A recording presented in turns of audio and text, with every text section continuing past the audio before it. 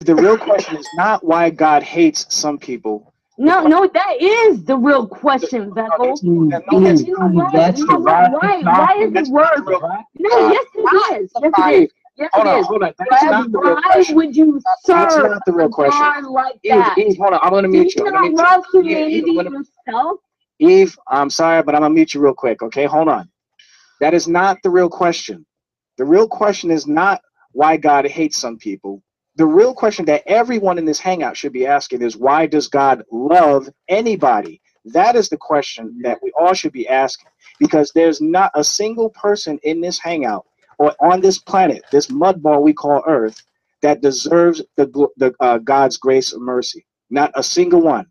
Not a single one. That is the ask. Okay, so when you want to talk about the judgment of God, think about that first. Think about this is why we preach the gospel because man has sinned against the holy and perfect God, and this is why Christ came down to die for us on the cross, so that those that believe in him, that put their faith and trust in him, can be saved. That is the question. Amen. Okay, Eve. Now I'm going to unmute you, or you can unmute yourself. Okay, can I talk now? Can y'all Yes. hear me? Now you can talk. Go ahead. Really? That's your response? You really Yes. that's your response. So man is innately evil. Eve. Why do you? Hold on. I am not talking to you. Hold on. Hey, Rev, you can go right after she finishes, okay? I'll shut up. So to you, Veckel, it doesn't matter if he hates some people, right? It don't matter if he hates me. Eve, it don't matter if he hates my children, right? All right, Eve, here's the thing. I am not God, and God has not given me the omniscient knowledge. I don't care. That's not the answer to my question. Let me finish my statement. The fact of the matter is, I am not God, and God has not given human beings the omniscient knowledge to know who his elect are. I don't care. Hold on. You look at shit from your own heart. Is Eve, okay? Eve, I want to mute you for a second. Eve, I'm going to mute you for a second. All right, hold on. Listen. Hold on. You got to let me finish my statement. Let me finish my statement real quick, and then okay. Look, because God has not given us the authority or the power to know who God's elect are, okay, all we're commanded to do as fallible and finite human beings is to love our neighbor and to preach the gospel. As human, we do not have the right. I do not have the right. Intelligent enough. I do not have the right. Hold on. Let me say this. I do. You know what? God is so powerful. He can love everybody. Everybody. He can. That's sick. You are sick. You have a sick Eve, hold on a second. Actually, Beckle, let her finish, Beckle. No, I'm serious, man. Let her finish. I am curious. Are you seriously telling me, Beckle, that people who are not chosen and who are not part of the elect is not loved by your God? That's what you're telling me, right? It's pretty sad because even humanity, even I, myself, can love every person out there, no matter how wicked they are. No matter how wicked they are, yes, they may need to be punished. Yes, they may need to be kept from society, but I can love them. Is that true, Eve? Can you really love the most wicked person you've ever met? Yes. Then why don't you love God? What? Why don't you love God? Concept, Beckle, that's your problem. Is your God chooses people. Eve, are you an anti-theist? Hold on, are you a parent? No, I'm not. Do you think if you gotta let me finish my statement? Wait. Do you think if you're a parent, you could choose between which child you think is the best? Eve, please, I'm going to stop you before you straw man me, okay? No, because it's sick, Beckle. You see, that's what your God is. You didn't even let me finish. You are a Calvinist, for one. You didn't even let me finish. It has nothing to do with Calvinism. Oh, wow.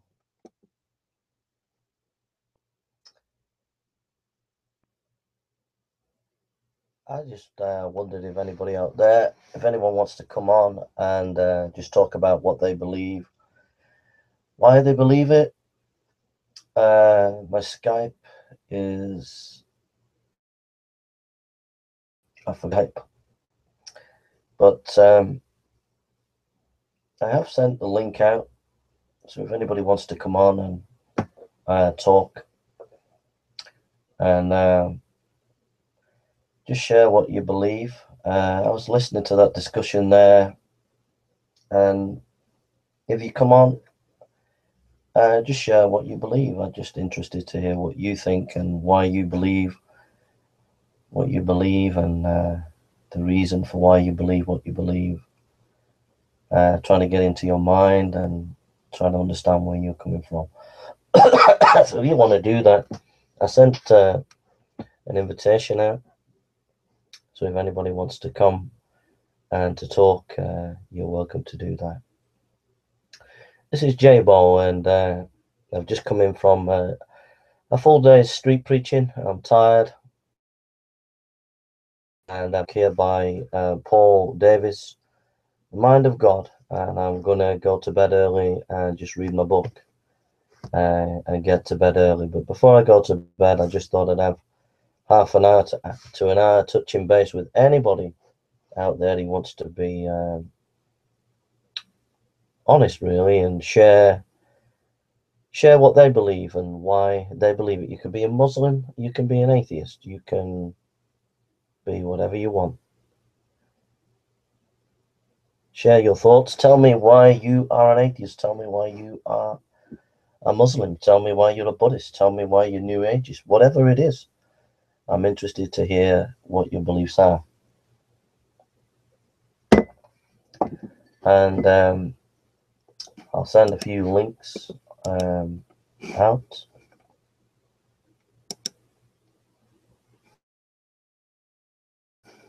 So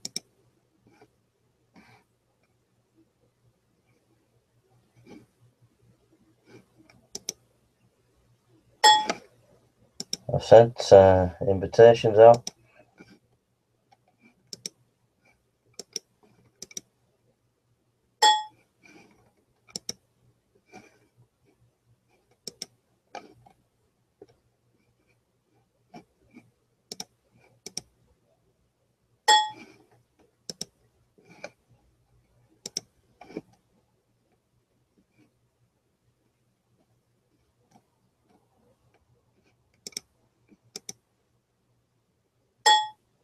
And I've sent a variety of invitations out all over the place. So there's a couple of rules if you come on. Number one, person. If you do, you'll just be muted or kicked off. Number two,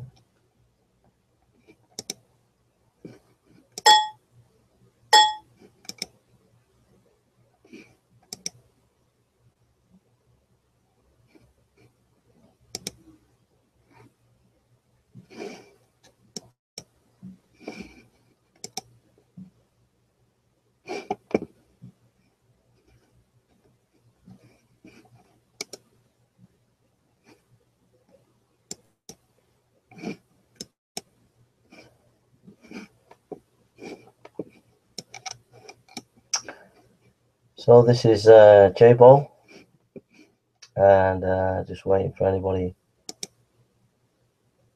who wants to come in.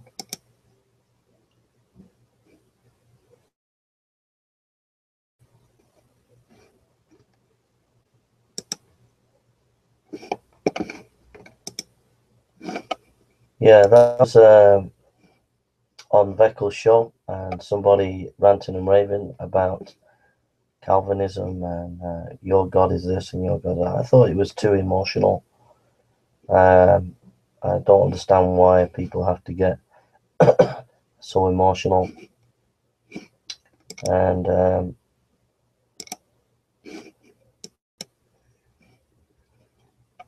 so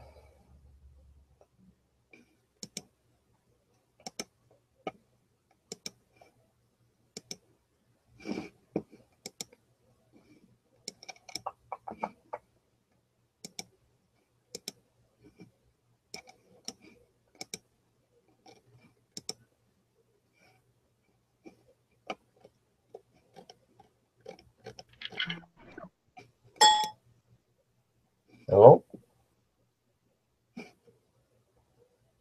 Hi, bro.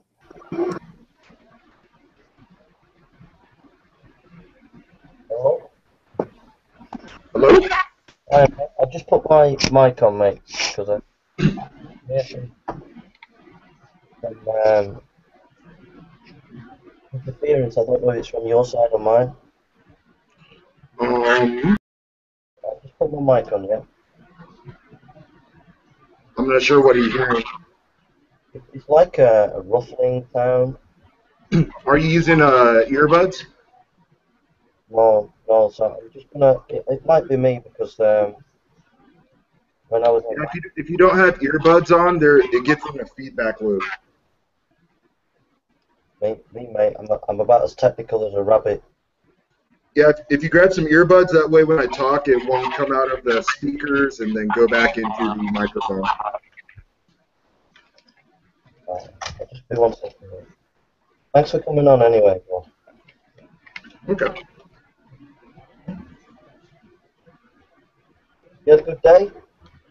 Yeah, so far I got a 3-day weekend. Oh, great, mate. Great. Is there a name I can call you, or should I call you by your YouTube? My name's Fareed. Fareed, yeah. Okay. I'll put it in the chat. Okay. I'm just unwinding. The thing is, when I put my mic on, Fareed, I start breathing into it, and you can hear that. It's a pain, mate. Yeah. See if it's better with it. Just give me a second, mate. Okay.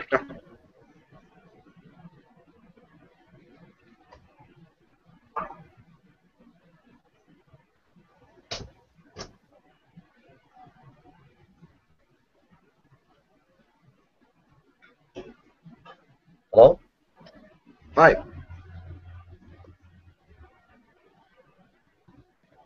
Is that sounding better? Yeah, I can hear you better. I don't know if it's still going on YouTube, the sound, but with my mic on, it sounds better. Yeah, as long as I can hear you, that means everybody can hear you. Yeah, I'm just worried about your side. It's just like there seems to be like a fuzzy bit. Oh, actually, I have a fan on. Why don't I turn that off?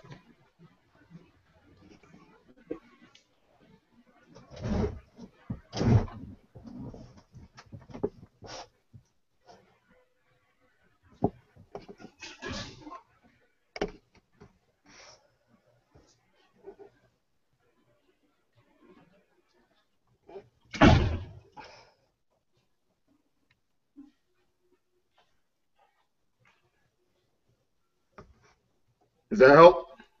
Oh yeah, that's a lot better. Yeah, I think I had a fan, so it's probably picking it up in the background.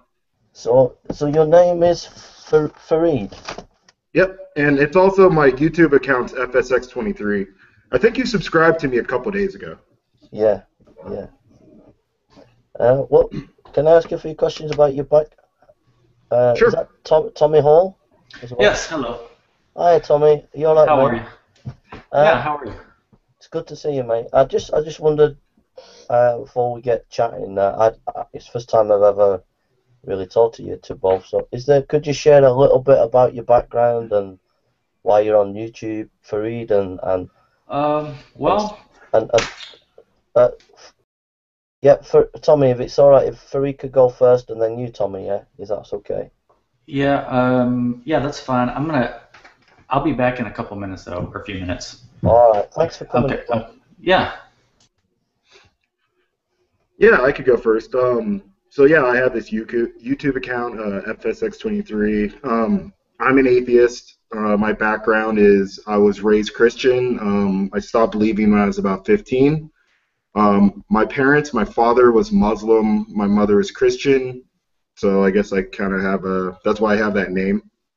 And yeah, I got into YouTube mainly because of Kent Hovind type creationist videos, which were endlessly fascinating, and it kind of progressed to the point where I decided to be a little more open about my atheism and I guess speak my mind more on YouTube.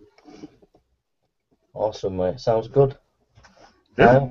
What what was it? What was the catalyst for it that changed your position like when you was younger? Like, is there anything specific like that really kind of changed your mind. The reason why I'm doing this Google Hangout is because you know, like, I don't know if you saw recently with Christopher Mounty, but I've made a video saying I've won him at a debate and all that. But I'm just having a bit of fun. It's just tongue in cheek. So when I meet him, we'll just have a laugh about it. But you know, a lot of it can get too serious where it's them and us and all this. And I just thought it'd be just nice just to forget about all that and just really listen to what the other person has to say. So that's the nature of the exercise tonight. I really want to get into your mind and really understand you and understand your position. I don't want to pull it to bits. I don't want to pull you down. I just really want to understand you and why you think what you think, and that's why I'm doing this tonight, mate. Fair enough. And if you see any of my stuff, you typically get what you give with me. So if you're polite and cordial with me, I'll be polite and cordial. If people start taking ad hominem attacks and going that direction, then I'm more than willing to keep up with that. But I'll keep it cordial as long as it's cordial. Why did I become an atheist when I was 15? I wouldn't say the reasons I became an atheist when I was 15 are as advanced as the reasons I'm an atheist now that I'm 30. Yeah. But the underlying reason is the religion and Christians make a lot of really big claims, and they're not supported by the evidence I see. And I've seen a lot of other religions that were formed around the same time as Christianity, which I do not accept, and there's no real reason for me to accept Christian claims as true any more than I would accept Islamic claims or any other claims of supernatural events. I kind of lump them all together. I do lump Christians in with the leprechauns and the fairies and the Santa Claus because, to me, I don't see a big distinction aside from the fact that a lot of people accept those types of claims. And what kind of studies that have you done that like has led you to that position? Like, is there things like you've studied in science or in the Bible or in evolution or anything? Is there anything like specific knowledge that you got that gave you some kind of cognitive dissonance to say, well, I've got to really change my way of thinking here? I've always been fascinated by science. Probably when I was 15, it was more the documentary type things. I would say today I've read tons of books on all types of subjects. When I was going to college, I was kind of bouncing around with what major I wanted, so I ended up taking courses in all types of disciplines. So I like to say I'm scientifically literate on a lot of subjects, but I'm not an expert on, quantum physics or something like that. But I do have a general understanding of most scientific points. As far as religion goes, like I said, mostly comes from reading books. I've read the Bible. I've read a lot of theologians' interpretations of the Bible. Cool, that's good, mate. But like I said, I don't know how literate I would have to be scientifically to say a donkey can't talk. Right. That's kind of where I come down on certain issues. Hey, Nadia. Hi, Nadia. Hi, FSX. Hi, Tommy, and hi, Jason. Hi, mate. Hello, Nadia. I like Tommy. Tommy and I have a lot of fun conversations. And good. Yeah. I do personally like Tommy though. I enjoy it. Yeah, we haven't talked in a while. I don't think. Yeah. Awesome. Well, I've asked Farid about his background, and so Tommy, Nadia, what the whole point of this show tonight is, rather than talking past each other, is to try and understand each other's position. Like, I know we all think we understand each other's position, but really and truly just try to get in each other's psyche. That's the whole point of tonight, is to try and really understand where the other person's coming from. So that's why, so it's not about pulling the other person down, their arguments or whatever, it's just trying to understand them. So that's where it's at tonight. You see, I get to talk to a lot of people on the streets, and I argue with them, and I go on these Google Hangouts, and I just like to get to know people. I'd like to get to know where they're coming from. Yeah, I'm the same way. I'm the same way. I like to. I'm not big on the at all on really getting into shouting matches with people. I really do enjoy kind of getting into people's heads as well, and it's kind of hard to do on a lot of these hangouts because so many of them have 8 or 9 people in them, and you can't really get on a personal sort of intimate level with them and really kind of climb into their heads. Yeah. And I have to say, Tommy's an interesting example because I'll get into it with Tommy on evolution or whatnot, and then a week later I'll watch Tommy talking to Matt Slick, and he's arguing with Matt Slick about theology. So it's very hard to, sometimes like totally don't get how he comes to his ideas. And then a second later, he's making a very cogent point about inconsistencies, I would say, in certain theology. Yeah, well, I'm always real leery about getting into theological debates because I'm not a theologian. So I have a this is really something I'm trying to work through and trying to help or I don't know, work on, I guess, is I have a basic fear, and this is not something I'm proud of at all or anything, but getting into the whole theological discussion with these atheists is kind of intimidating to me because I know a lot of them do read the Bible at least enough so that they can develop arguments, against Christians, and so I kind of shy away from that because I'm a little bit intimidated, and it's something that I guess the more you do it, maybe the better you are at it. But especially if you're in a room of several of them, a Christian, can get cornered by them. So I'm real at ease talking about evolution, especially because that's kind of how I found myself in this whole predicament to begin with, is because several years ago I started investigating evolution and the notion of God, atheism, Christianity. Just I needed to know the truth, and so I kind of went on a quest for the truth, and I spent a lot of time reading about that, and I really needed to hash out. Now, is this existence a kind of a chance thing, or is it really, are we here for a reason? And so, yeah, but anyway, I'm real at ease talking about that. I'm not so much at ease, talking about rape in the Bible or getting into some of these discussions that tend to happen here, between the atheists and Christians. So how Tommy, how did you get into Christianity? It's like, why aren't you an atheist? How is it you've come to the position that you've come, and why do you hold to the position that you hold to? Well, I've never been an atheist, I don't think. I went to church as a kid with my parents, but it never did really. The whole personal thing with God never really did register with me.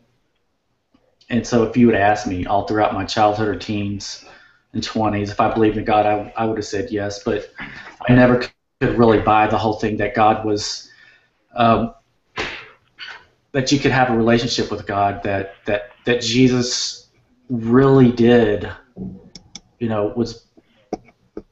really did die on the cross for me, that he really does love me, that that I could spend eternity with him. And so that part of it just never did really register. And I've said it before. When I was in church with my parents, I'd look around at other people praying. They'd have their heads bowed, and I would just kind of secretly sort of shake my head and just think, man, you guys are kind of foolish. You guys are looking kind of stupid, with your heads bowed and acting like you're praying, because I couldn't buy it. And so I was like that for many years, and so I don't know if you'd call that a deist or whatever it was, but I didn't believe in a personal God. But then I did at some point. Well, it was about 8 years ago. I just had a thirst for the truth. Really, I needed to investigate and find out really what was happening. Yeah. And that led me to really, and I think the big roadblock for me was the evolution thing, because if we came from monkeys and we're a product of chance over time, then what are you showing me, Nadia? Some black beans and rice. Why? Yep. They're all natural. They're vegan, and they're mushrooms too. And I came to wonder maybe how you came to some of your ideas about organic foods and such. But okay. Okay. Do continue on with all that. I was going to wait my turn. Yeah. But anyway, just to finish up the question, I that's funny she brings up the food thing. I mean, yeah, I was just, I needed to know the truth. And the investigation of evolution over a period of time just really revealed that I honestly believe we're all being lied to by the scientific community, by humans in general. We're being deceived. We're being distracted. And it just hit me. I don't know what one thing was that did it, but it just, at one point, it just came to me. It was revealed to me that this is a miraculous creation, and that I'm a miraculous creation, and that I'm loved, and that everything around me was just the beautiful result of someone who loves me. And so, upon that, my instinctive next move or thing that I did was just, I knew I was a sinner, and I knew I needed to repent for a whole lifetime of totally ignoring God. And my first, I guess my next feeling or whatever you call it was just this overwhelming, it was almost like this, I've been wasting my whole life, and I'm now looking forward to my new life, as a Christian and as someone who's, living in the truth. And so, I guess that's my, to stop it here, my basic background. Awesome. Hi, JD. Hey, Jason. How are you doing today? Hey, mate. Okay. Hi, JD. Hey, Nadia. And FSX, what's up? We're trying. Hi, JD. So, what are we? I think I saw the title. What are we here to convince you of, Jason? I think I missed. Well, wait a minute. Wait, no. What it is? It's about you telling us what your position is, how you came to it, and help me to understand where you're coming from. That's what this evening's about. So we've gone to Tommy, and it's Nadia's turn, unless you want JD. Yep, I'm here. You want to go next, Nadia? I can. Although, if JD wants to take precedence, he can too. Well, JD, let JD go, and then when you come back, you can come after him. Then Nadia. Yeah, there's actually nothing stops me from talking while stepping away because this headset is Bluetooth. But whatever your preference is, if you want my face at the same time as I talk, Okay. I can hang out. All right. And so JD, hiya, John. Hello, John. Hello. So, Jason, just to double check, are you a young Earth creationist, or do you believe in an old Earth, or? I'm not dogmatic, but I would go for a young Earth. But I haven't done a lot of study on that, so I'm open to see what other people have got to say on that. All right. So, am I going or Nadia? If you could go, JD, and if you could tell us a bit about yourself, why you became an atheist, and what your journey was. What were the main things of your life? What made you came to that conclusion of where you're at? It'd be really good to hear that.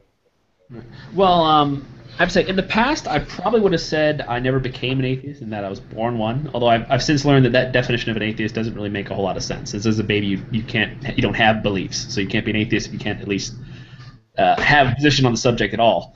However, I have not believed in gods for as long as I remember ever believing anything. I don't remember when I was first presented with my first concept of God. It was probably the Christian God, given I'm an American. Honestly, I don't know when the first time I was presented with a concept and thought, I don't think so. Or that eventually became my position. Both my parents were atheists. My dad is actually a very hard Gnostic atheist who doesn't talk about it. There's no gods. I don't want to talk about this. I'm going to go watch football. And my mom was an ex-Catholic who was a bit sweeter about it, but was also an atheist. Didn't think there were any gods. They never really told me anything about it. It just wasn't a subject of conversation. So I believe when I was like maybe 6 or 7, maybe a little younger, maybe older. It starts to fade when you get a little older. Some of the neighbors down the street threatened me with hell for something. Or what do kids do when they're 5 or 6? I probably took his toy or punched him or something. And I don't know if I was upset or not. Again, these are like old memories really there. And so my parents were like, oh well, no, you're not going to hell. And honestly, this is only half memory and half the stories from my parents. So there's probably things get mixed up in memories. So yeah, I've kind of always. I've never really had a belief in any particular supernatural anything. For a little while, I believed in ghosts. Because a friend of mine told me, a friend of mine who is very honest and also extremely bright. He's like 160 IQ. He blows me out of the water. And he explained very clearly his personal experience with ghosts and how the entire family had to deal with them. And that convinced me for a while. But then I started looking into how people look at those claims, and now I'm back saying, yeah, I don't think there's really anything supernatural out there. 1 second, guys. It's okay. Anyway, back to that. I'm here. Anyway, so I mean, I pretty much have been a not very talkative atheist for most of my life until a few years ago when I saw I'm not sure who the report. It might have been Gallup did a poll and found that the majority or a very large population of Americans think creationism is true. In fact, young Earth creation is true. I've since found out that isn't entirely true. It's more like 25%, but at the time it was like 45 or so percent. And that shocked me because I always thought that was something silly that people used to believe hundreds of years ago, and there's no way anyone would believe that now. And so that brought me back into this whole discussion. I've yet really anything even remotely compelling to convince me that there are any deities at all, much less the particular personal, Mesopotamian area ones, which to me are clearly false. But both in a technical sense and in kind of a common sense way, where it's like, why would anyone believe this? It's like hearing a fairy tale. But I'm always I try to be open-minded as I can. So if someone really had some serious evidence, the kind that convinces me, scientific evidence or something that's kind of hard to refute, in a good way, not hard to refute as in convoluted and insane, but like hard to refute in wow, that's a perfect logical argument that leads to there. But I think after 2,000 years, that if such an argument or such evidence existed, it would have come out by now. So now at this point, I'm just waiting for one or more of the deities that people believe in to show up and say hello. However, since these deities don't exist, I'm pretty sure it's not going to happen. And that's really my position. Thanks, JD. Nice to have John here. John, are you okay? Yeah, I'm feeling all right, Jay. Thanks for asking that. How are you feeling? Okay, mate. Okay. Well, I'm just asking Nadia. Nadia, do you want to share us how you came to your position? What is your position? What's your journey, and how you came to be whatever you believe? Well, yeah, some of it is reconstruction, though I guess given my age, I've reflected on things, tried to guess at the causes and such, so I can present that as well. I emerged from my earliest memories fully formed. I had, well, it has to be before 1986, or 1985 even, but I declared myself an atheist to my mother. Her response was to essentially just say I was pretentious, pseudo-intellectual, and otherwise ignore the subject afterward. But yeah, my parents were nominal Christians at most. Mother, one of the sin all you want, confess on Sunday Catholics who hadn't been to confession in 20 years, and father, well, so vaguely Protestant. I'm not sure he cared what denominations of churches he showed up for the occasional wedding and funeral.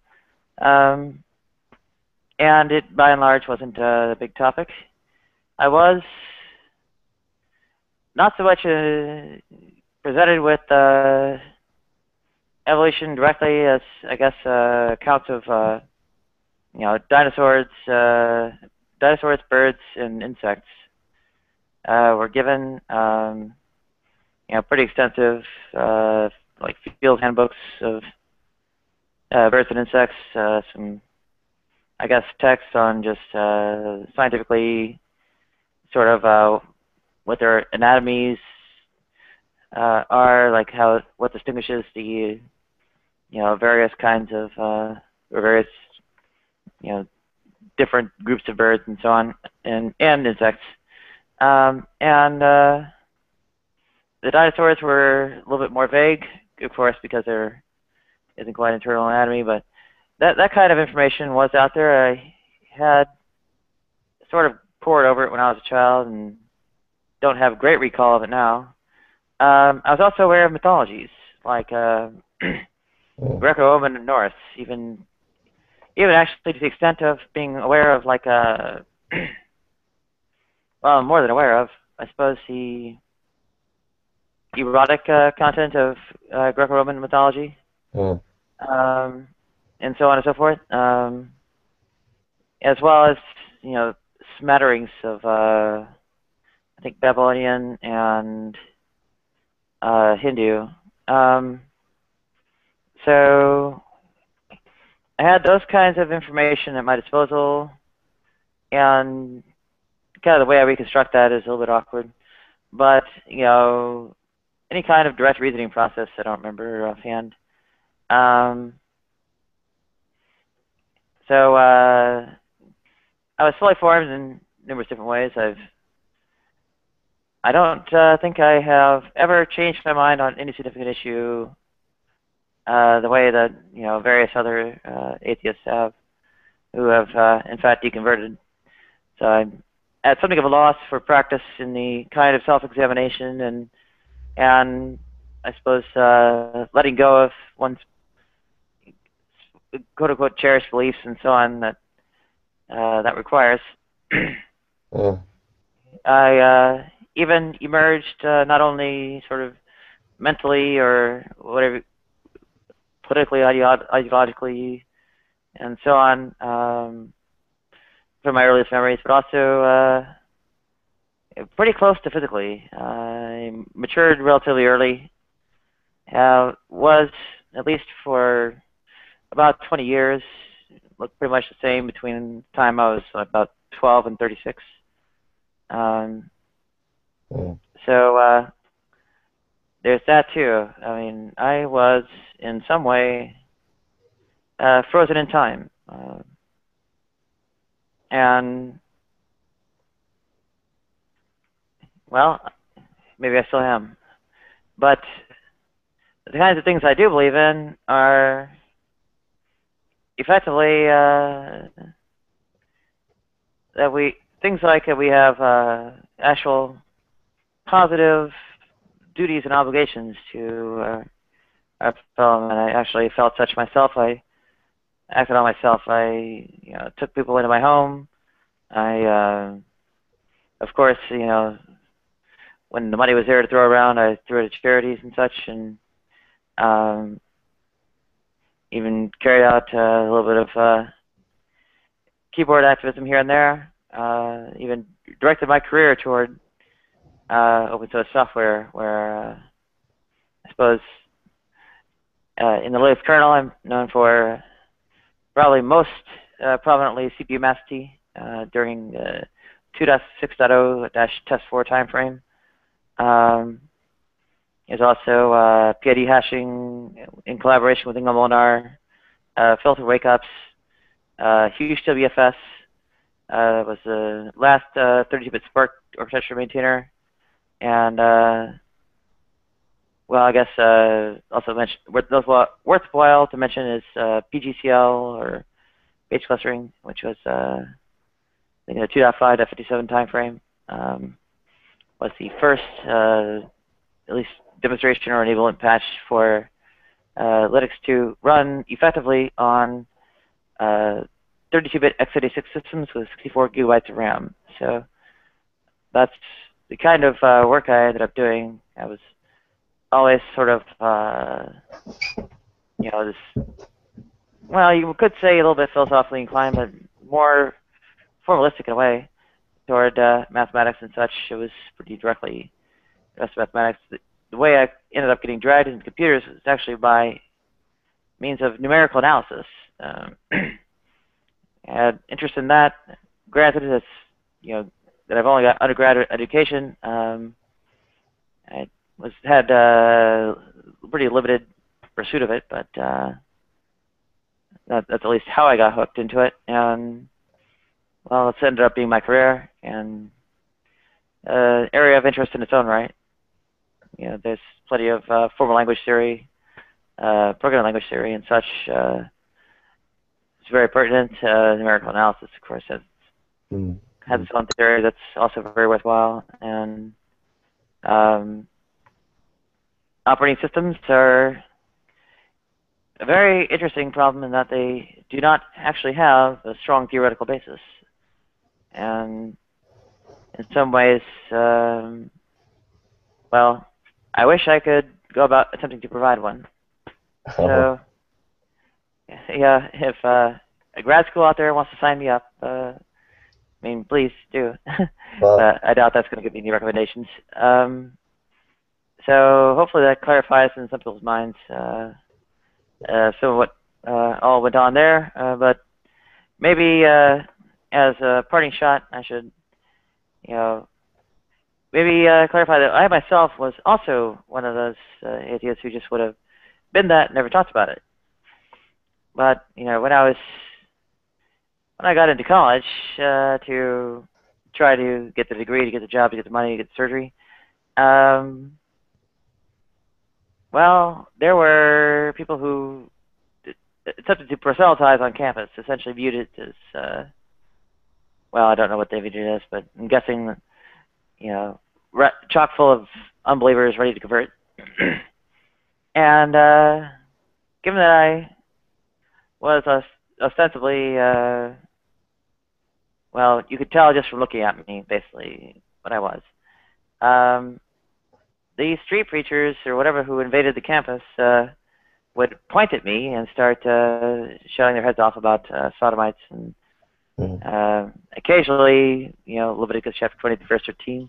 Though I do actually understand this whole New Covenant affair that says that you shouldn't really do that. And so on and so forth. And, immediately sort of knee-jerk reaction from there was to feel the need to, well, agitate. Defend myself, yeah. Yeah.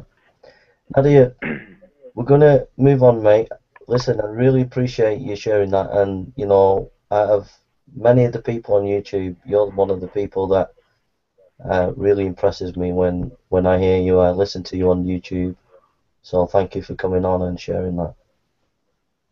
Yeah, I'm done, so... All right.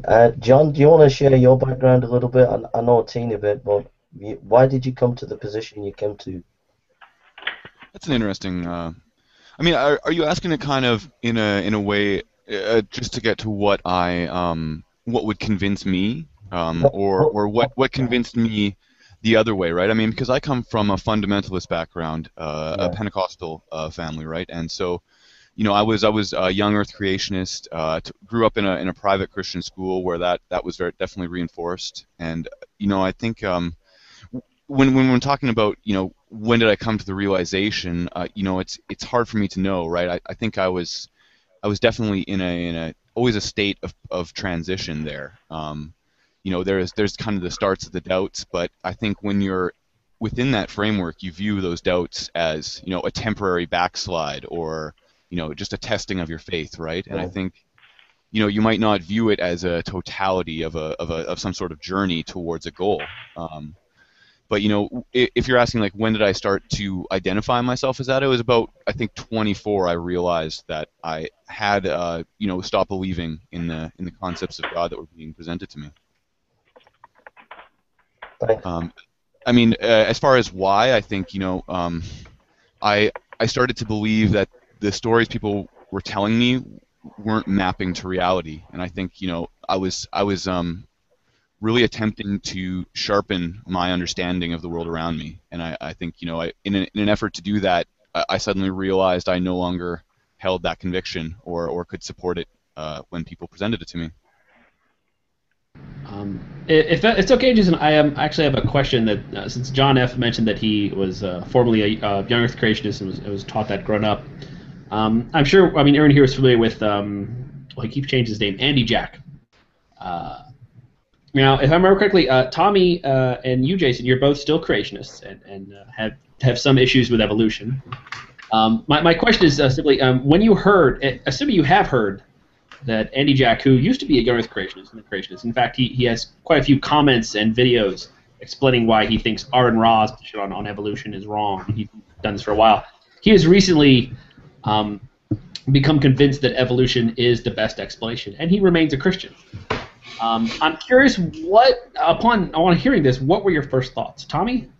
I don't even know who that is, so I can't really comment on him personally, but I mean, it's very easy for me. I mean, the theory of evolution is that natural selection, not to get into this too much, but is that natural selection selects the fittest variants in a pool of random mutations. So if that was ever demonstrated in any sort of scientific way that was set up and, like I say, on a set of animals so that we could see it, I could be convinced of it. JD, just let him talk, mate. But wait, the point. Wait. Let him talk.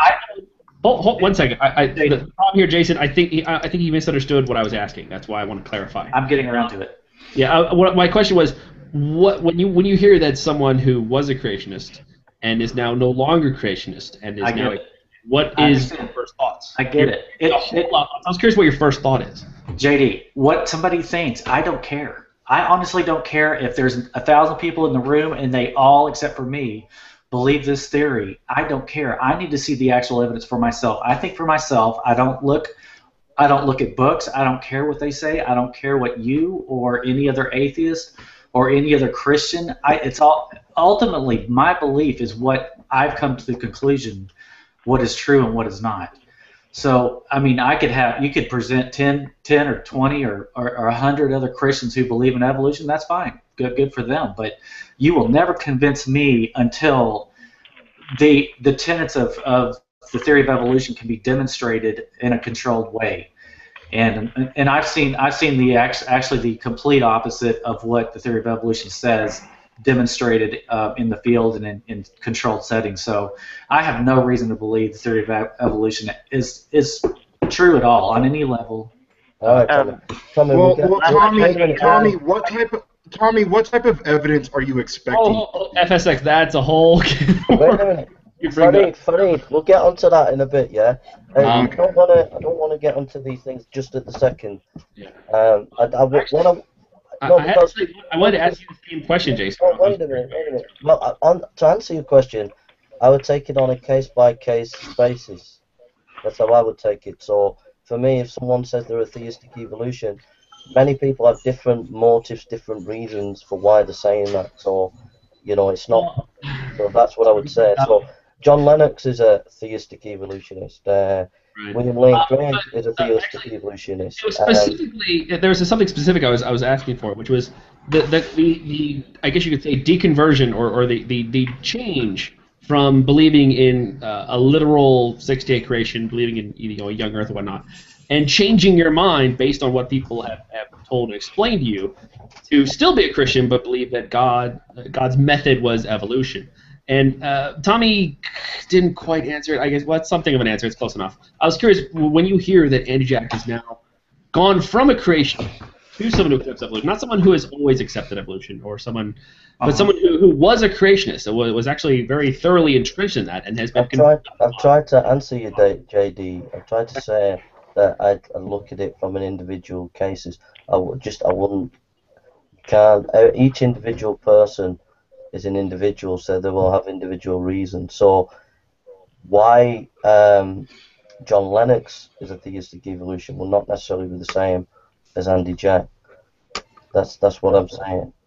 Okay. So, I guess what I'm getting at is, does the fact that he was convinced, does that make you curious as to why he was convinced? So would you like to talk to him? Like, how did you come to this? What?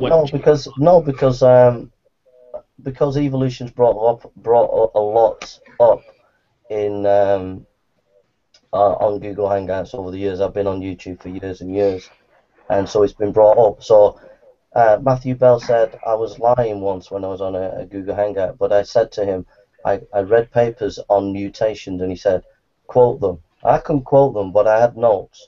But I had, and I'd read papers on mutations, and mutations and natural selection to produce macroevolution. To me, it doesn't make sense. It doesn't add up. It just doesn't add up mathematically. It just doesn't. To get the variety that you see from mutation. Can I just finish? It doesn't add up for me, and that's why he can say all that he wants that he's moved over to theistic evolution, but it just doesn't make sense to me. Well, Jason, mathematically, what's wrong with it? Because the mutation, correct me if I'm wrong, but a mutation is something that, generally speaking, is not a positive thing. But why it's still, how does it not add up mathematically? Yeah, because... I'm sorry, Jason, if I can jump in for just one, I just wanted to clarify. So to be clear, neither you, Jason, nor Tommy are curious as to why Andy Jack changed his position. It doesn't. You're not curious. Jason, your answer is no. Hold on a second. No, I don't care. I mean, he's deluded. I mean, he's been. Right. Okay. So you're actually have no idea why. When the evidence so strong against evolution, why would you be curious of someone following something that just doesn't add up, doesn't make sense? If you sat down and you thought about it rationally about mutation and natural selection, it does not add up how that mechanism could produce the variety that we see. We can't test it, we can't observe it in time. So basically you're just reading in a mechanism that you're reading from the past. You're not actually seeing the mechanism at work today. So it just doesn't make sense. That's we are seeing the mechanism work. Up here. I mean, convince me if you want to convince me. I mean, really the point I was getting at. The point I was getting at was, does the fact that someone who was a Christian has changed their mind would make you curious? And I, honestly, this is the answer as expected, but I'm a little disappointed. I was hoping you guys would be like, well, gee, I wonder why he did that. You don't wonder. Because you presume, this issue is brought up, so you can't study everything. So Dawkins said the key to evolution is natural selection and mutation. So basically, that's the main issue. That's the main thing. So I went and studied that. I can't study everything. I study that, and that does not make sense. When you say I'm not actually referring to work it out, it doesn't make sense. But there's actually more to evolution than those two things that you just mentioned. That's the key. That is the mechanism. If you can't prove the mechanism, more mechanisms. But Farid, you can't prove the mechanism. No, evolution, the way it's describes more than those two mechanisms. So how do you understand evolution if you're only listing those two? So why don't you define that? Hey, FSX, why don't you define evolution for us? What is it? Please define it. Are you talking to me, Tommy? No, I'm talking to FSX since he's bringing it up. And see, this is what I would bring up to any Christian who says he's changed from being a creationist to an evolutionist. I would suggest he doesn't know what he's talking about because A, he doesn't know what the theory of evolution is, can't define it, and I'd like FSX to go ahead and define it for us. Okay, well, I can define it. No, just. Do you want me to define it? Just let him talk, JD. I can define it in several ways. I can define it in a technical way, which would be the change in allele frequency over time, but you guys probably don't understand that. But it's the mechanism by which speciation occurs. So that's the simplest way of saying it. I've never heard that definition anywhere, anytime, in any book, on any paper. So that is not a good definition. If I could, 1 second here, Tommy. The issue I have with that, I mean, that was just on record. That was a terrible, inept definition of evolution. The change in allele frequency over time, you've never seen that. Yeah. Okay, well, so when you said there's more to it. Hold on, JD. Hang on. Let Tommy speak. He just told Jason that there was more to it than mutation selection, and here you are. Now you're saying it changes in allele frequency over time. So basically, Jason is correct, which he was, and that is what the theory of evolution, the modern synthesis is simply and only selection working with mutation. Well, again, Tommy, the issue you want to get into. Tommy, that's a technical definition. Do you know what an allele is? It's a different version of genes, but yes, but All there's right. no reason to go into it because that's what it is. So how am I wrong? Hold it. Before we get too deep into evolution, Wait a minute. JD, you can speak in a minute. You can speak in a minute. But wait a minute, calm down, guys. I'm getting excited with you. It's getting good. I know. But before we get into that, try and just remember that the whole exercise of tonight is to trying to get into each other's brains tonight. So we can talk about evolution. But when we've done a bit of it, let's get back on topic, yeah? So, hey, Jason. Evolution actually wasn't one I wanted to talk about. The specific thing I wanted to, was the reaction that you as creationists have to someone who was a creationist and is no longer one. And I find it interesting that Tommy's reaction isn't to ask why Andy Jack is no longer a creationist, but to explain to him why he thinks he's wrong. Like, you're not actually interested in anyone else's position on it. Hey, let me speak for 30 seconds, and then I'll let you guys talk as long as you want. Here's the thing. Going on what FSX just said, and what the reality is the theory of evolution works off is basically random mutations, natural selection. When you guys can show me that can actually be responsible for the construction or the buildup of a structure or of an animal, or of really anything physical within the body, and I'm talking about kneecaps, blood vessels, anything structural in the body can be shown to be produced by a mutation or mutations, with selection or not, then I could pretty easily be convinced that the theory of evolution could be operational. But so hang on, Nadia. So that explains, I think, why I don't really care what anybody else thinks or says about the theory of evolution, Christian or otherwise, because until they can present evidence that the theory that a change in allele frequencies over time can actually build an organism, that there's no reason to even contemplate it, because it's not in the realm of science. It's it's only an imagination. And that's the conclusion. Tommy, let me get back to what JD was saying. What convinced this former creationist to accept evolution? I don't know. Well, you assume that he's wrong, but the thing is, you don't even want to. You assume it so strongly. I mean, you actually almost presuppose it that he must be wrong, so your position must be right, rather than actually. Well, Andy, do you have information I don't have? Did you get the evidence that I'm looking for, and is that what convinced you? You don't. That wasn't. I was hoping. I really wanted you to be open-minded for your response to be. Well, I've listened to Andy Jack. I've listened to Andy Jack many times, talking about it, and there's nothing that he says that's convincing. There's nothing. To me, he seems very confused in his understanding of the Bible. He's confused about theology. So that's why I don't take him seriously, what he's saying. Well, Jason, wait a minute. Let me finish. As far as William Wayne Craig and people like John Lennox, who are theistic evolutionists, if they're going to be seen, if John Lennox is going to be seen, if he's a Christian and he's going to be seen as a top academic at Oxford, then that is one of the reasons why he's a theistic evolution, because he's not going to be accepted as a top academic if he's a creationist. And there's academic pressure that's bearing on him. But if you read his book, if you read this book here, God's Undertaker, he's giving loads of arguments against evolution, and yet he's a theistic evolutionist. So it's academic pressure. Jason, what we're trying to get at is what did Andy Jackson say, and why was it not convincing? Well, I can't think of anything that he said. So how are you not convinced if you don't know what he said? No, I do know what he said. I've listened to loads of his videos. Okay, what did he say, and why wasn't it convincing? Well, he didn't say anything. He didn't give any cogent argument. He hasn't talked too in depth about it yet, because it's actually a relatively new thing. So why ask me? Why ask me? Why? How can you expect me to be convinced by him if he's not done any detail on it? And that's just because you just said that he did, and now you're saying that he didn't. No, I said I've watched his videos, what he's talked about evolution, and it's not a theistic evolution. It's not been convincing. He's become a theistic evolutionist. He was a very solid one back to the point where he would question other scientists like Aaron Ra, like Fiona, and would question them on evolution. And it seems that whatever they told him has finally breached his burden of proof. His burden of proof has been met, and he is now. That's your YouTube propaganda going on, basically. I don't understand. How is it propaganda?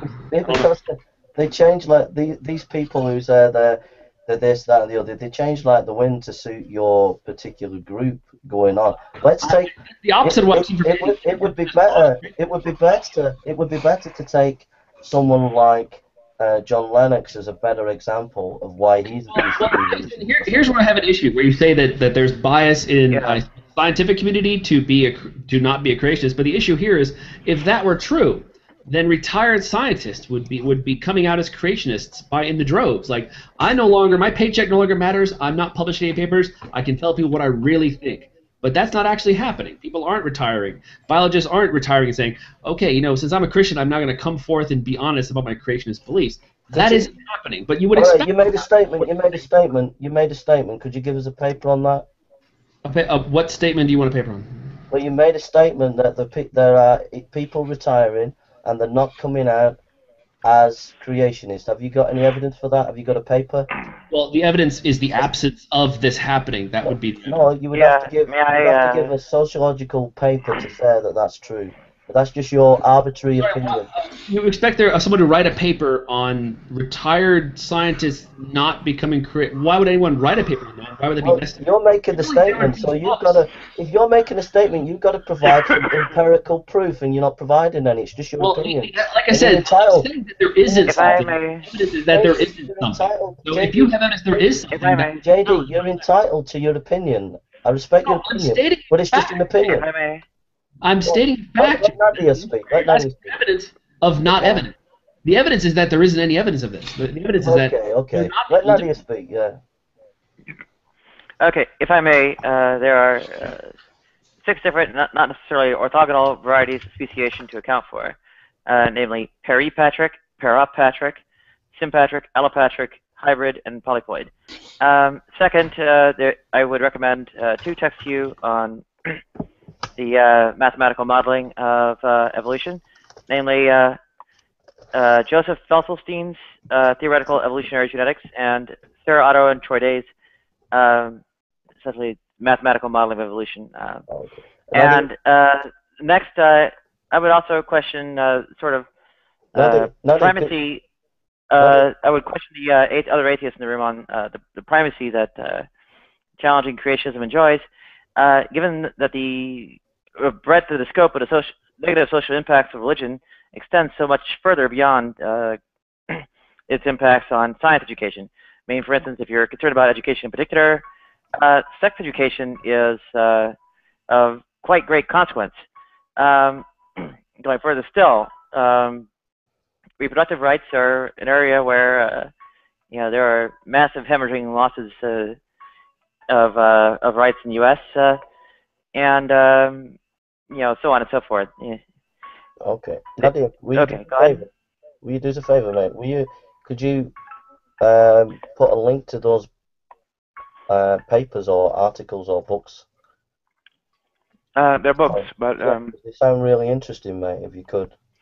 I know you guys want links, but I'm sorry, but I'm seeing Christians constantly do this thing where they just dismiss evidence because they need some kind of specialized link to when it's really accepted as common knowledge. Such as what? As what she just said. It's almost like asking like a mathematical question, like 2 + 2 = 4. I'm sorry, I'm going to need to see papers on this. I'm going to need to see some peer-reviewed evidence, or I cannot accept. Okay. We've talked about it enough. If you really think that we're not willing to study or we're not I've just said to Nadia, thanks for the articles, I'll look at them or books or whatever it is. So you can't do more than that. And to think that we haven't studied, I mean, I enjoy historical Jesus studies. I enjoy a bit of philosophy, and I enjoy a bit here and there. And I've studied a bit on mutations, and I was satisfied on that. But obviously, some people have more interest than others. Some people enjoy studying evolution. Some people enjoy studying other topics. But we're all growing. We're all learning. And if she gives us the links, I'll study them. But to me, strategically, Dawkins even said in an interview, he said that the strategic issue is mutations and natural selection. He said if that can be proved not to be the case, then the whole thing falls down. And what my point is what Tommy said, that is the key. If there's evidence for that, I will believe in evolution, and there's no evidence for that. What do you mean? How is there no evidence for that? Because we cannot observe in time today macroevolution. Well, no, evolution. Wait, is called that a claim? Huge periods of time. Evolutionary. I'm sorry. How Evolutionary. convenient, JD. I'm How sorry. convenient. It's not sorry. It's just the way it is. I It's mean, very convenient. Evolutionary theory doesn't claim you can see a macro, whatever-scopic evolutionary event in a lifetime. I know it doesn't. I'm not saying it does. We do see large changes in stuff that reproduces quickly, but we don't expect something that like human beings reproduce every 20 years or so, give or take. And we don't expect that kind of macroevolution. Wait a minute. Listen, I am not saying that evolution said we can observe it in time. What I'm saying is that if the mechanism is true and it's supposedly be scientific, that we should be able to see it in time, and we can't. All as we're getting from JD is, oh, it's happened back in time. Oh, how convenient, because we can't observe the process. So it's basically, as Mayer said, wait a minute, listen. A world authority on evolution who recently died, called Dr. Mayer, before he died, he said that evolution is a historical study. It's about looking at the past. It's not about observing what we see in the present. I'm sorry, that's also not You true. cannot observe macroevolution in the present. How could we? Well, that's your problem. No, it's not a problem. We're not. Why is that a problem? You want to be scientific. Jason.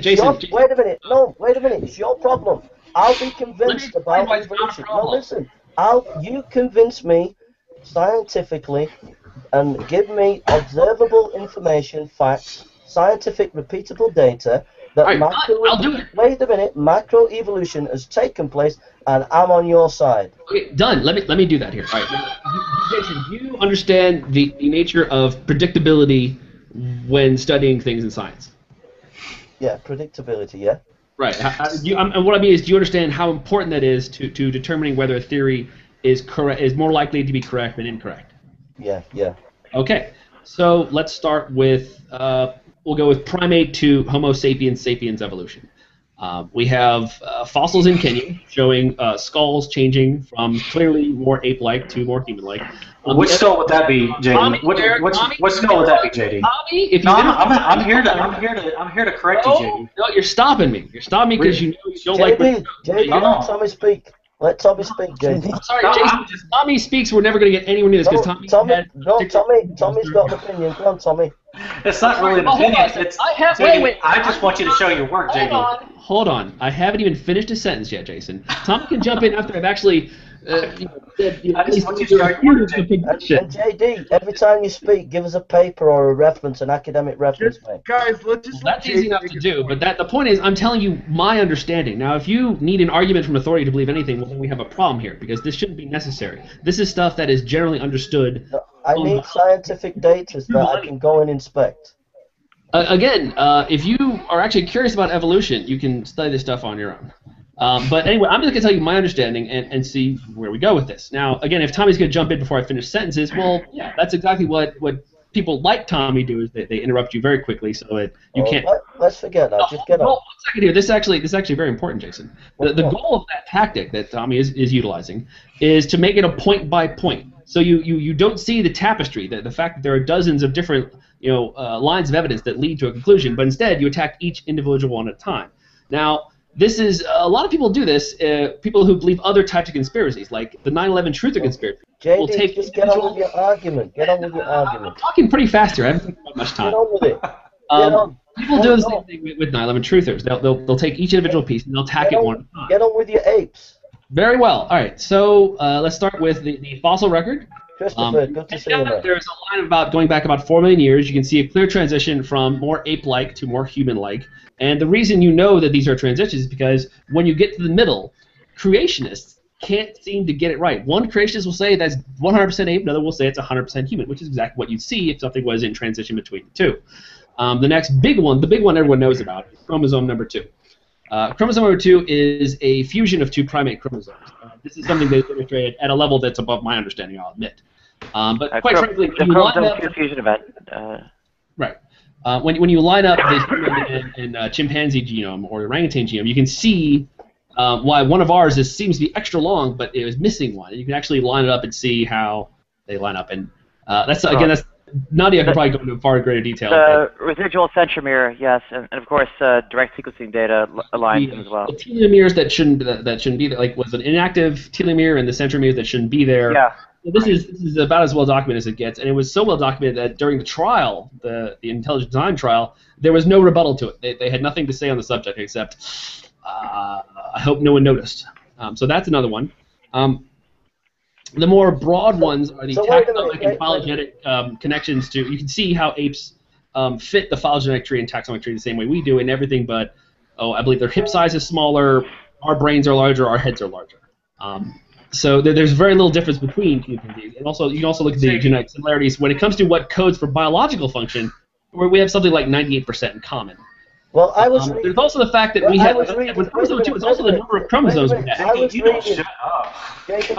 reading, JD, I was reading the other day in Lennox's book that it's an open secret amongst paleontologists that the leading paleontologists of key museums, and it's in God's Undertaker by John Lennox, and these are people, leaders in the field, and they're saying it's an open secret among their profession that there isn't the fossil record that is assumed by the public.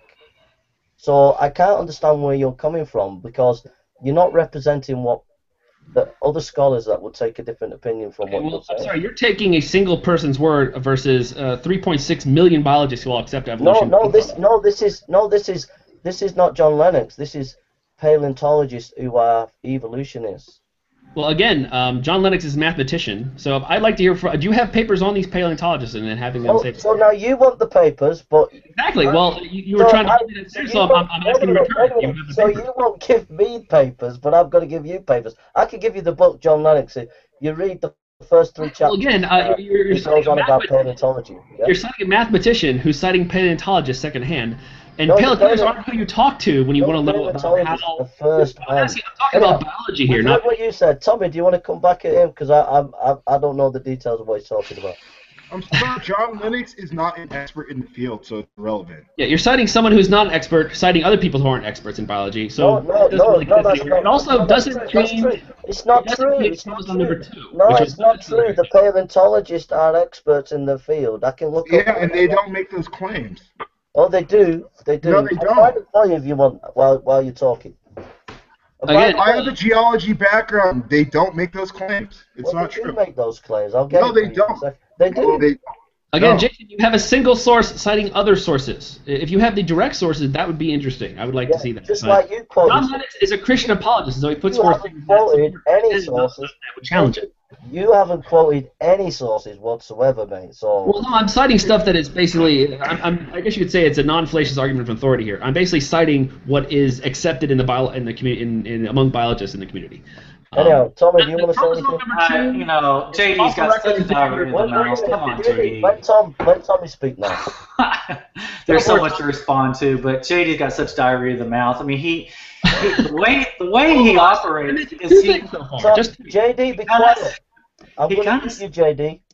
He kind of skims over these little topics, and before you can even have a chance to respond to them individually, his mouth moves so much that he moves on to the next topic. You can't really respond. But as far as the ape thing, that's why I asked him what he was referring to as far as particular creatures, because if you actually get into the whole paleontology and the ape to human transitional thing, one by one, these creatures are eliminated from being in any sort of line of descent with humans. And in fact, I mean, you have humans, modern humans, and you have Neanderthals, and you have Homo erectus, all of which are considered, if you look at their skeletons, I mean, we're obviously upright.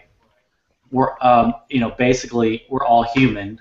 Neanderthals, of course, are being shown to be completely human, and Homo erectus is basically just the same thing as a Neanderthal, only short. No, it's not. That is they've been called little Neanderthals by the paleontologists. So no, they haven't. They actually. Oh, yes, they have. No, let me finish. Yes, they have. And Tommy, you're citing. Let me just finish. So we have the upright human, Neanderthal, Homo erectus, and then everything else is an ape. And it's pretty clear. From especially if you have the skeletons or anything other than a skull, that it's either a human or an ape, and there is nothing that's even posited that could possibly be a a chimp human common ancestor. Well, and, Tommy, and they have what you'd expect if it is a transitional, because there are other creationists who disagree with you. Wait, here's the thing. You guys, hang on. Let me just finish this one more thing. Let me finish this. Here's the last thing. You guys kind of prey on prey on people's ignorance, and so when you come up with a creature that has 14 bones, and you kind of put them together, or 26 bones. What I'm saying is you come up with a lot of creatures that aren't fully represented with their bones, and you kind of put them together. What I'm saying is it is kind of a guesswork game on what kind of creature it actually is, and not to mention the whole the thing where the bones are kind of just malformed by the fact that it's been dead for a long time. So the point is, yes, there is sometimes it's hard to tell with a not completely formed skull or not completely formed body, what the creature is. But when we have all the evidence, if we have a full skeleton, it's always very clear.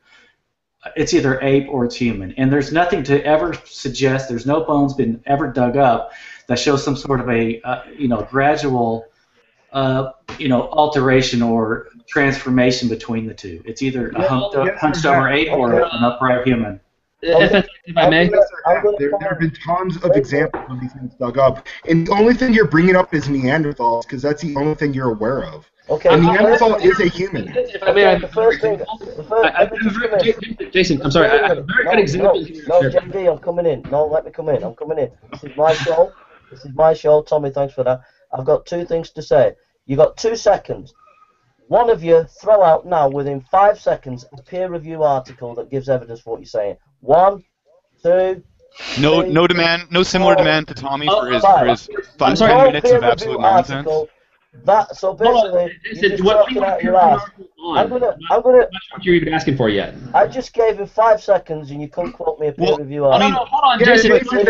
those are incredible theatrics that you like to your do. backside, lads. You're talking Hold on, from your Jason. backside. Jason, I mean, In the side chat for you, Jason. I'm going to give you now some academic material. I'm going to give you some academic material. Jason, you haven't told us what you want from us yet. You said on the things you're talking about. No, you was given a chance to give us academic peer review I articles. just did in the side chat. You didn't. In the side chat, just put it there. What is it, from Wikipedia? Okay, I'm going to give you some academic stuff now. I'm going to read you John Lennox, yeah? That's not academic, because he's not an expert in the field. He's a mathematician. But he's going to... Ken Miller's a Christian, and he works... He's in the side chat. Mark, be quiet. Jason, can you provide a source that is not John Lennox? Be quiet, Mark. Be quiet. Jason, Mark, a source. Does anybody know what quiet means? We understand. Can you provide a source that isn't John Lennox? Be quiet. Let me read it. Okay? Provide a different source. Let me read it. This is top academic stuff. Now listen. No, it's not. It's not a valid source. No, this is top academic material. No, it's not. It's a mathematician who wrote a popular book. It's not peer reviewed. How can you not know? Listen, biologist, not by Matthew. I know you're having an orgasm, but listen now. Listen. I'm not that excited. Listen. I'm not that excited. Listen. But Jason, there was a problem. JD, I know it's hard, but listen. Hold on, Jason, you're getting off of what Tommy said, though. I haven't listened to what Tommy said. Right, you're going off on a completely different tangent. I like a chance to respond to Tommy. JD, I believe in democracy. I don't want to mute you. Now be quiet. Well, that would be a dictatorship. 113, be quiet. Right? Are you listening? John Lennox says. What then? That's a valid source. Listen. Yeah, it's an argument from authority. That's a logical fallacy. Listen. Just be quiet. All right. Well, listen to your invalid source. Go ahead. Listen. Are atheists able to listen? Yes. Well, listen to your invalid source. Go ahead and list your invalid source. You know, I've got to say, you look a handsome guy. Just be quiet now. All right. You're reading from a bad source, so go ahead and read it. Okay, right. You ready? He says, page 113. What then is the result of nearly a century and a half of intensive activity since Darwin's time? Paleontologist David Rope of the Field Museum of Natural History which houses one of the largest fossil collections in the world, said, are you ready? We are now about 120 years after Darwin, and the knowledge of the fossil record has been greatly expanded. We now have 250,000 fossil species, but the situation hasn't changed much. The record of evolution is still surprisingly jerky, and ironically, we have even fewer examples of evolutionary transition than we had in Darwin's time. All right, and your source is not an expert in the field, so why do we care? Oh, brother, did you hear him? He quoted David Rock. He quoted a mathematician.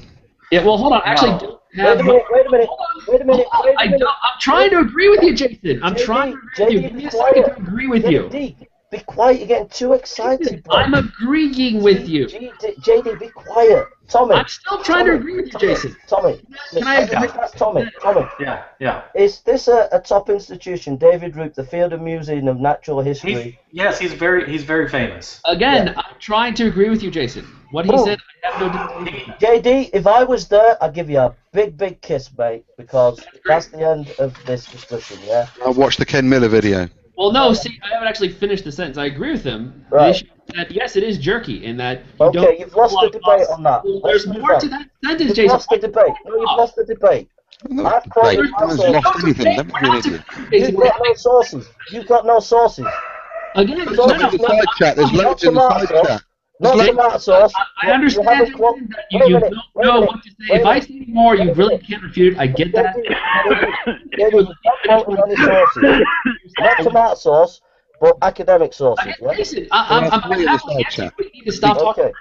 Mark? Very carefully. What he said is actually fine. What John Lex quoted is actually fine, and it's actually something that Gould noticed quite a while ago, in that you don't see a whole lot of fossils between species. You see a great many of them between larger groups.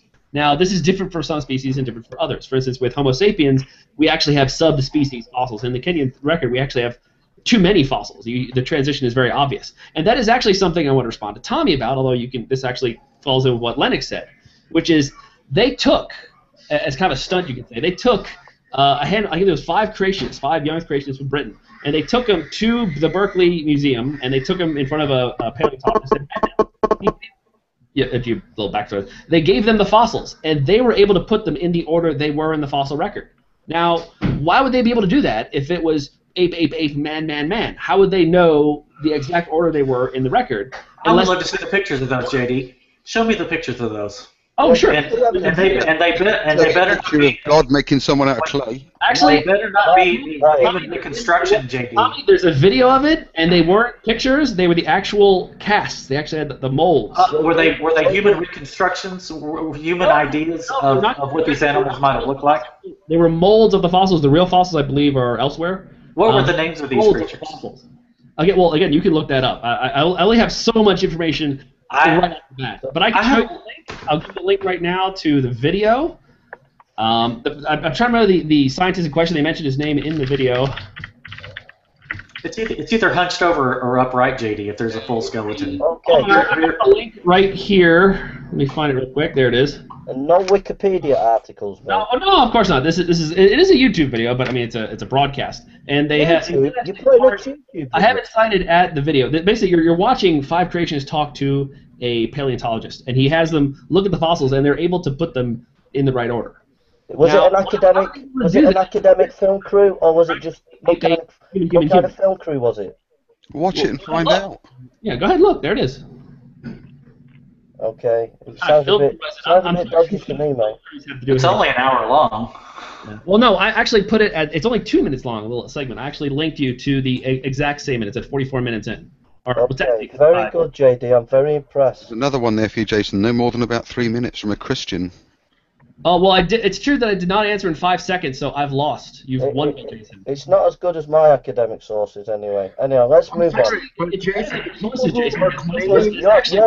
sources are very poor and very weak. May I point out that I've been posting links in the side chat for a while here? Yep.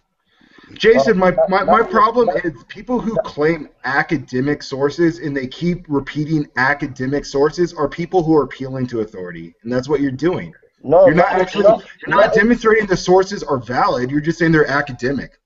Yeah, that They're doesn't not mention, relevant. not to mention that Lennox wrote a popular book. You did not cite any peer-reviewed literature at all, Jason. You did not cite any academic source. You cited a popular book made, I assume, for Christians, not a book that is to be read by other mathematicians or by scientists. Well, so why is that, Jason? He's quoting people in the field, my friend.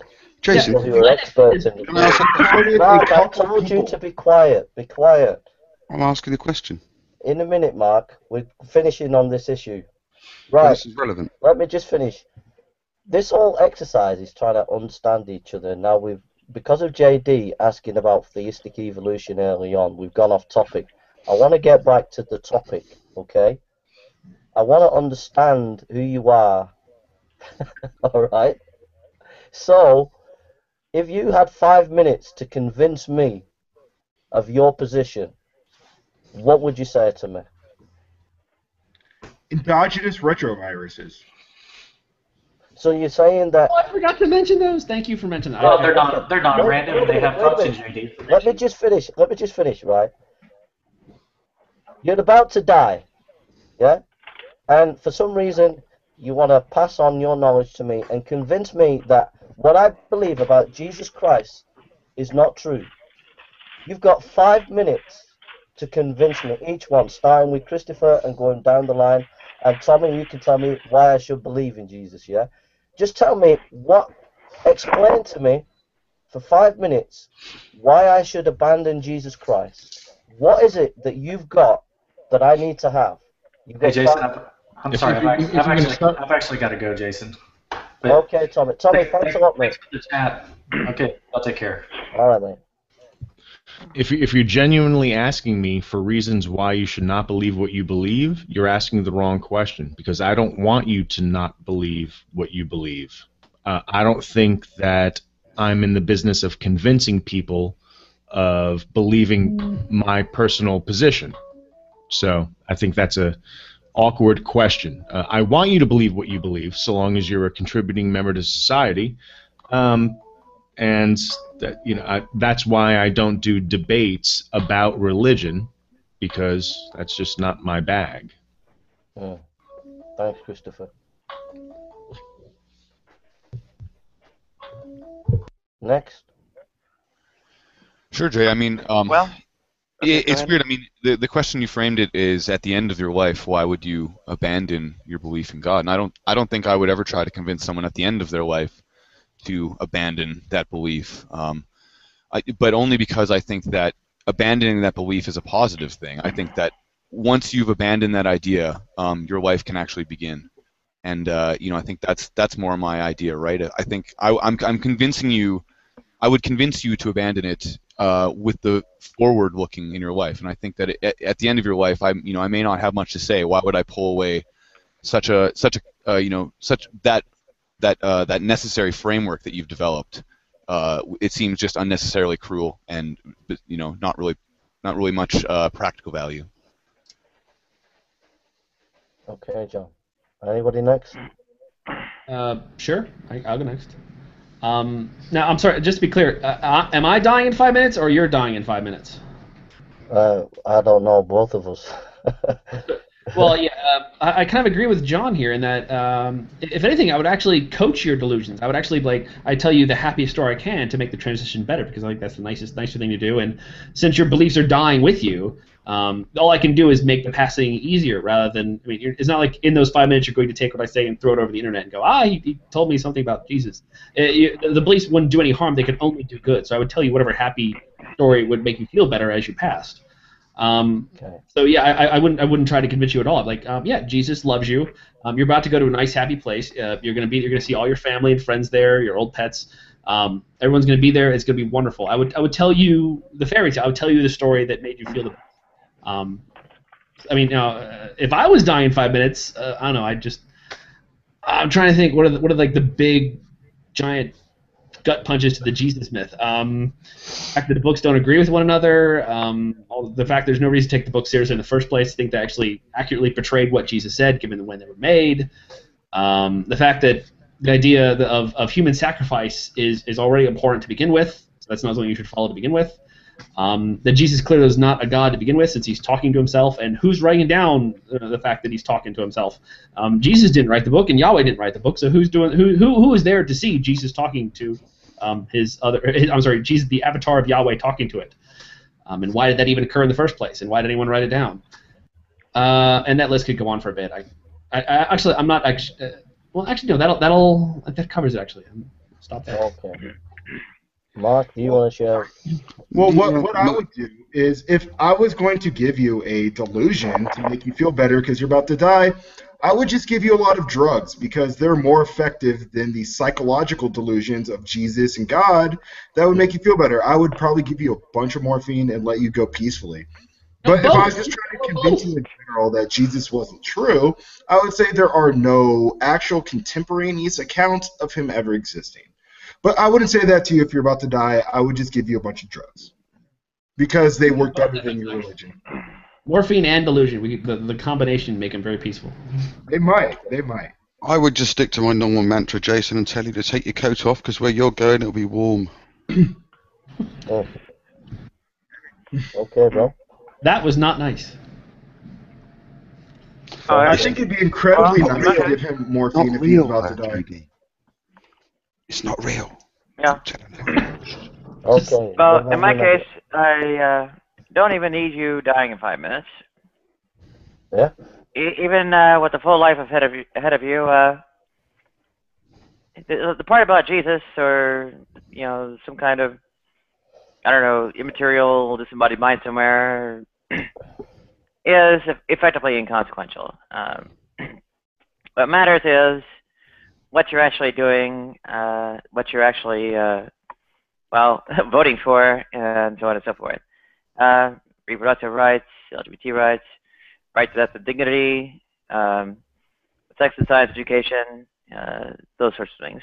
Well, you can add in, climate change, fossil fuels, antibiotics, Middle East peace, so on. So, when the smoke clears, there's nothing toward the end, or nothing about you being toward the end that rules out what I would do anyway. But in the meantime, again, it's about comforting you on your way out, not about persuading you of anything at all. If morphine is away, then that. If delusions are away, then that.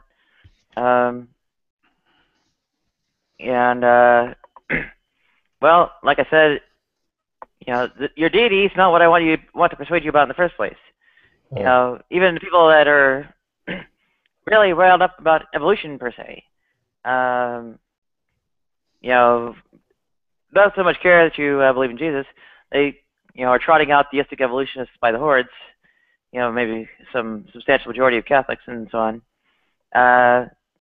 Say, hey, you don't have to give up Jesus, just give up this harmful belief, right? So, despite the fact that we have, a disbelief or lack of belief in a deity, we don't have a gospel to preach to you. We don't have a commandment to preach it. We don't have, any claim on eternal truth or whatever. We are, ultimately concerned about, how people treat each other and, what these beliefs might inspire you to do. Okay. Go ahead. Thank you, guys. Well, if I to hear what you're saying, I understand what you're saying, but if I then I wasn't dying and then I was allowed to live, and then I heard what you tell me, what I've heard from you, what I would think is, I respect I respect that. In one way, it's very thoughtful kind of approach, so I would respect that. But the thing that would make me think is that there's nothing really based on evidence, and yet that's the position that you aim to believe. So what you're saying is just a general approach to a person, which is a good thing, but there's nothing really about evidence. There's nothing really about what is the truth there. So what I'm saying is that I would have to then go on to maybe search for something, search for the truth, which Question you for me asked, is the truth is Vic, Christ. But if the I question you asked, if I was someone who was open to what you were saying and that you said these things, my reaction would be I'm impressed by the humanity, but yet there's nothing there of any substance in terms of evidence. Or you see, if I was dying and he had 5 minutes, I would say I believe in Jesus because he's the way, the truth, and the life. That's what I would say to you before I go, because it's that important. the trouble is that your question ended up mixing concerns between, what our motives were and, well, I suppose our, avenues of persuasion or, and so on. There's, plenty of evidence we can present, yet in a particular context you presented, well, we may not deem it wise or worthwhile, or to actually carry out the presentation. Then we may say that it's an overriding concern, your own well-being and suffering. Okay, so here's the next question, and then we'll leave it at this. And I want to thank you for coming. But what is your strongest argument against the Christian position? What would be your knockdown argument that I would have to listen to, take on board, and convince me that it's not true? What would be your strongest one argument, your knockdown punch? There's no historical evidence for the claims of the Bible. Yep. Okay. Okay, and what's the next person? Why would I want to meet someone? Well, you mentioned Jesus. We don't even know what he looks like. Okay. What about you, John? Why would you believe in that? What about you, John?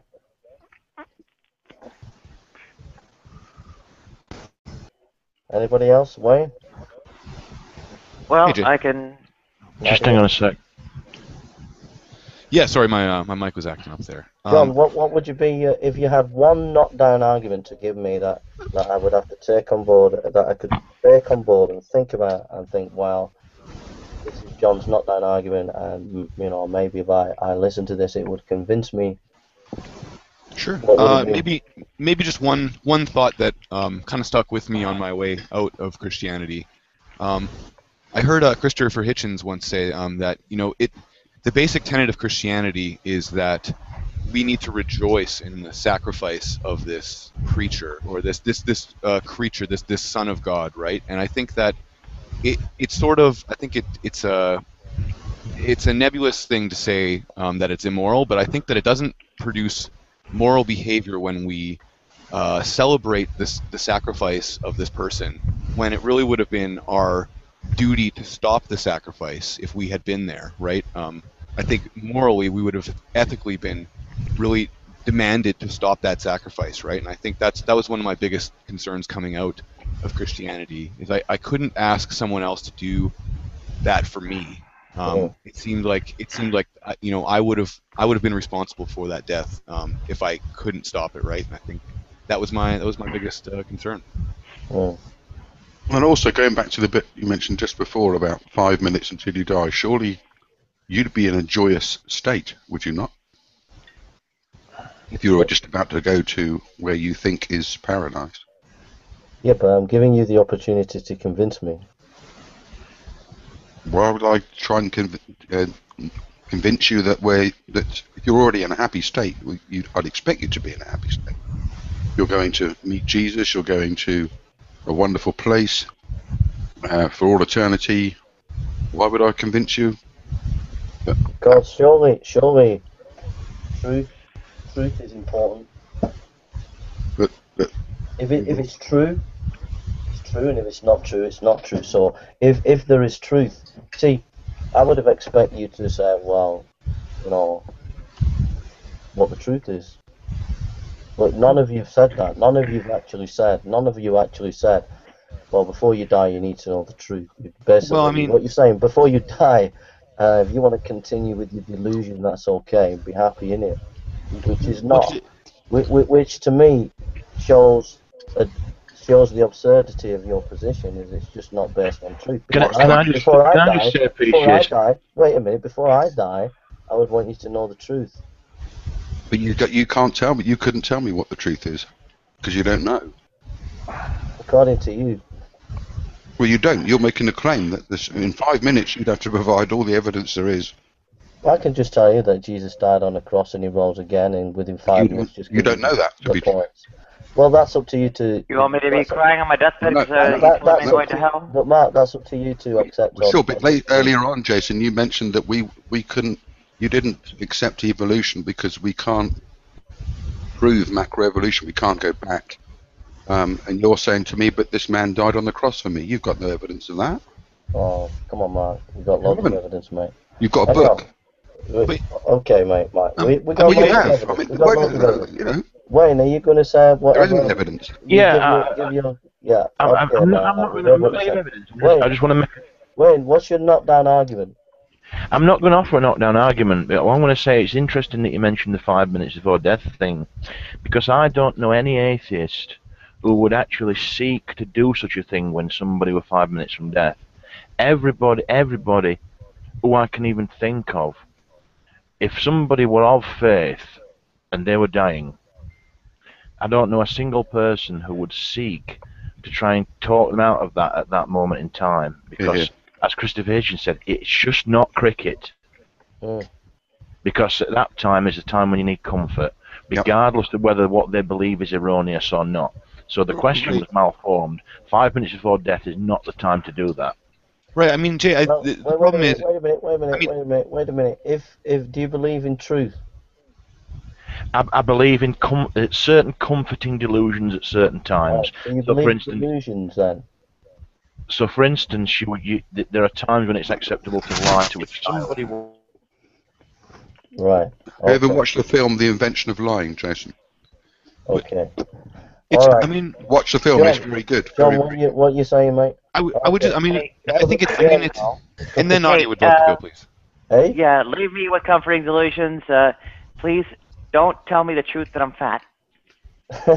I mean that's the thing, Jay, is we don't determine the value of truth by what is just what we perceive to be corresponding with reality. When we're telling each other truths, I mean, we're endeavoring to do so in a way that doesn't hurt each other, right? I mean, I think in the long run, I mean, we're looking for the benefit of that person, and in the example you're giving, I mean, the 5 minutes left, there's no benefit, right? And you as a theist have a benefit, and that's why you guys go out to church, to hospitals and people's deathbeds and minister, right? I mean, you believe that there is a benefit to doing that, and our evaluation system doesn't include that. We have to think about what is good for the persons in a temporal consequence, not. Yeah, I mean, my mother died. My mother died fairly recently, and she was a devout Christian. I wouldn't have dreamt of spending the last 5 minutes with her, telling her that she's believed a delusion and a lie all her life. It would have been a despicable thing to do. So, of course, whether it was you, my mother, or any other Christian, I wouldn't seek to dissuade someone of their lifelong belief in the last 5 minutes of their life. Well, on the back of what Mark's saying, it's like it's same with my mother. My mother's been alive, and me and my mother have battled for years because I've been an atheist, and she's said things like, "Oh, I worry about you, Wayne, because you say you don't believe in God and all this lot," and just recently she's started to lose should I say a Christianity in a way, because she's been watching a lot of war films, and the problem with the Nazis has finally got top side of her. She just cannot get past this problem of evil. But I tell you this, right? When it comes time for her to pass, I'll bet she starts talking in terms of God. Oh, by the way, she does still believe in a notion of God. I would say it's more deistic at present. But I would say when it comes time for her to pass, she will be talking in terms of going to Jesus. I'll tell you something now. I will be telling her she's going to Jesus, because that's the time when the person needs that comfort. You do not do anything dickish when somebody's about to die. And what have you got an argument, a knockdown argument? I'm not here to provide one, Jason. Okay. We're having a chat. We're just chatting. My condolences, Mark. That's okay. Yeah. That's a moment I'm not looking forward to in the future. All right. Well, how long have we been going? Even not on your deathbed. Your core belief in Jesus Christ, Yahweh, and so on isn't the issue. As long as you aren't hurting somebody with it, even in the prime of your life, you've got 50 years ahead of you, whatever. There's no reason to challenge your sort of freedom of thought and such. Well, I would. I agree with that. I mean, I've got no problem with belief. I've got no problem with people saying, this is what I believe. I believe it on faith.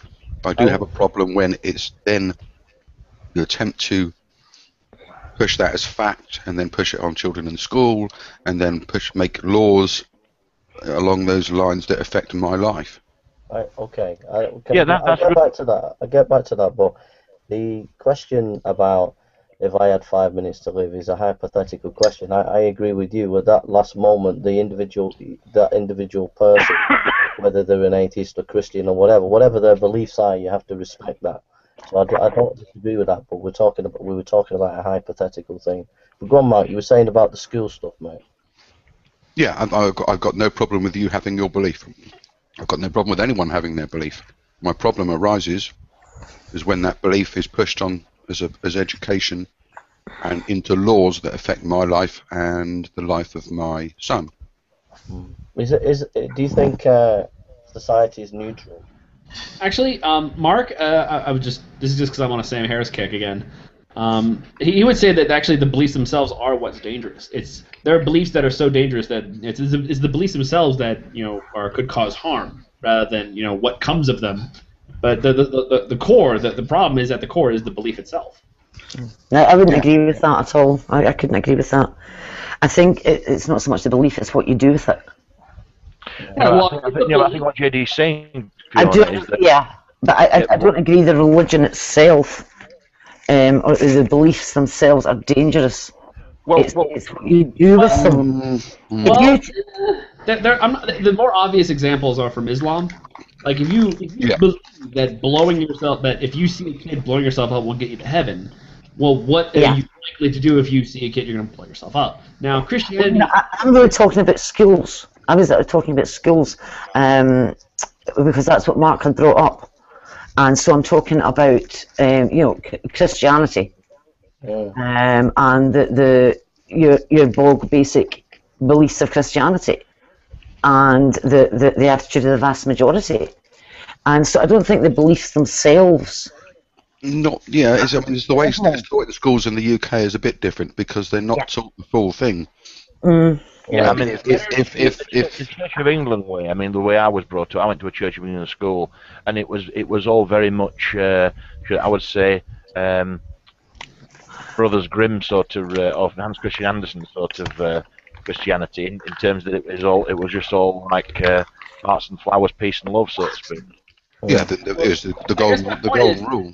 You need to deal with the way to deal with it is not to deal with what happens when the beliefs come into action, but to deal with the beliefs themselves. Explain to these people in a way that they can understand that their beliefs are false, in which case then you shouldn't try to teach these things because they're not true, or you shouldn't try to harm people or to stop homosexuals from getting married and cause real harm because the beliefs are false. Not trying to stop them once they try to put those beliefs in action, but try and stop the beliefs themselves. But can I just say, how do you do that though? Like who? Well, how do you change anyone's mind? You argue. But what I mean is, as clear as you can where the problems in their belief if there is a problem. But JD, what I'm saying is, like in education, who gets to say who gets to say what is to be the education? We teach what is the case. What is the what is the case? When it comes to science, we go with what the scientists are saying is the case. And of course, in schools outside the college level, we're only talking about the very basic things. You're talking about very basic. So who gets to say what? So who gets to say? Who gets to say what is morally right and not morally right in the education system? Morality is more the parents' job. Yeah, I would say that is the parents' job. That's not the job of certainly not science. But the state does take the job. The state does take has taken a role. I don't know what it's like in America, but there are education classes on various topics within schools which touch on morality. Well, I think schools have their own rules and regulations, and the children are taught to abide by those rules and regulations. Yeah, but what I'm saying is they're not taught them well, the school decide themselves. Some schools have uniforms, others don't. No, but we're on about morality. We're on about like sex education and things like that. Who gets to say? Well, sex education is kind of easy to teach. Like this part, that part, maybe. What else are you gonna? Listen, just for a second, please, mate. All I'm saying is, I'm just saying that education is someone somewhere, whether it be the governors, whether it be the government, is making material to be put down into school where it's taught. Somebody somewhere is making those choices. So who's making those choices, and what are those choices? That's what I'm asking. Well, it's various people. It's the curriculum is decided by the Department of Education based on all sorts of things. All sorts of people have a say in it, but largely they teach what is the case. They don't they don't teach that next week you may be abducted by aliens, because several people have said that they have been. It's not taught as a mainstream. It just teaches the truth. In America, it's a little more convoluted because you have states' rights versus federal rights. Sometimes there's some weird fights between them, but in general, America is officially a secular government, and so we teach the secular things. So we teach the science. Morality is, as far as I know, is really not much taught. I know I did not have a morality class, and I went to a pretty good school. So like in the UK, I don't know what it's like in America, but there are some schools, like we have Church of England schools, but they are Christian influenced, but they have to abide by the education. Yes, my son goes to one now. So morality is not that. I mean, the basics of morality are not that hard to teach. Teach the golden rules. It doesn't really matter where it originates. You just teach the golden rule. Teach some people how they can branch out from that to come to good moral decisions, and then leave the rest up to the parents. I don't disagree with you, but that's not happening. There is education within schools about sex education, about what not in many American schools. When you say sex education, Jason, do you mean biology, or do you mean teaching children how to approach? There's the biology of sex. No, there's education about sex and about how you can have contraceptives and stuff like that. And, there's the biology of sex, which is taught in school, and then there's also the other issues, which is lifestyle, isn't it? You're talking about lifestyle. When to have sex.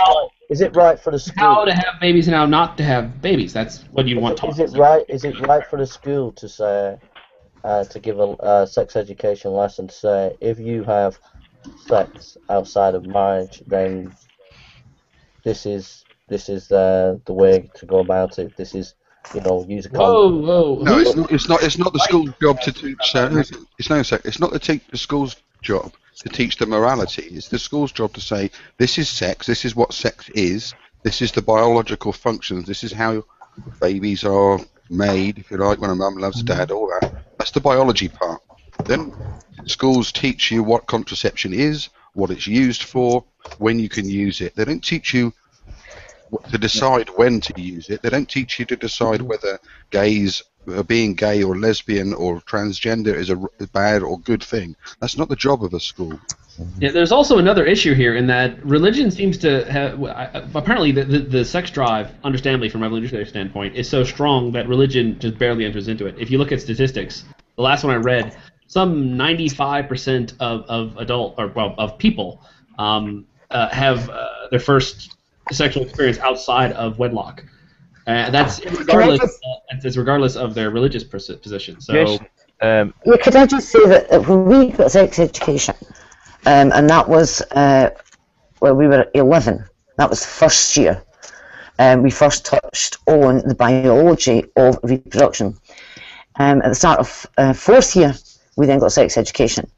We got a large block of classes, and again, it was the biology, with the hormones, the structure of the egg, and all the rest of it. At the end of that block of classes, every teacher in the school put in an extra class that was over an hour long, and that extra class was on sexually transmitted diseases, and we were actually tested at the end of that class on what we'd learned about sexually transmitted diseases. Now that is part of sex education, and that was informing us of the dangers. So they taught us the biology, and then they taught us the dangers, and they taught us how you avoid the dangers. Yeah. But they, and they didn't go into the absolute morality of anything, because that is not the job of a biology class. They give you all the information, then you have to decide as an adult when you get there what to do with that information. Yeah. Jason, the thing is, the young people are gonna experiment with sex. It's a given, right? And the thing is, if they don't do it with education or with guidance, they are gonna end up with teenage pregnancies. So it's the job of the school to try and talk them out of teenage pregnancy, because what happens when you get teenage pregnancy is one of two things. Well, three things. Maybe a child that is wanted, a child that is unwanted and is a burden, or a child that is got rid of. Now, the thing is, what would you rather have, Jason? Would you rather have birth control, or would you rather have those three happenstances? Yeah.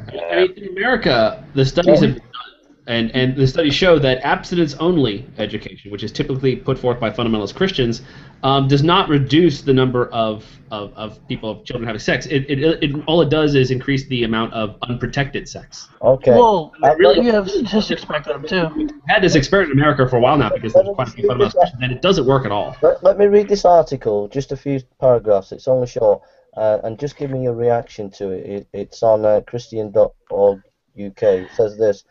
It's 5th of March 2014. Just give me a reaction, what you think of this.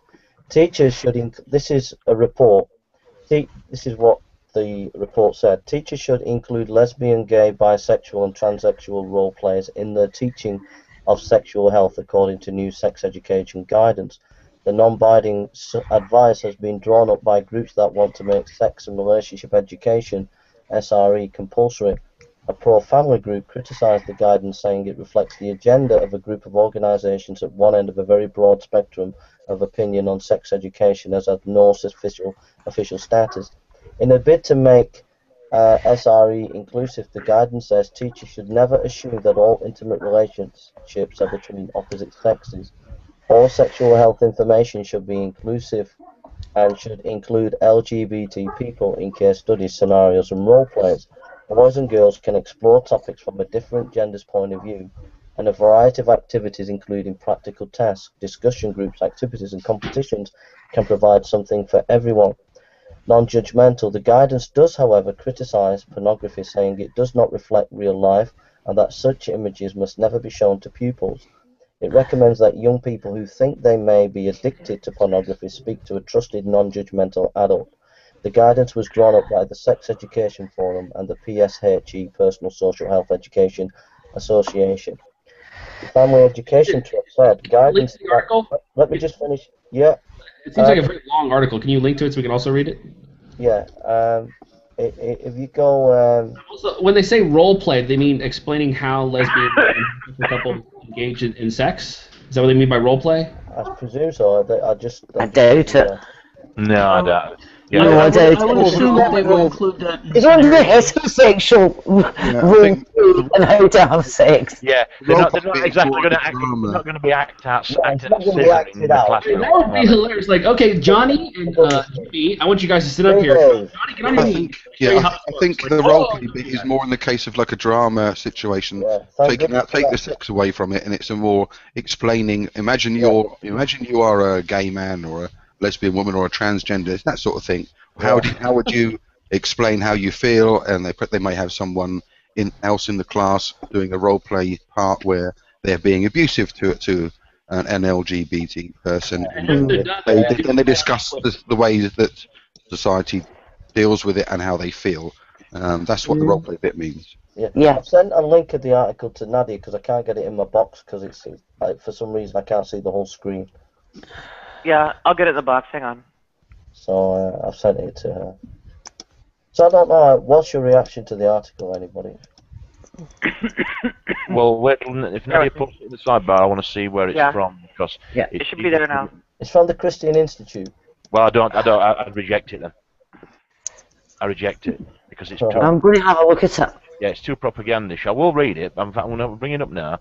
But the very fact that you brought a Christian article. From the Christian Institute.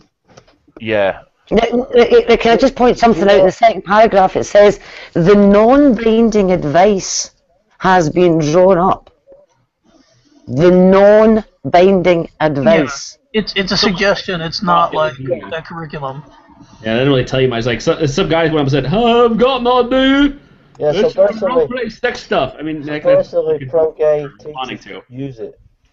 It also says boys and girls can explore topics from a different gender's point of view.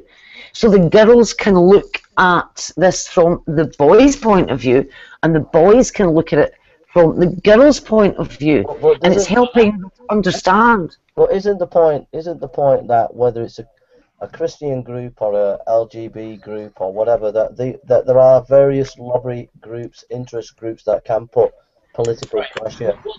Wait a minute. Within the government, and then the government makes room in the curriculum for those pressure groups, so that you can get your agenda in the school, whatever it is. So it's not as objective. Right. Well, hold on, Jason. Hold on a second. Imagine how useful this kind of role could be to stamping out. Violence against lesbians, gays, and transsexuals. If you have people actually put on the shoes of a transsexual like Nadia and try and see through her eyes, the idea of beating Nadia, which has happened to Nadia a number of times in her life, would disappear. Like, I would never want that to happen to myself. It's a great way of taking the golden rule and giving people some examples. Like, if I could take that a bit further. I don't disagree with that. I think that's a good idea, but if I could take that a bit further. But if a lot further, actually.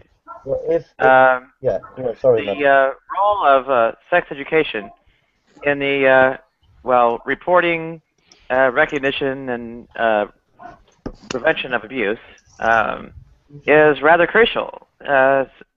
Someone of such a young age as to say be naive about the distinction between physical and sexual assault may not be able to accurately fully report instances of such.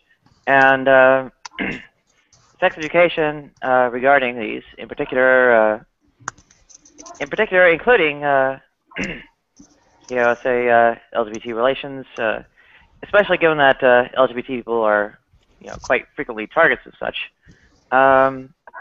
is rather crucial. I mean, okay, so you're essentially declaring like open season for sexual assault on people naive and young enough to not have enough knowledge to adequately report the abuse, right? So that is unless you give them information to do so, right? I don't disagree. I don't disagree with that. But I think that the point that you guys were making is you were making the point that education is some kind of this objective thing that that goes on. And what I'm trying to say is that I don't disagree with Nadia. I don't disagree what some of you said about the need to teach things so that people aren't getting abused or bullied. I totally 100% agree with that. But I think that you're naive to think that, you know, the education system is not controlled by this objective person in the sky who's objective. Wait a minute. It's controlled by political power, and that political power gets to shape the agenda of the education of whatever the political power wants to shape that education. It's not Well, the political objective. power is elected by the people in Britain, just Yeah. like right. You guys get Can to I vote. jump in for a Yeah, sec? but the people don't control the political classes. The political classes are. Yeah, they vote. Yeah, right? they really do. Well, The political classes. Recent votes, recent studies in people's views of politicians in the UK. I don't know what it is in America, but that it's in a whole-time low. They do not feel, you know, it's like 1 in 4 people feel that they're represented by national government and local government. They That, don't that feel varies from time to time, depending on what everything's going on. And there are plenty of cases where the people in power actually do what is right, but what people don't want, like raising taxes. A lot of times, taxes have to be raised, but nobody likes it when it happens. I feel personally that politicians that there's a group that there's an elitist that most of the politicians, not all of them, but most of them are career politicians, and they're elitist, and they feel that they are representing people, but they're not representing people. They're representing what their agendas. That's why, for example, there's a wave at the moment in the UK of not mainline parties that are gaining increase in support because people don't feel represented by the mainline parties.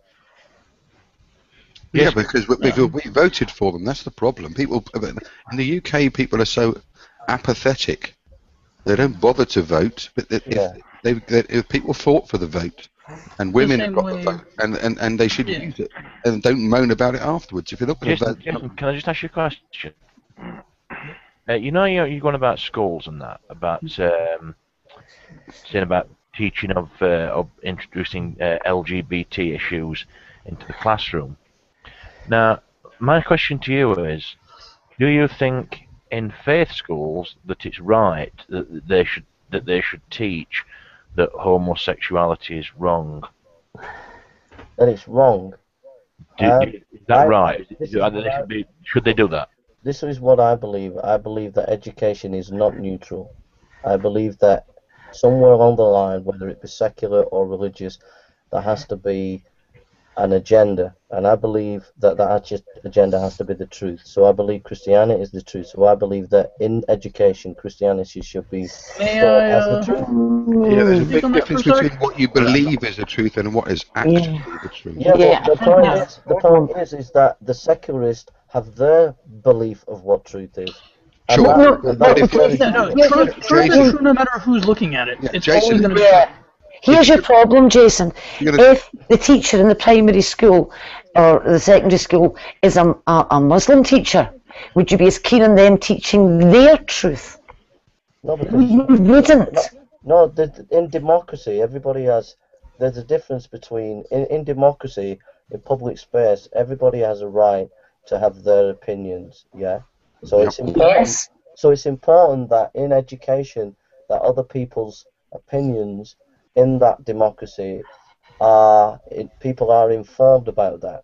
Well, the difficulty is this: you can have your opinions, but you don't have the right to enforce your opinions on my offspring. Yeah, but for argument's sake, Jason, my son is in a faith school, a CB school. Would you support then, as my son is in a Church of England school, would you support that he is taught that gays should be stoned to death in the playground? Oh, Mark, no, I wouldn't. Well, it's in the Bible, Jason. No, Mark, come on, mate. No, Mark, you're not being intelligent there, mate. I'm sorry. Well, to be honest, that's just not intelligent. That's not intelligent remark, Mark. No. Well, you're saying that what you believe the Bible. Mark, Let me finish. I'm not being ridiculous. I'm just You trying are, to. you're being silly, mate. It's in the Bible, though, Jason. No, Mark. If you have a Bible list, You know what they say. You have a right to your own opinions, but not your own. At the moment, mate. Yeah. May I go with this a little different way, please? Sure, go, Vincent. Okay. If we look at, and I'm going to use Texas because I'm from Texas, even though I don't currently live there. Yeah, We look at the statistics in Texas where they have abstinence-only sex education. They don't teach secular sex ed at all. Highest rate of teen pregnancy, repeat teen pregnancy, and teen abortion in the United States, period. So abstinence-only definitely doesn't work. It depends what's the No. culture. It doesn't work. No, Trust because, me. Wait, no, because the education system is not in a vacuum. It's in a culture. Yeah, and it's a Christian culture, and they're still getting pregnant. What about rap culture in that area? How's the rap culture affecting children? How's the breakdown of the family broken down? So you can't There just is say, no breakdown of the family in the state of Texas. There is no rap culture in Texas, dude. No, wait a minute. You're saying that it's just education and abstinence, and that's the problem. We need to look at the area that you're talking about. We need to look at what other influences are going on. So it seems to me that it's just a statement that you're making without any context. I'm talking about a Christian state where they teach in the textbooks that the United States is a Christian nation, and they teach a lot of other Christian values in public schools that we're still trying to have to fight with them to take out of the textbooks. Yeah, so it's a very Christian environment. I'd need to look at that environment. I don't know that environment. Well, if you're talking about trying to avoid pregnancy, there are a number of ways to do it. There's abstinence, and there's contraception. Now, if you don't teach how to use contraception, then you're relying on the individuals being abstinent. Now, teenagers just don't do that, and it doesn't matter how you teach them. They are going to experiment. So isn't it better that they experiment with a safety net than experiment without a safety net? Okay, well, you need to know how to Can I just briefly interrupt and ask one question? Yeah. The Norton, whoever this guy Norton is, it's Josh Shelley, isn't it? Unclear. That way, yeah. Or it might be a parody of Shelley. I don't know, Mark. I don't know. Yeah, given that he hasn't spoken, I would probably boot him because it looks like we're filling up. I think I recognise the wig. It was a wig that was used in a video. Let's take the argument, Fiona, what you were saying, if we took it with guns. What would happen if we took your argument with guns? People are using guns, people are getting killed in America. It's just happening. Why don't we just bring guns in the classroom and just let kids understand how to use guns in a safe environment, and it'll all be okay? That's what you're saying about. No. What I'm saying is that the kids are going to be doing it anyway. Okay, there are always going to be kids that are doing it. Well, that's the same with guns. People are always going to be shooting people. No, you cannot stop the kids doing this. Okay. You just can't, because you're not with them 24/7. It's going to happen. But you want to make sure that they do that, then they are safe. So that they are not going to end up pregnant, they are not going to end up with an STD. I don't agree with it, because... Right, well, Jason, so would you rather then those who have... As a Christian, I don't agree with it, because there is a God, and if you have sex outside of marriage, you're grieving the Holy Spirit, you're grieving God. Yes, but that's not the point. The point is this: it's trying to minimise the harm done. Well, that means the kids need to be taught. The kids need to be taught the values that sex outside of marriage is not a good thing. No, but that's your belief, Jason. It's not the truth. But that's what they're being taught in abstinence-only education. And yet abstinence-only education has the highest pregnancy rate. Yeah, according to your statistics. It doesn't work. Hold on. Jason, we've done the numbers. We have statistics. Abstinence only Whatever is statistics very you can bring up, I can bring up. We can all bring statistics. Go on, JD. Again, like I said, the statistics, in America, we still have this fight going on, and the statistics are very clear. When abstinence only is what children are taught, you have the same amounts of people having sex. You just have more unprotected sex. Okay, all I can see, Other all I line can is see. Wait a minute, like I wait a said, minute. some Wait a minute. 95% of people will have I sex can before see, they're married, JD, I regardless can, of listen, their religion. listen. I can see. So, you know No, what? listen. Let me just finish. Let me People just have finish. not to get pregnant. Let me just finish. In our country at Hold the on, moment. Jason. I know you're waiting for your turn to speak, but you should probably actually listen to what people are saying before you. I'm listening to you. I've heard what you're saying, but let me just come back to it. You're talking over me, so you're not hearing what I'm saying Wait here. a minute. No, what is the fruit? Teach people how not to get pregnant. What is the fruit of what you're saying? The fruit is, in our country, that our country is a mess. We've got single mothers. No. This is not a country thing. This is a people thing. This is evolution saying go and single mothers. Have sex. Yeah, single mothers because they had sex without protection. Yeah. The goal of sex is to save sex. No, you encourage the culture saying have condoms, and you're encouraging sexual license. So no, we're not. No. Condoms are for many things. Jason, wait a minute. I think you've misunderstood what abstinence-only education is. Listen, let me finish. Right, when I was a teenager, when you go to nightclubs, you go into the toilet and there are condoms there, and basically what that message is sending is, you go out tonight, you're going to get a girl, right? No, it's not. Yeah, no, it is. No, it's saying we're not sure. It's saying if you're going to have sex, do it safely. Don't make sure you don't catch diseases, or make sure your partner doesn't get pregnant. That's what it's saying. It doesn't matter what you're taught or what your religious beliefs are. People will have sex. It's a I think I can distill this down. I think I can distill this down. Jason believes that birth control is wrong. No, I've got to say this. No, wait a minute. Listen. Got to say this. You're wrong, Jason. Listen. It's an agenda to get your underway. No, it's not. Right. Well, in that case, I don't listen to Jason. It's not an agenda. If I had my way, no one would have sex until they're at least 18. It's an agenda to say, get your knickers down and enjoy life. That's what it's saying. Jason, can I please tell you about abstinence-only education? What abstinence-only education means is that you teach abstinence and only abstinence, and you teach nothing else. Fiona, tell them what abstinence is. Wait a minute, JD, please. When it's not abstinence only, they teach abstinence and contraception. Well, that's bad teaching, sister. Well, I have a question. I wasn't here. Maybe this is a little too simple. Obviously, I don't get a say. Well, go on, Wayne.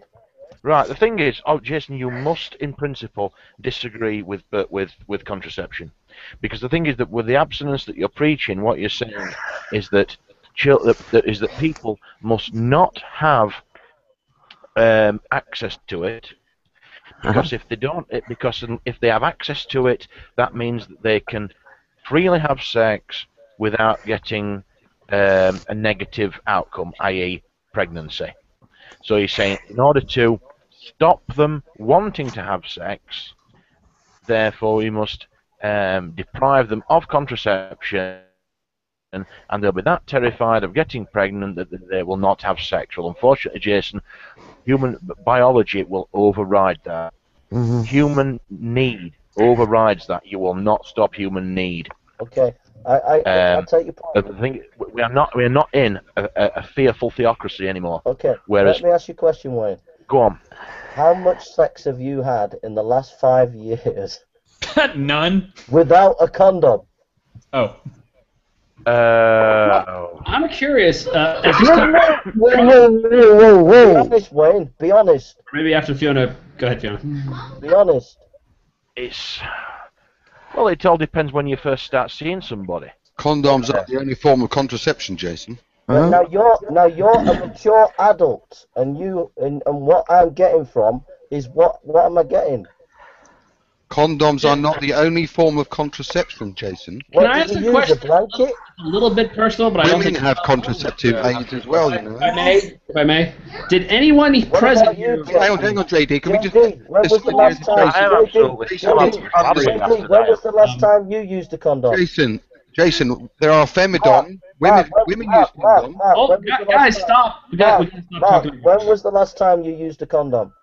The last time I had sex. Why? Yeah. How many times have you had sex in the last 5 years without a condom? That's none of your business, but what's that got to do with it? I'm just interested. What's the point? Yeah.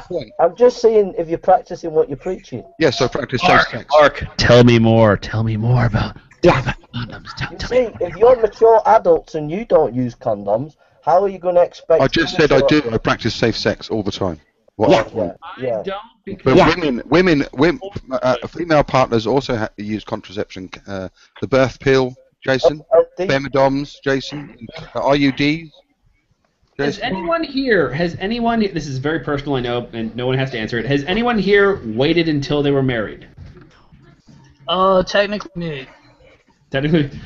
But I have actually used a condom, but not with a partner. I'll just go that way. Can I just say? Here, wait until they're married to have sex. I'm not waiting. I just haven't had sex. How do you know companies are not trying to make money out of condoms? What? Dude, they work. Yeah, can I ask a question here, please, Jason? Are you going to ask me about having sex without a condom? How many times I've done that? No, Mm-hmm. I wouldn't ask you. Why not? Because when you was coming to my show and you dressed very elegantly, I wouldn't do that. So I was just asking Wayne. You see, that's the point, Jason. I mean, you've got to remember that we're not only talking about condoms when we talk about teaching about contraception, because there are a number of methods of contraception for preventing pregnancy. It isn't just condoms. Now, condoms are the way forward to protect yourself from various sexually transmitted diseases. All right, as this condom culture encouraged all this safe sex that you're talking about, has it encouraged over the last 20, 30 years, has it encouraged sexual license? No. No. Oh, come on. No, it's an attempt to bring down the teenage pregnancy. You know about the 1960s? It's not just about teenage pregnancy, it's also about the spread of STDs. Exactly, that's what I'm saying. And the other thing is, if it is just about, preventing pregnancies, then what you're going to be talking about are things like the coil, the pill, the femdoms, all I can say is spermicidal jelly. Education isn't working in Manchester. That's all I can say, because there's a lot of kids without fathers knocking around. Yes, how do you know that? Too many. There are far too many single mothers out there. It was a crazy idea to encourage people to have sex out of wedlock. Where's your Nobody has encouraged it. And you're irresponsible for encouraging it. Nobody's encouraged it. And Nobody's encouraged it. Jason's not listening. The politicians should be ashamed. May I just prove this point? Speak to your MP then.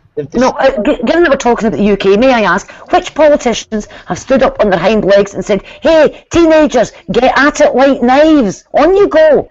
What politician has said that? None of them. The same politicians who've closed their eyes to child abuse.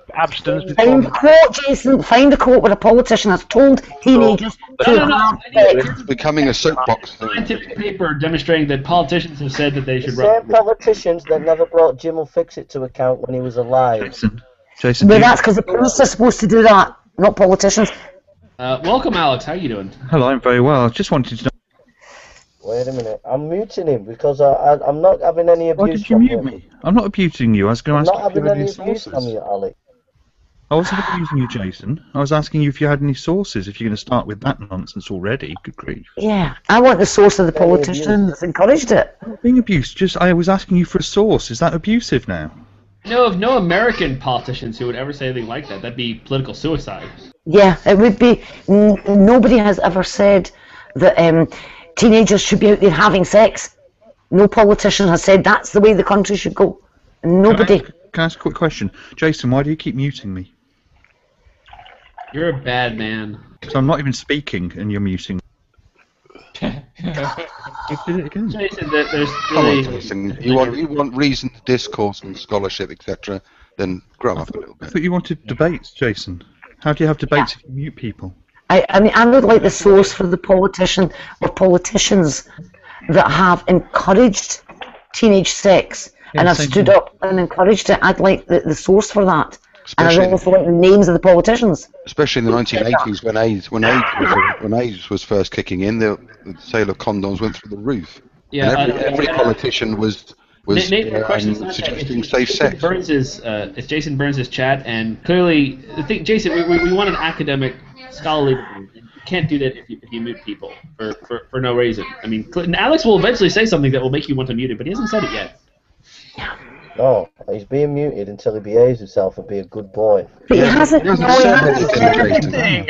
He has. He hasn't had a No, chance. he was asking for your source, which is what I'm asking. He told everybody I believe he's part of the Illuminati, which is a lie. You said that, Jason. You said that in your video, didn't you not? I didn't actually say anything, Jason. I just reposted part of your video.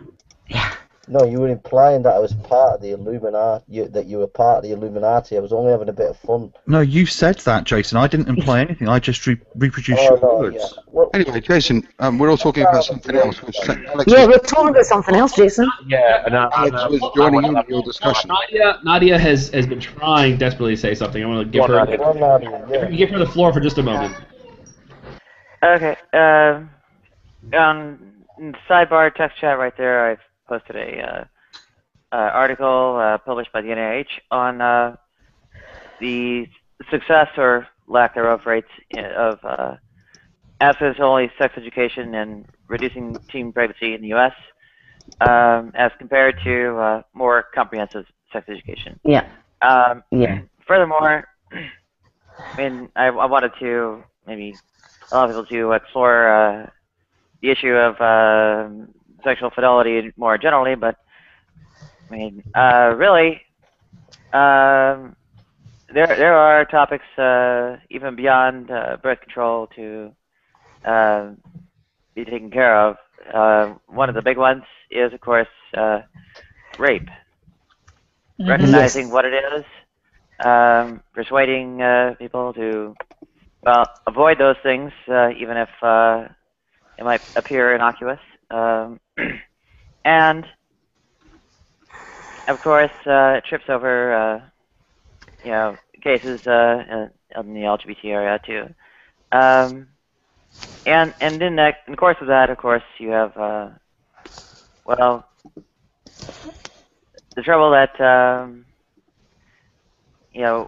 the way abstinence-only sex education goes, as I understand it, I have not had direct experience, actually doesn't discuss it. The comprehensive nature of comprehensive sex education is not only the inclusion of contraception, in fact, for STD prevention beyond contraception itself, but also such scenarios as rape, as abuse.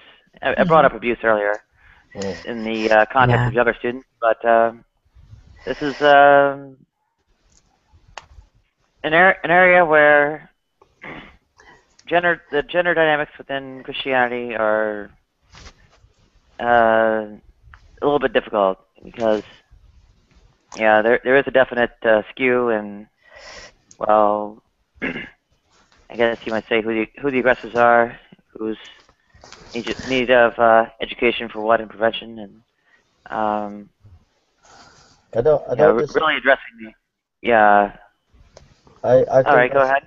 I think that's a good point, that what you said there, Nadia. But the issue is we're talking about sex education, and I don't think personally that secular education for the last 30 years has been responsible. It's been irresponsible, and it's brought absolute chaos upon our modern society, and it's getting worse as far as I'm concerned. Jason, can I ask you a question? And no, in a minute, please, because the way you treated me in the debate, I was not happy with. What chaos are you referring to? You're always making videos about me. Why don't you just chill out? Jason, I just want to ask you a question. Jason, before we get any further, I'd like to know what chaos you're referring to. What was the chaos? Don't pretend you're some kind of sweet little person at the moment, yeah? You have been abusive to me when I've been on your Jason, show, keep the personal and I'm stuff asking down. you Get to on be with the quiet. discussion. I'm Jason, asking you to be quiet. why are you bringing And the it's profession? Why are interesting. you bringing personal stuff into it, Jason? It's interesting. I'm not bringing personal. I'm asking Yes, you you to be are. quiet. I'm asking you to be And I'm quiet. wanting to ask you a question about the subject at I hand. don't want to answer your question. I want you to be quiet. I was wanting you to know.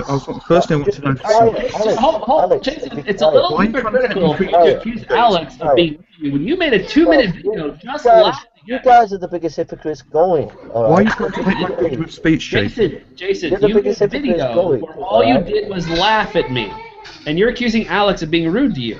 That's a little hypocritical, don't you think? When you've been on the Google Hangouts week after week attacking me, JD, come on, mate. I'm just having a bit of fun. Are you, Jason? Well, that's fine if you're having a little fun, but then you can't accuse other people of having a little bit of fun. Jason, And why yours isn't when you're fun, yours totally is- trying to offend other people. Yours is malicious. You're malicious. Malicious. That's what you Oh, are. well, it's getting a bit personal now, isn't it? You're Can I ask you a malicious. question, Jason? I want to ask a question about the No, subject you're at hand. malicious. You're malicious, Alex. Has anybody brought up the fact that there is malicious, some Alex. kind of link between abstinence-only sex education and teen pregnancy?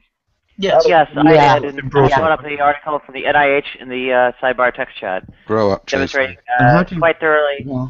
And how does that Jason respond to chaos that? coming about is originating from abstinence-only sex education, where Jason that is responding to prevalent. Yeah. Teen pregnancies are happening en masse. Where comprehensive sex education is prevalent, teen pregnancies are prevented, and you have the order maintained. Well, Jason, can I ask something? So I posted it in chat, but I really would like to hear an answer. I mean, I came in the middle of it, but it just seems that, instead of abstinence only, you can have your cake and eat it too. So if the schools teach abstinence only, so they're saying, look, if you don't want to get an STD and possibly die, do these things. Practice these things. And then to have your cake and eat it too, if you're the parent, when your kid gets home, say, yeah, do what the school says if you don't want to get an STD and die, but don't do it at all, or you'll make Jesus cry. Like, that seems like you can have the physical aspect, like the disease prevention, and then you can also put your faith in there, which is like, look, don't get an STD, do this. If you don't want to make Jesus cry, don't do it at all. Jesus cry? What are you on? And here in the that's a good way to U.S. put it. He's being a little jokey about it. Here in the U.S., and I don't know if anybody else had this experience, but you can opt out of sex ed if your parents didn't want you to know it, they didn't have signed the permission slip, and you wouldn't be in that course. Nate has the best point there. What's wrong with the teacher saying, this is how it works, this is how these people think, and then when you get home, your parents say, yeah, here's our religious beliefs, here's what you should take from it. Yeah, I mean, I think that was the point I made earlier on, that you're able to teach both rather than just one. I don't know if any of you have ever had the misfortune of having to deal with somebody who has been opted out of sex ed classes and has found out at 14 that she is pregnant, and she has no idea how she got pregnant because she didn't even know what sex was. Yeah. She didn't know what was being done to her. She didn't know the risks she was running because her parents had opted her out of every single sex ed class there was. I've had a similar experience. I agree with what This you person did do abstinence-only sex ed. Like, they were 22 and didn't know how they got pregnant. Yeah, I think I agree with JD. As far as I'm concerned, if you look at the history of this debate, there are certain political. There are certain political, ideological factors that have been taking place. Well, there's no real ideology here, Jason. Listen. If you look at the sociologists and the psychologists who mention about all the statistics about sexual absence, they all have an agenda for a particular certain group, the liberal side of things. And that's Jason, what is the point you're trying to make? We're not trying to get what you're going at here. Did Jason just say that abstinence only was a liberal? It comes down to this: what you're encouraging as a culture. It's not about protecting kids. If it was about protecting kids, you would say get married. What would you know? What would you know about protecting kids, Jason? You want to use this. It's also Get married. You know they just married off the Hang on. You want to use this. No, you want to use this. No, you want to use this as an agenda. You want to use this as an agenda. You want to use this as an agenda. You want to use this as an I get that you're reading off a website right now, but please stop for use this as an agenda. Jason, we're still reading off a website here. We can tell. What about Muslim marriages, Jason? Can I ask a serious question about that? Use this as an agenda. You want to use this as an agenda. You can't tell a 14-year-old to just get married. You can't tell a 14-year-old that. Jason? And they're going to be having sex under the age of marriage. Jason, so you can't just turn around and say, get married. Jason, get a point. I'll mute you. May I ask a very serious question? It's an agenda to encourage. Jason, can I ask you a question, please? No, Wayne, listen. Let me finish. Jason, what you're saying finish. Let me finish. There's no other way to put it. You're wrong. Let me finish. Way on this subject. Let me finish. But you're finishing. You're already wrong at the start. Your premises are already wrong. Your premises will continue to be wrong. You need to correct your premises. JD, just let him say what he needs to say. It's an agenda to encourage. Ultimately, it's not about you coming across and saying, "Oh, it's to protect the kids and all the rest of it." It's not. It basically what you're trying to do is, at the end of the day, you want a society that is more freer, and you don't want any restraints. And this is an agenda that you can use that can help you to get there, to get that. And that's what's happened the last 30 years.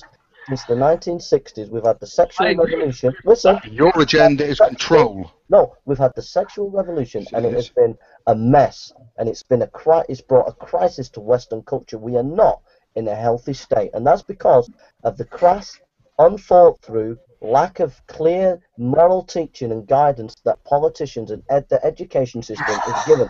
And the education so you'd rather we live by the Bible, is that? The education system should be ashamed of itself, and the politicians of the UK and America should be ashamed of themselves to allow the sexual licentiousness that's gone on. And Jason, can I ask you a question? How do we stop it, Jason? If our culture came back to biblical morality, if our politicians came back to biblical how do we stop it? Come back to biblical morality, we would be a better nation. We would be better in America. You're not trying to make a point anymore. You're just preaching. Rather than this trash. This is trash. It's trash. It's not logical. Can I ask you a question, Jason? Stop preaching for us to have a discussion on this.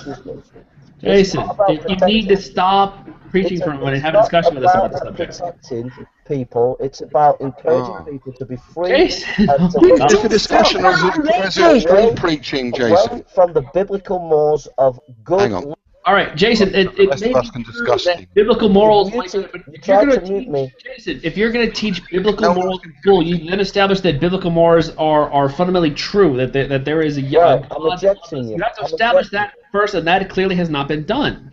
I'm rejecting you. Why are you booting Fiona? I'm rejecting you because you try to mute me. She didn't try and mute you. Fiona didn't mute you. Someone tried to mute me. Yeah, Mark tried to mute you, and you've ejected him. Are you just going to eject everybody now? No, I'm going to eject those ones who've been talking over me. They were trying to have a discussion with you. No, they weren't. Someone muted me, and you shouldn't have muted me on my own channel. It was Mark, and he's gone now. Yeah, so... he's part of the three. He's the mates of those Fiona, Wayne, and the others. They're mates. They're good mates, and he shouldn't have done that. So if you want to carry on the discussion, go ahead.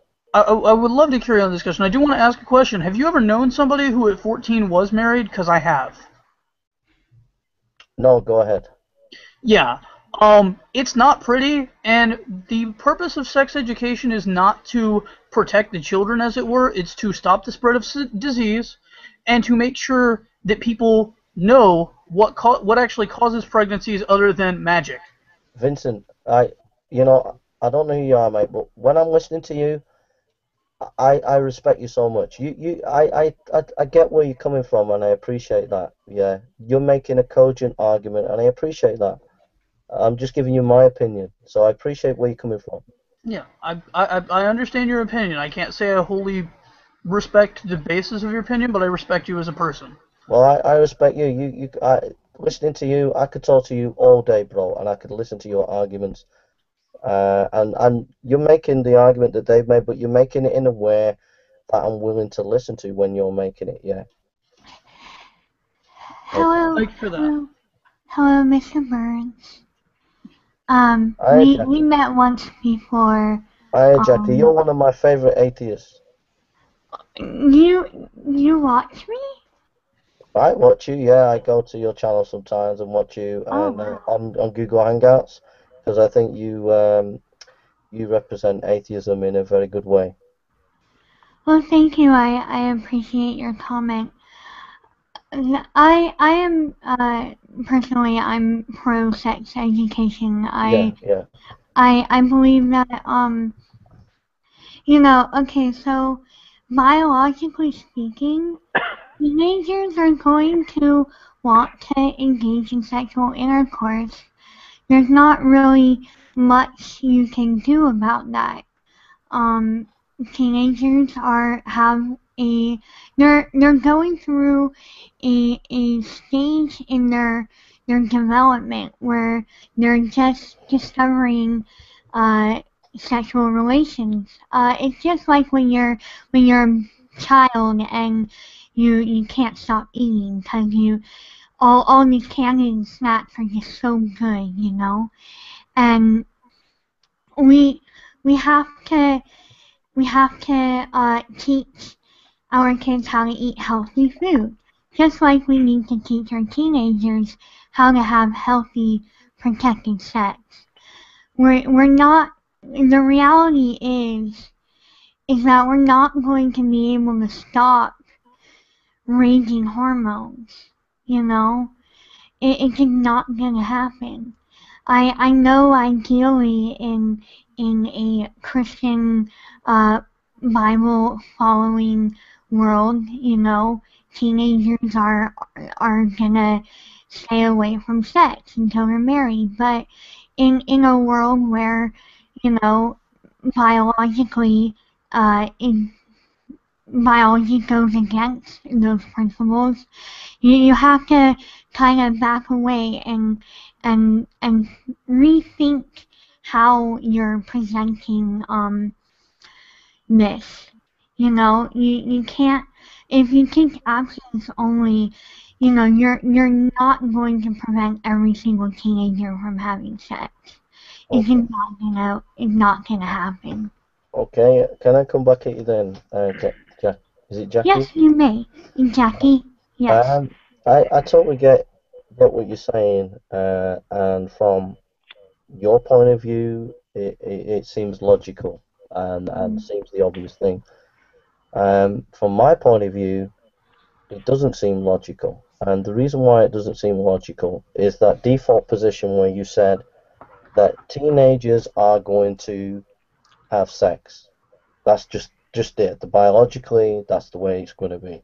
So if they're going to do that, then we might as well teach them safe sex. And that's the default position, and that's the issue of in what context will they do that? If our culture is a culture that promotes sex, if it's a culture, if we've got rappers, if we've got pop stars, film stars that are promoting a sexual lifestyle that is not marriage, then when the hormones kick in, if they're imbibing that culture, then they're going to be going down that track.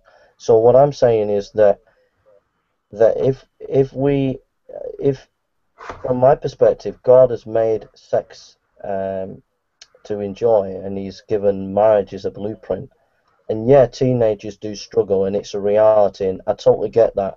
And to be honest, if we don't take that seriously, which you're doing, you're taking very seriously, then we're just not living in the real world. And that's what you're doing.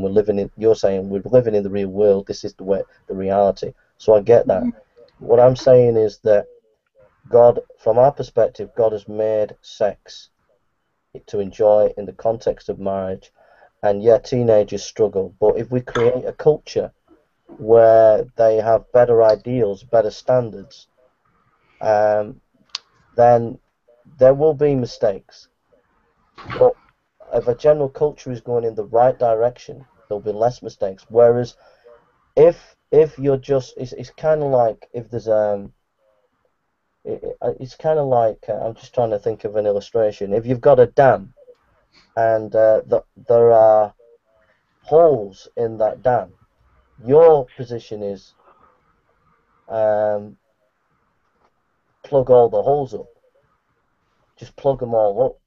Cover the bases. My position is, if we had a strong dam in the first place, if the dam was strong in, hey mate, I just finished this. If the it's good to see you, bro. If the dam was strong in the first place, then there wouldn't be as many holes in that dam. That's my position. So yours is, there's holes in the dam. Get used to it. That's the reality. Let's plug up the gaps. My position is, let's get the dam strong, and that's the way I see it. Is if we had parents, schools, and we were countercultural, and we had a culture that encouraged the way God designed it, then we would have less casualties than we would if we said, okay, you're struggling and you want to have sex, you're going to have sex. Here's a condom.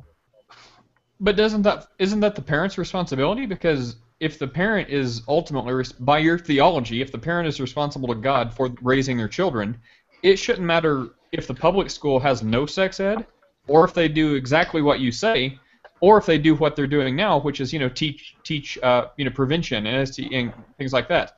So no matter what the school does, that must mean that the parents are complicit when the kid comes home. Are they? Do you see what I'm saying? Yeah, I know what you're saying, but that's where it has to be tackled multidimensional. The family has a central role. The parents have a central role. I totally agree. But schools have an important role, and also the culture has an important role. Our culture. You see, the family has been undermined. The role of the family has been undermined by. Been undermined by what? By the popular culture, the culture that, the pop culture, the culture that young people are involved in. That is I propose the lesson, for example, take rap culture. The rap culture, for example, if a young person's in a home, they might be in a Christian homes there, and they're being taught by their parents about what they believe, the Bible, and educated as a child, and then they grow up to be a teenager. But then they go to, wait, can I just finish, Nadia? They go to school and their mates are involved in the rap culture, then that rap culture will have a massive impact. So we need to challenge the rap culture as well as the family teaching the right thing. I propose that the culture is merely reflective of damage done from elsewhere, namely by the economic system, and has no causal bearing on the decline in family cohesion or whatever.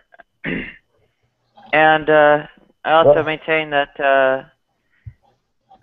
family cohesion perhaps is not as centrally important as, well, the quality of the relationship. That when the quality of relationship does decline to low enough, it should be terminated. And but if allowed to go ahead. Sorry, go on, Nadia. You want to go on? Yeah, I propose that when the quality of the relationship declines enough, that should be allowed to be terminated and new relationships sought out. The quality of relationship has to be modeled. Young people have to see where quality of relationships are being modeled, and if, for example, the family has broken down, if family's broken down, and at the same time, so just take an example: a young lad, a teenager, on a housing estate, and he goes to school, and his mates are rappers. and involved in the rap culture, then if the rap culture's macho and sees dominating women as the way to be, that they're seeing that modelled, and so young people will pick up that, young men will pick up that. So it's important to, if we're going to develop quality relationships, it has to be seen to be modelled in the family and also in the culture. Are you claiming that strong women as role models are somehow No, I'm just saying that harmful to the family? women and men are equal and that rap culture seems to be often macho, where it sexualizes women. And I'm just using this as an obvious example, but you would have more sophisticated, better examples than me.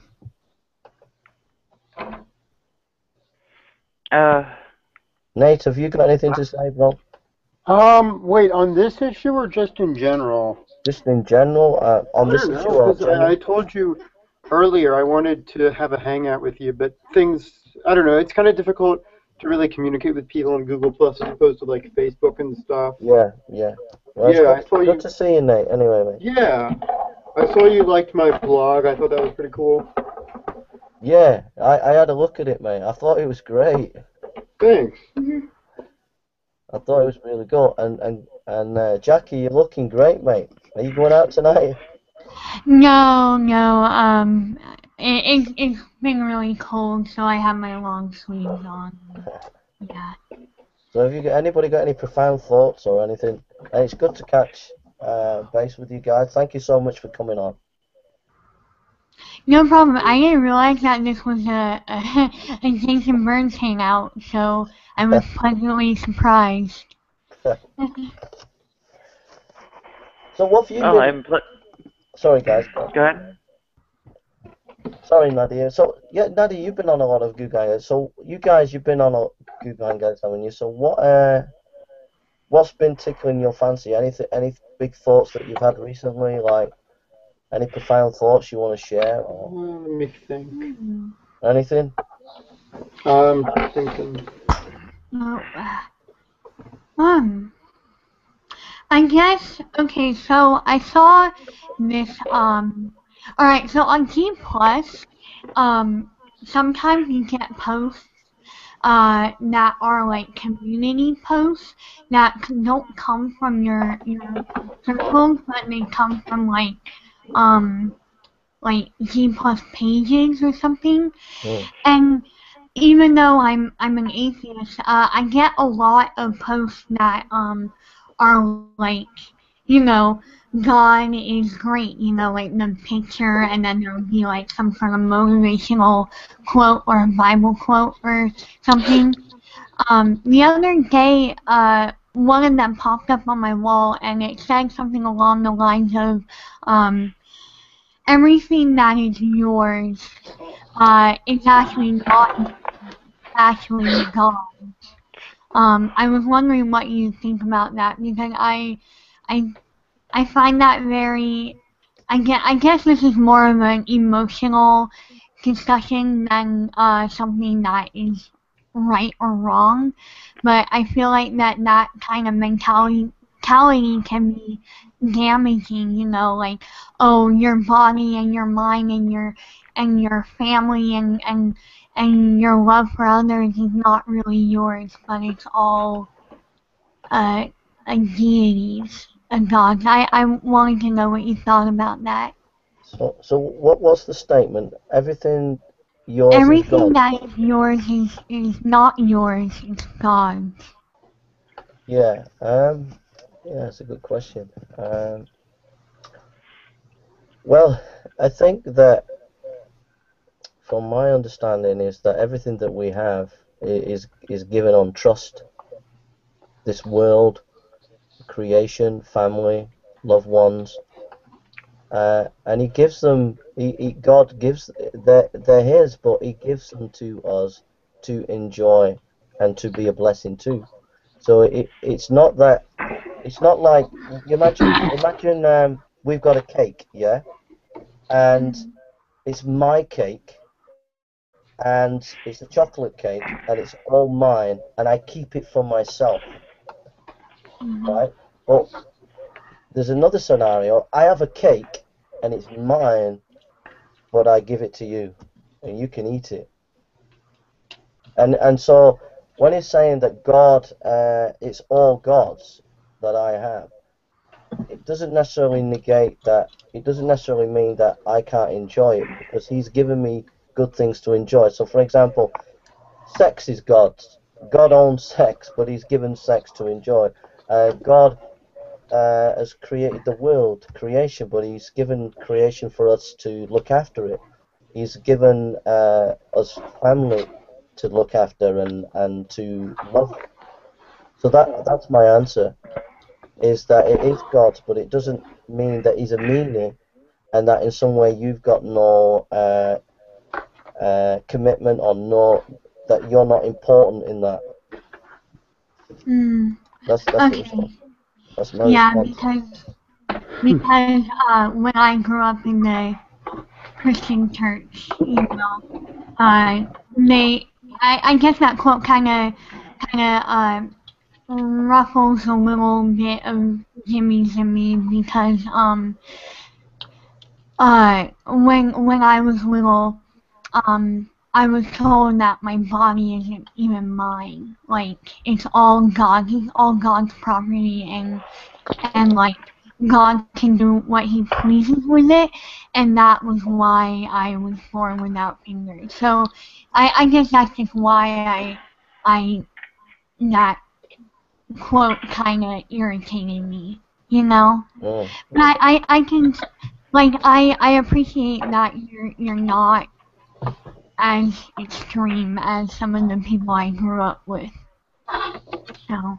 Yeah, I mean, what you're saying sounds to me some kind of extreme thing if they're saying that, and that's making you feel like that, because it should be communicated.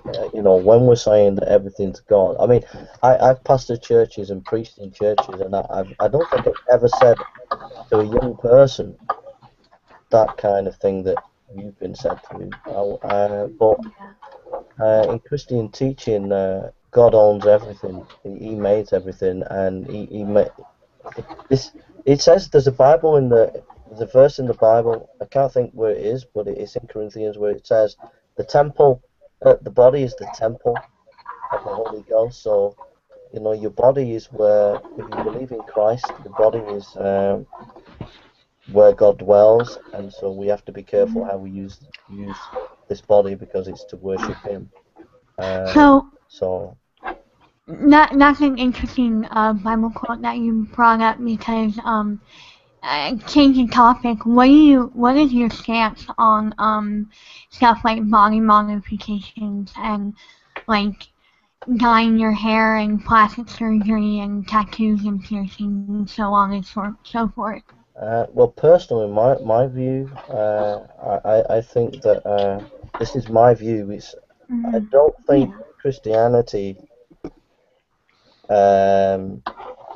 condemns body piercing or I've heard Christian preachers that I've been with on the streets condemn tattoos and stuff like that. I don't agree with that. For me, this is just my opinion, that tattoos, body piercing, it's up to each individual's conscience. If people have plastic surgery, it's up to them on that level. On that basic level, I mean, there's more complicated things about if a man changes from a man to a woman. That's a different scenario. But if it's Yes, about, you regard me as an abomination. no, I won't. I don't regard you as abomination. I regard you as an amazing person. But I'm just saying that if someone has tattoos, or if they've got earrings in or anything like that, looks great. That's my opinion. So you see gender presentation as something different. Like, for example, I have a tattoo or two. and that's a way I express myself. And I would imagine that if I wanted to appear more masculine, I have a feeling you wouldn't have a problem with that. What is the point of expressing that crosses that line for you? In terms of gender expression and presenting yourself as the opposite gender, because it seems like you're excluding a sex change from the list of things you're accepting towards. Well, I mean, a sex change is a big thing to do if someone's having a sex change. But like I said, for me, if you on the issue of tattoo, on the issue of dyeing your hair and the way you present yourself, the way you dress, it's generally your conscience. It's up to you. The Bible doesn't have anything to condemn, as far as I'm aware of. Deuteronomy 22:5. Yeah, but Nadia, we're not. We have to explain 1,000,000,000 times that the difference between the Old Testament and the New Testament, and the way there are 3 types of laws in the Old Testament. There are ceremonial laws, there are national laws, and there are 10 Commandments. The 10 Commandments for all time. The national and the ceremonial laws are not for all time, they were for a particular time. Okay, so that's the end of that. The point is that, you know, if you've got tattoo or you've dyed your hair, Christian, the Bible gives, that's up to you. On the area of sex change, well, that's a big issue in terms of gender concerning the Bible, because there's clear teaching that there are 2 types of people. There is a man and there is a woman. So for you to make a choice, if you feel that you're a woman but you're a man, I don't know. That's a big. Where does it define what a woman and what a man is? Why is say general anatomy taken as authoritative and neurological anatomy not? Yeah, basically, you mentioned that you know, tattoos and piercings and dyeing your hair is like an expression of what is the consciousness? What if okay, hypothetically, I am a female. I was born a female, but my conscience is female, so male line. But theoretically, what if my conscience was male? Like how biblically and such, how am I supposed to express that masculinity? How am I supposed to deal with the fact that I would have, hypothetically speaking, have been born in the wrong body? Well, that's up to you in your own conscience, in the sense that if you believe, you know, if you don't believe in Jesus and the Bible and all the rest of it, then you're entitled to do whatever you want in terms of your sexuality. I mean, if you want to do anything, that's up to you're entitled to do that in any shape or form. But if you are going to be a disciple of Christ, and live for Him, then you have to live by His standards. And if you were made in a certain way, and that's the way God made you, then to be a faithful disciple, you have to follow Him. Now, wait a minute. But that's for you in your conscience. If you feel that you've been made in a certain way, and that's the way you feel you've been made, for whatever reason, and you're clearly that way, so people might look at you as a woman, but actually you're not a woman, you're a man. But and you actually are a man, then what I'm saying is, I actually had this happen to me recently. I was a pastor of a church, and I encouraged a guy, and he became born again Christian. He became a Christian, and he came up to me. I hadn't seen him for about 6 years after I led him to Jesus, and he came up to me, and he said, "Jay, I've got something to tell you." And he was dressed as a man. I said, "What?" And just as I was about to talk to him, he went. And I didn't get a chance to talk to him because I was talking to some Muslims, evangelizing them in the streets of Manchester. And then, a week later, he says, "Jay, do you know that thing I wanted to talk to you about?" I went, "Yeah." And I turned round, and lo and behold, he's dressed as a woman. Mm-hmm. And I thought, "Oh my Gideon, what's happening here?" And he said, "My name's such a thing, Lucy or something." And he walked away after he'd seen him, and for him, I think that he's a man, and he's moved over to a woman, and I think he's wrong for doing that. He's disobeying Jesus. However, that's what I think in that situation, but there might be a situation where a person is perceived to be a woman, but they're actually a man.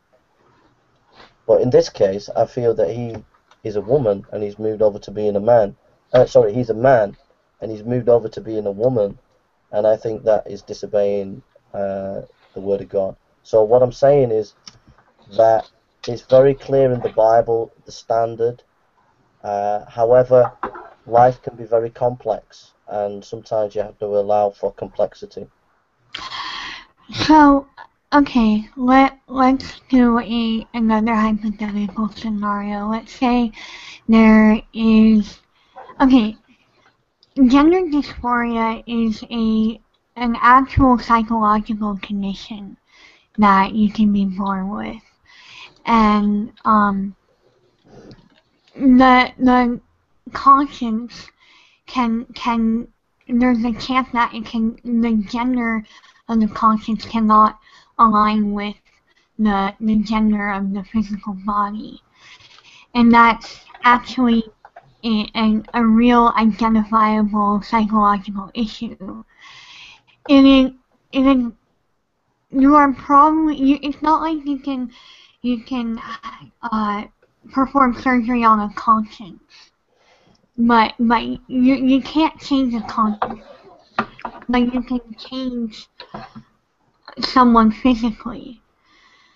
So, I mean, if someone is consciously a female but physically a male, I mean, which one is the correct identification? I would imagine that since the conscience has more influence on a person, that gender alignment would go to the conscience. If your conscience doesn't align with your physicality, then you're going through life with a psychological burden. Basically, you're walking around with a missing leg. I would say that it's the equivalent to walking around with a missing leg. And you can fix that leg. You can put a one of those animatronic legs on you, just like you can correct that gender alignment. Let's say I'm never sure when to present this, but my hand, for example, I'm really have 2 fingers, but if I put on like a glove, like 5-finger glove, if I really feel like I'm biologically speaking, I'm supposed to have 5 fingers. If I'm able to surgically correct that, then why shouldn't I do that? I would almost say the same thing to being able to correct gender dysphoria.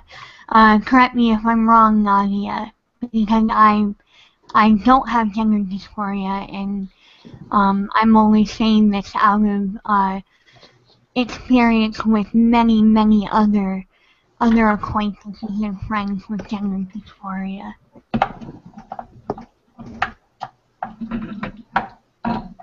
Nadia? Oh, I guess she's away from the computer.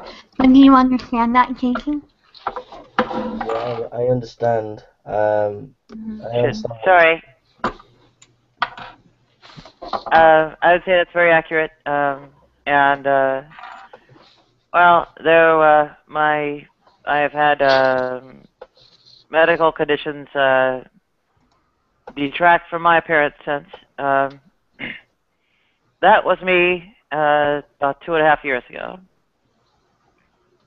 and I was called ma'am then more often than now, substantially more often. It was in effect always the case, and well, this is not an uncommon phenomenon amongst us. We are, but even as much as our mentality and neurological structure causing our mentality to be so differs from our exteriors are, well, affected by the trend. Go ahead. I understand the psychological issues that you stated, Jackie, and I understand that, and I appreciate that. I think that it's like the use of statistics and sociological studies when people are arguing for abstinence. If you look at the history of sociology and psychology, you'll find that whatever the prevailing culture is trying to move towards in terms of its ideal or its way of thinking, that will be reflected in the sociological and psychological literature. So what I'm saying is, you're saying that this is a medical condition and all the rest of it. I've no doubt that there are some issues there medically. But what I'm saying is that using that kind of argument as if that answers the issue, I don't think it does. I think it's more complex than that. And I think for me,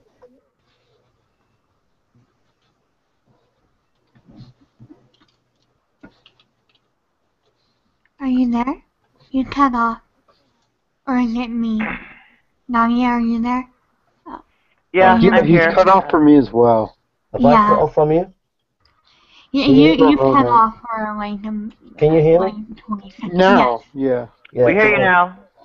Well, a couple of things. I don't know what you missed, but I was just saying there's a couple of things. Number one, I don't want to negate anybody's journey. I don't want to talk in this conversation in a theological way or any way that would make you feel that I'm not sensitive to what you're saying. Mm-hmm. I don't want to. You see, Jackie, you've made a point, right? You made an argument about this medical condition, and you've given your personal experience, Nadia.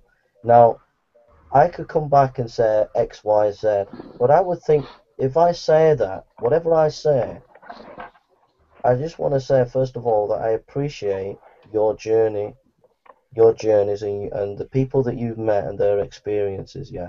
And I don't want to negate that. I don't want to put that down. I don't want to make you feel in any way that whatever I'm going to say theologically, that I'm putting you down, because I don't want you to feel that. Second, so I appreciate your stories and your experiences, but I just think that, yeah, there are these experiences and people feel this way, and I can't fully understand where they're coming from. All I know is that from the Christian perspective, there is a model that God has given, and that is He created men and women. I know that we live in a fallen world, and that means that genetics don't function the way it should function. It messes up, and there are dysfunctions. And I would say that that is part of the fall. And so people are going to be confused sometimes about their agenda.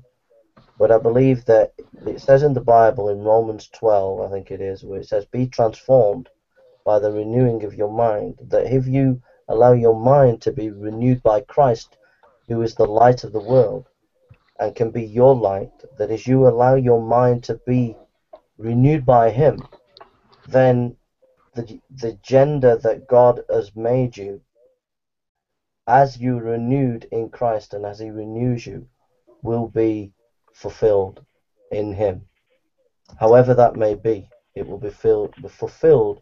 Your agenda will be fulfilled in Christ. For in Christ is all the light, the joy, and the fullness of life, and your sexuality will become complete in Him as you model your life on Him and as you come into contact with Him and allow your mind to be renewed by Him. But that is not to say that there are these complex issues. That is not to say that you have a journey, and you've met many people who've had these journeys.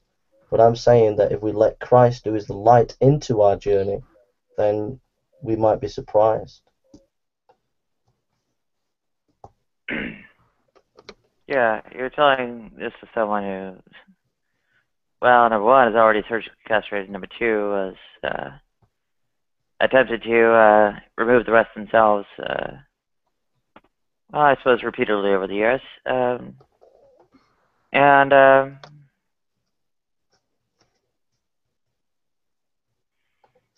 at the risk of, well, okay, screw it. Yes, it's an emotional argument, but it is, well, very much a matter of how much damage you actually do to the person who's you're demanding detransition of. And I dare say that damage is very, very great. I dare say that I'm already tormented greatly by, well, a man's face staring back at me in the mirror, a man's voice ringing in my ears, and, well, a bit more of a man than I can stand to be further down. And when it comes to when it comes to aggravating that further, oh, it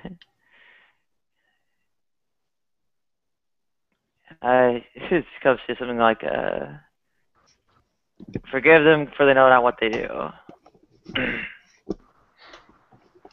Okay, can I just say hello to True Empiricism?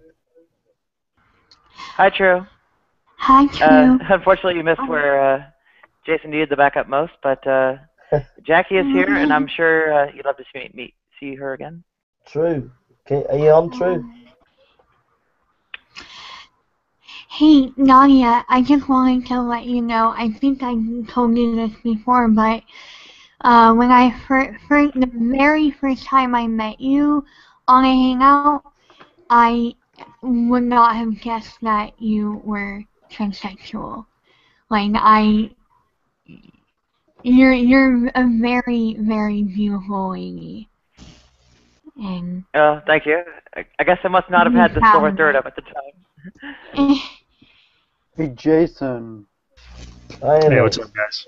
I have a question. Wait, Nate, let's just say hello to True. Oh, okay, no problem. Yeah, Good to see you, True. Hey, what's up, guys? The cavalry's arrived. Hi, True. Hey, how you doing, Jackie? Hey. Good, how are you?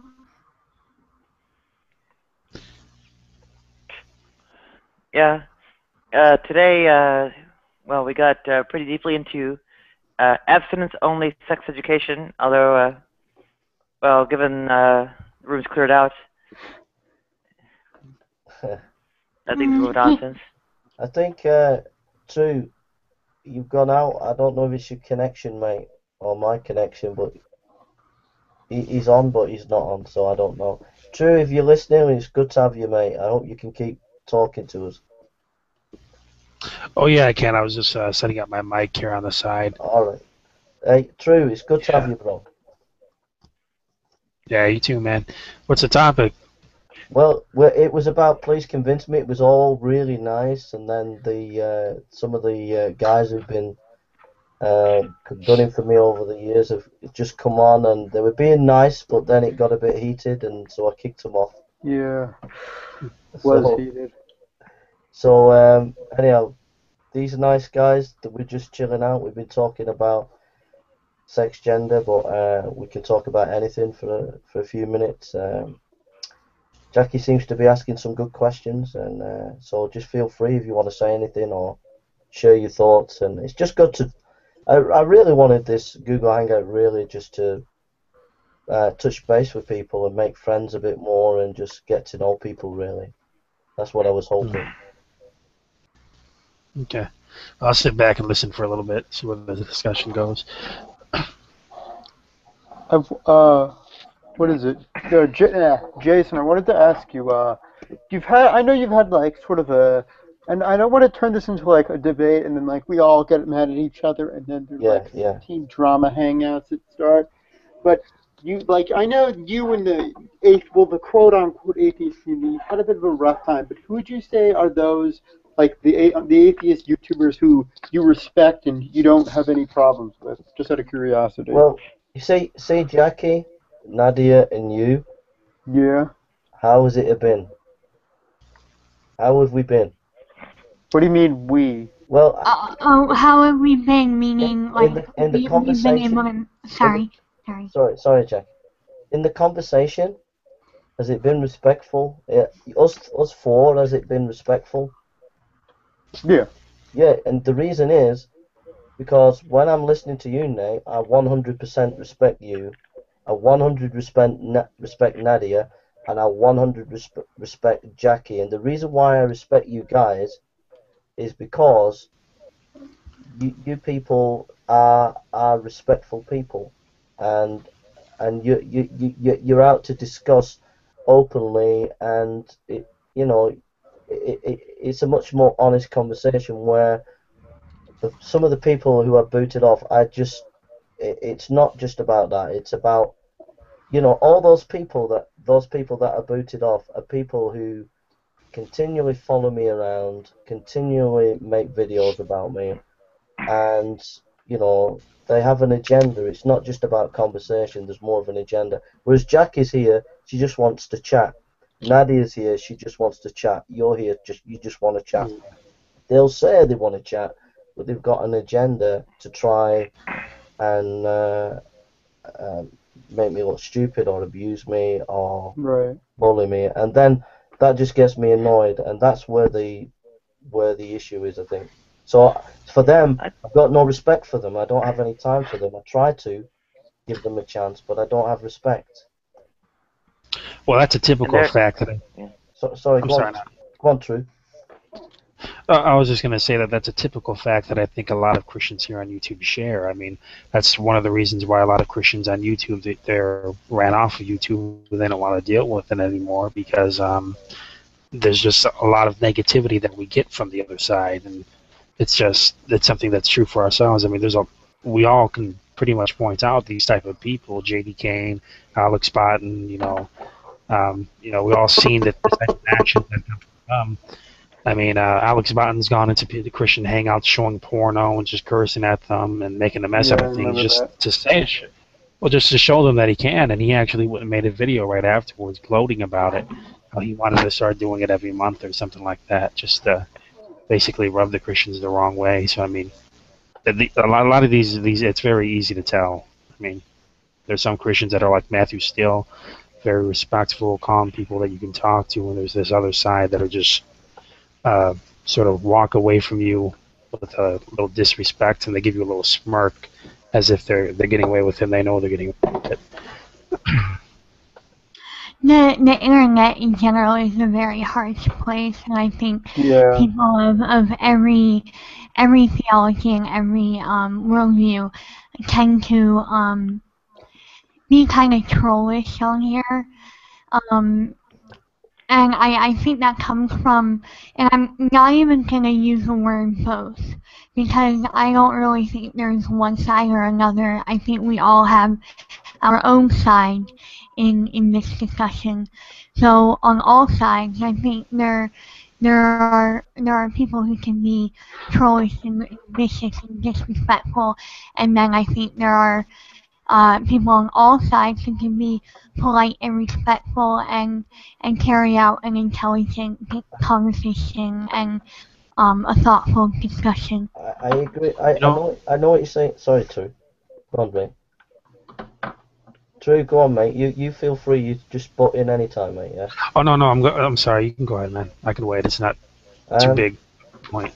The thing is, Jackie, that is true to some extent. It's not just on the atheist side. There are Christians who can be douchebags sometimes. I don't disagree with that. But the issue is that you have certain groups of people who work together and they hunt in packs. For example, tonight we've had Alex Bottom come on, we've had Wayne come on, we've had Mark come on, we've had JD Kane, and we've had Fiona Robertson. Now they come on pretending to be nicey, chatty to present themselves as if they're not these people who go around bullying people.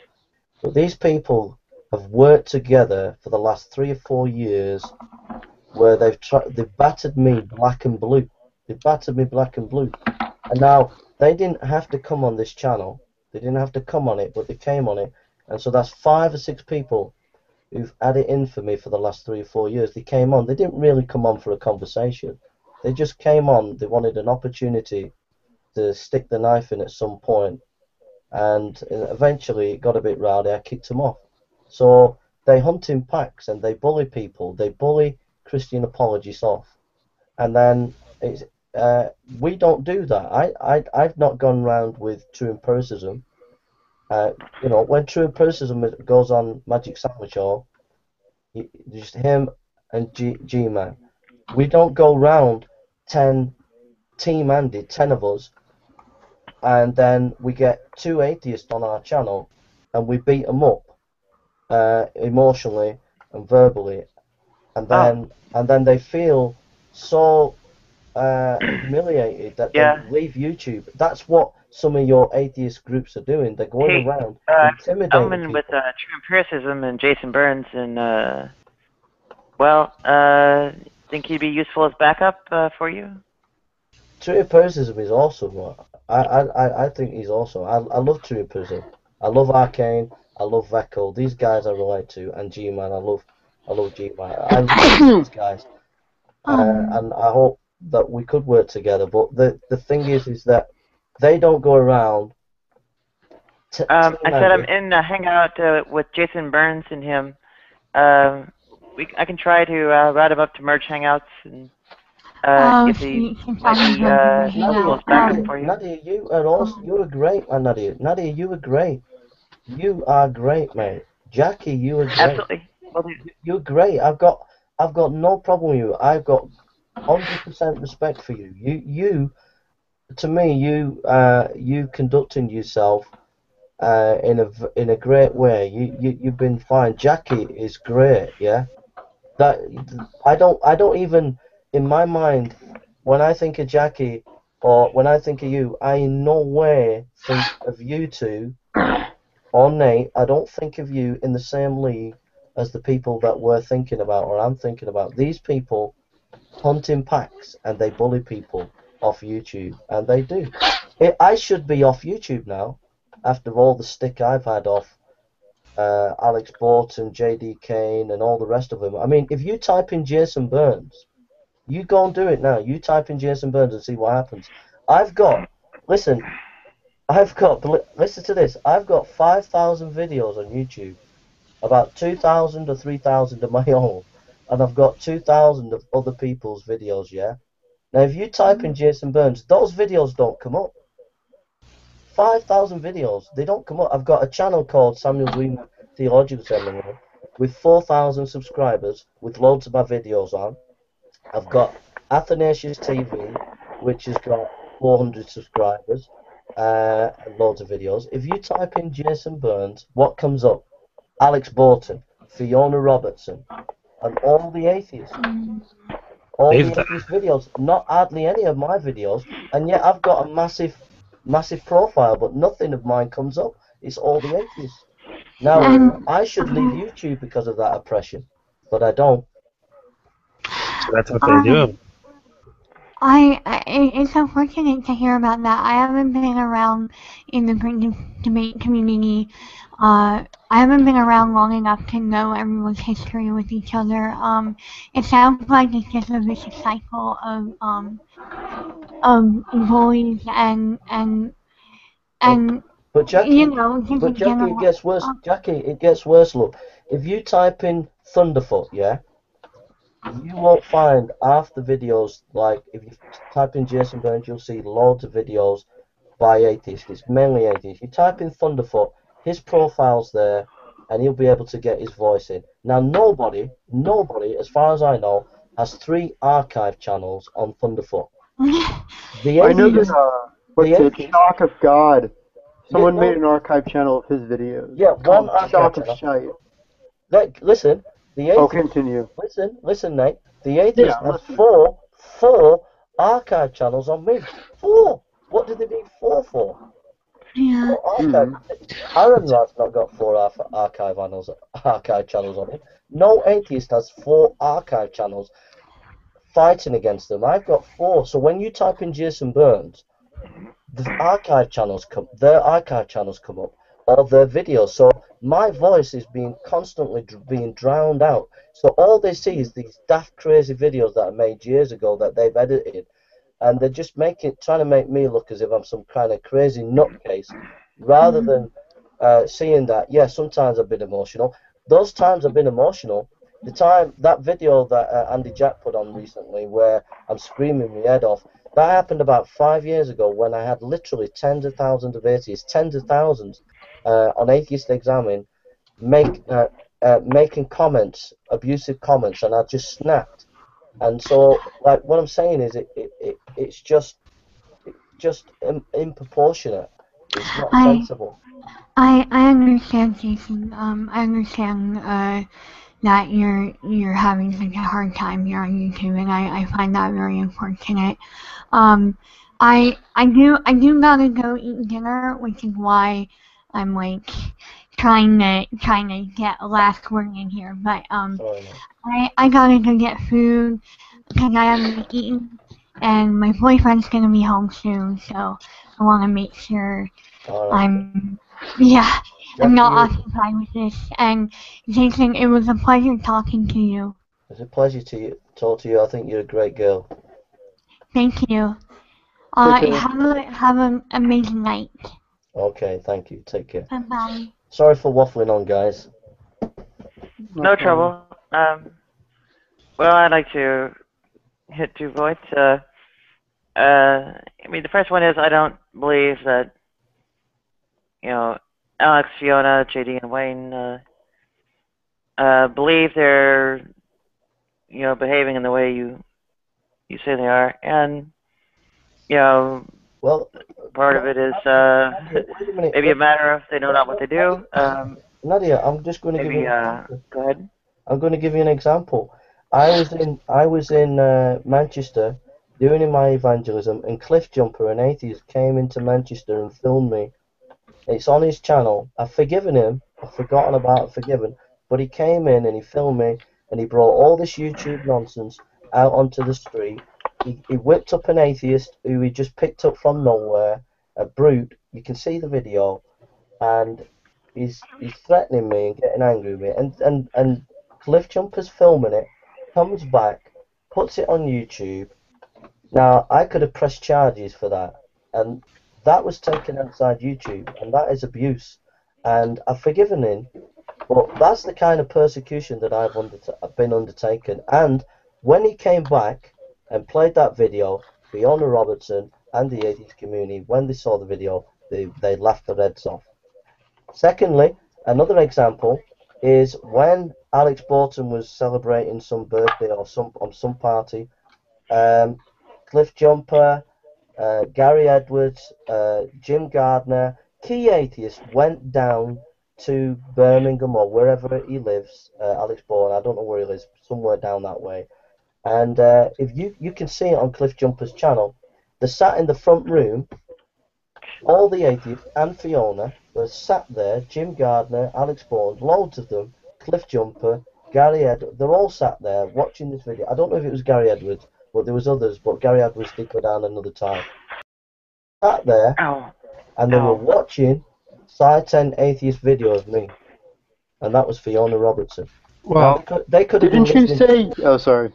They could have been listening on their day off to William Wayne Craig or listening to some Christian apologist to make notes on it. Instead, they sat there laughing their heads off at a Side 10 Atheist. These guys are infatuated with me, and I'll tell you why they're infatuated with me. Because even though I've got faults, even though I make mistakes, what they can't get their head round is I believe in Jesus Christ, and I believe he died and rose again, and what they can't get their head round is they've beat me black and blue, and yet I'm still standing, and they can't get their heads round it, and that's why they're infatuated with me. That's why Alex Borton, when I make a video, in 2 minutes flat, next thing you know, I make a video, and next thing you know, he's made a video about me. Why is he doing that? He's doing that because he can't get his head around the fact that he keeps beating me black and blue, and yet I'm still standing, I'm still here, even though I've got weaknesses and failures and make mistakes. And they can't break me, and they've tried to break me so many times, and they won't break me because I love Jesus, and I'll never denounce it. Well, Jason, Well, didn't in one of the comments section? Oh, wait, sorry. Sorry, Nick. Oh, go ahead. The Burnhemian Rhapsody video. I remember seeing your comment. You said you liked it. Did you like it, or were you just? No, I said no. If you remember, you got to look at the context. I said it was something like awesome.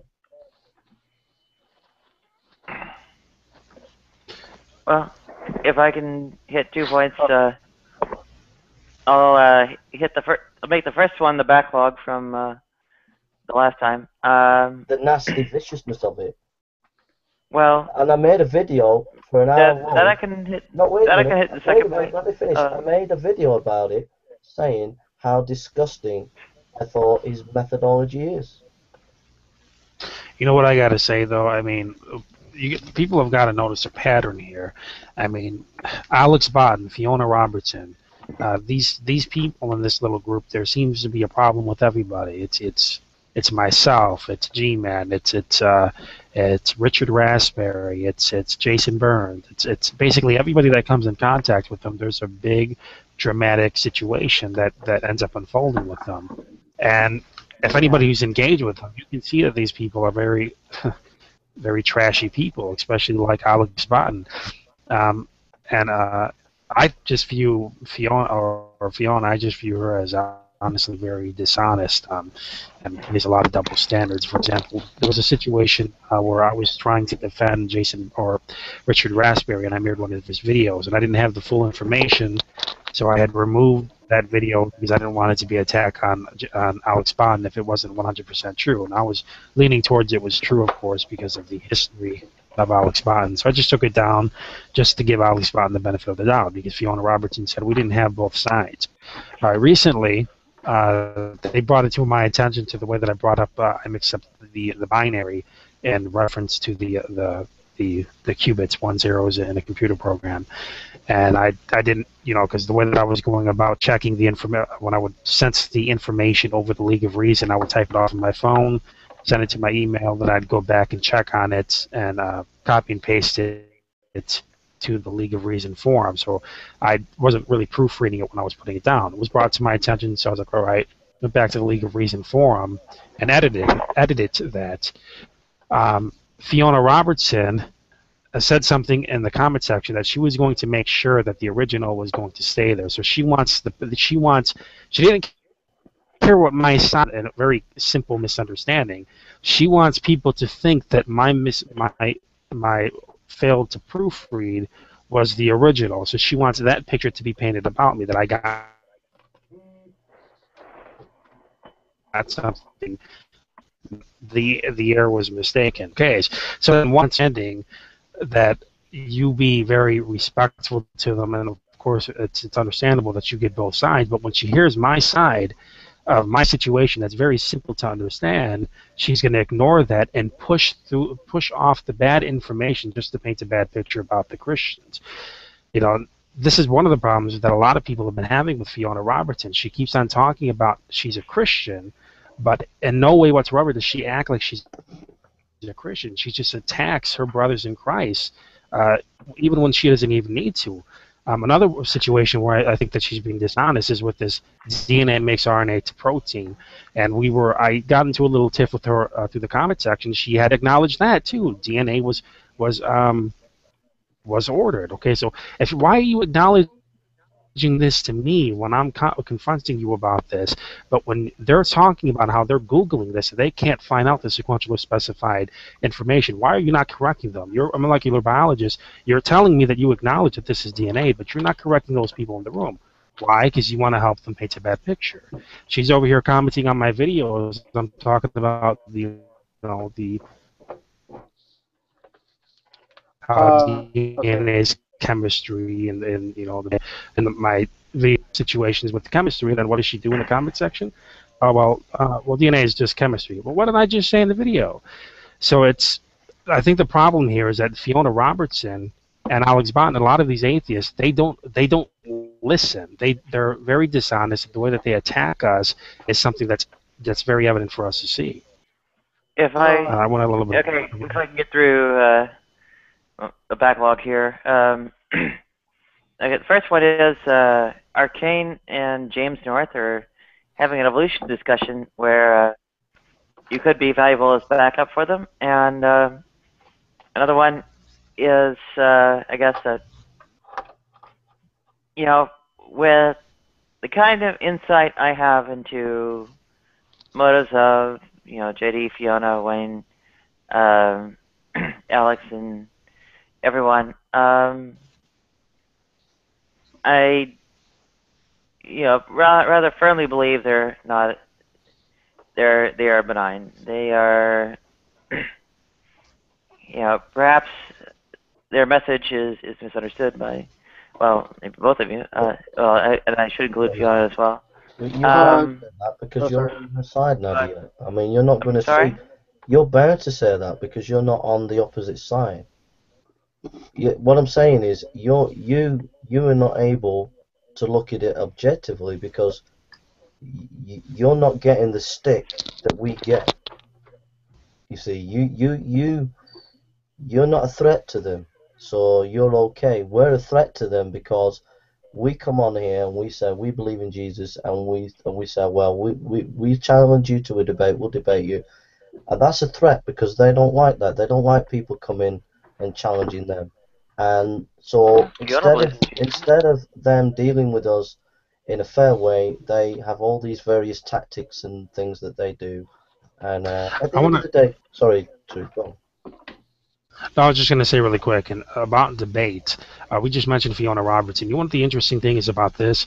She claims to have a PhD in molecular biology, right? And she claims that she doesn't want to debate me because I'm possibly ignorant in her eyes when it comes to biology. Now, wait a minute. Let's think about that for a second. Don't you think that would be the exact reason why I should be exposed? I mean, don't you think that would just make it easier for her if I'm ignorant in biology and she's a PhD? Don't you think that would make it would just make it a very simple win for her? And it's if that's what this is, if that's what this little situation is that I'm ignorant, like she's claiming that I'm ignorant, why won't you come into a discussion with me? It's the exact same thing that Jason Burns just says. These people, they are afraid of debate, and when they're so used to being in their own little circles and everybody agreeing with them, that when people start standing their ground, they take it the wrong way when you disagree with them. They take it like, okay, well, they don't like me, they're my enemy or something like that. And when I was talking to Fiona Robbins, I was like, I was trying to be respectful. Let's just have a one-on-one discussion. We can set up a moderator and everything else. It'll be a calm, respectful discussion. She doesn't want to do that. So I think that might be something that's going on here as well. A little you're damaging their ego or something. You're not butt kissing them like they're used to in their little circles. The thing, I just want to say something, Nadia. There's two things that I worry about. I worry about you, True, because if you're around and you can hold your own, you can debate them and stuff like that, and you're making a noise and you're being effective, eventually. No, Alex, I'm sorry, mate. You're muted. Jason, why won't you let me speak? Yeah. No, I wanted to ask. on, mate. Alright, Alex, you want to ask him? Sorry, Wait. mate. True. Let me, mate, continue. Mate, let me just finish, mate, please. Oh, no problem. And then I'll let you come in, yeah. I worry because I feel that what they'll do is they'll the more you go on, and not just you, but others like G-Man and Arcane and whatever, the more you go on and the more effective you are in the information that you're giving out, the more disreputable the methods become. You know, and they'll begin to, like, at the moment, some of them are trying to ostracize you and trying to not. You can't keep running away from people. No one's running from you. If you give me You my are running control, from me. If you keep muting me, then of course you're running. Yeah. So I just worry about Hey you, bro. Jason. Hey Jason, if you give me some mod control, bro, I can help you keep him under control. The thing is, I can't see my phone. Yeah, that way he doesn't. Arcane left the other hangout, so James is trying to hold him off by himself on evolution. I'm just trying to do the control. What are you so afraid of, guys? Sorry a bit. Why are you so terrified of me? Really, why? You're not. If in order to be afraid of you, you'd have to actually offer something. Nobody wants to deal with a trashy person, Alex. True. My full page. I haven't got my full page on to get the. I can't see. I can see the control bit here, but I can't see the full control. You'll have to show me, True. I think it's there's a little box on the side that says control room. I pressed and it says I pressed it, yeah. It says yeah. And then now I can only see on my page, I can see 1, 2, 3, 4 people, yourselves, on the right hand side. But I can't see all of it, so I don't know how to make the full page so I can see it all. I think there's like a little button where you can like click on the side, the same as where you mute it, and then it just tells you can add the control to the person. Oh, I know what I've done is I pressed the control thing, and then I'll just show you so you can see on my camera, and then you can tell me what to do.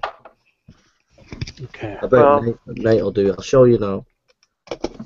Wait, what? What do you want me to do? I don't think it's entirely ethical to show you. You know, I mean, it's not vulgar or anything, but it's still derogatory. So.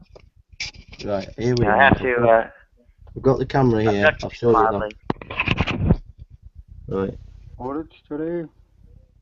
Right, you can see Nate. You can see Nate Hi, there, Nate. yeah. And then I'll go over here. See there, see there on the right hand side. Yeah. If you click on my icon, there's a little arrow that's pointing down, and then it'll say add control. But if you see, I know this is a bit thing of me. If you see, I'll just get it a minute. Yeah. I'll just trying to get it. James is still over there by himself trying to hold off ISIS on evolution. Show some courage here. But still, I think, Alex, you speak when you're spoken to, okay? When did I tell you could speak? Right. If you could see there now on the... right. See there, guys. Yeah. I can only see half of it on the screen. So I can't, when I'm pressing on True's thing. I only see half of his round circle. I can't see the full to get onto it. Do you have all those browsers? Come on now, everybody can see you're being very cowardly. Yeah, I don't think the way to go is to shut them out, though. Alex, what did I Just shut. Alex, The way to go. Told me what that did you're an I? idiot. Hey, none of that, Alex. None of what? Hey, no speaking. No I speaking. can speak to you whenever I want. No, Alex. Obviously not. Alex. I could do this all day, well. Alex. Yeah, why? I would. He's a psycho, I think it's that guy. a better He's a idea complete to, psycho. actually, engage people and Well, it would help if try he to bring weren't. them around to understanding. It would help if he weren't a psycho. Here's the thing, though. How many browsers do Well, you here's the have? thing. Here's the thing, though. Nobody can really talk to Alex because when he comes into rooms like this, he just tries to bully and tries to curse at people and tries to do things that are unnecessary, like showing porn in people's channels. So, I mean, he's not the type of person you want in the room with you. Hey. Well, I've tried that. Hey, I've tried that in my hangout. Actually, I tried this exact same thing. I tried putting him in one of my discussions. I allowed him in there, and Raw was going through a situation with his wife, and he insulted Raw by bringing up his wife. And this is just the type of person that he is. True. How do you make the page bigger, the screen page bigger? Because the reason why I can't press you on control is I can only see half of your circle. I need the full page. I don't know how to get the full page. I don't know. With mine, I can't help you. Can you help me, mate? What? Can you help me? Do you know what to do, Nate? I've never ran a Google. It's all about 4-digit binary. You know what I mean. It's all about the 4-digit binary. Alex, Come on, would you True. go away? Yeah. Alex, go away. You're being abusive, mate. If you find it hurtful, I think, Other question. telling them what you find hurtful and, getting the understanding there, helps more than the technical solutions. I have a question. Sorry, True, I can't get you on at the moment, but we'll have to have a Google Hangout and I'll try and work it out, mate. Do you guys, Okay. what happened to Rand Campbell? Do you guys notice all of those sock accounts that he came in on? Yeah. Keep that in mind. It's. I think personally, people like Alice and the rest of them, they're just we're best off just forgetting about them and just talk to people like Jackie and Nadia or debate other people and because they just bring a bad odor to our lives. It's just best stayed away from. And I'm just worried about you two because and Arcane and people like that because they're just the more you go on, the better you go and stuff. They're just not going to deal with you in a fair way, and I don't want them to try and take you out in ways that aren't seemly. You know what I mean? They're trying to close your channel down or something like that. So just watch yourself. What? Oh, sorry. I wanted to speak. What happened to Rand Campbell? He was like the center of attention for like a month or two, and then he fell off the radar. What happened to him? I don't know, mate. I Skyped him. I commentated to him or Skyped him a few weeks ago, about 4 weeks ago, just to say I'm here if you needed me, and that's all I know. I really like listening to his voice because he sounded like Galvatron from Transformers. And look who I have here. It's Rand Campbell. Say hi, Rand Campbell. Hard Campbell. Don't get sassy with me. No, but seriously, he does. I'll send the link. All right, mate. Oh, I have a question for Arcane. It's a bit of a question from the audience. All right, here, hold on. All right. Well, Arcane's not here. Is he here? Well, I meant True. True, I'm yeah. sorry, True. That was silly of me. All right, question from the audience. Do you believe that Richard Brasbury was telling the truth about the police going to Alex Botton's house? Do I believe? Well, I'm going to have to look a little bit more into that. I wouldn't doubt it if that was the case. I believe that what was going on was they ended up if I remember, because this happened a little bit ago, they were sending, trying to get into his information or something like that, trying to find his private information through Google. So I mean, I wouldn't doubt it. As scandalous those people tend to be over there in that circle, I wouldn't doubt it, but I don't know for sure. Well, Alright, I'm sending the link. Nate, I could say a lot about that, but I'm not going to say a lot. At the end of the day, Richard Radford is a good guy. He's a brother in Christ, and I don't want to get into the personal stuff about that issue. Yeah. At the end of the day, you know, I support him. He's a brother in Christ, and I believe what he said. So, but I'm not getting into the details. Yeah. Yeah.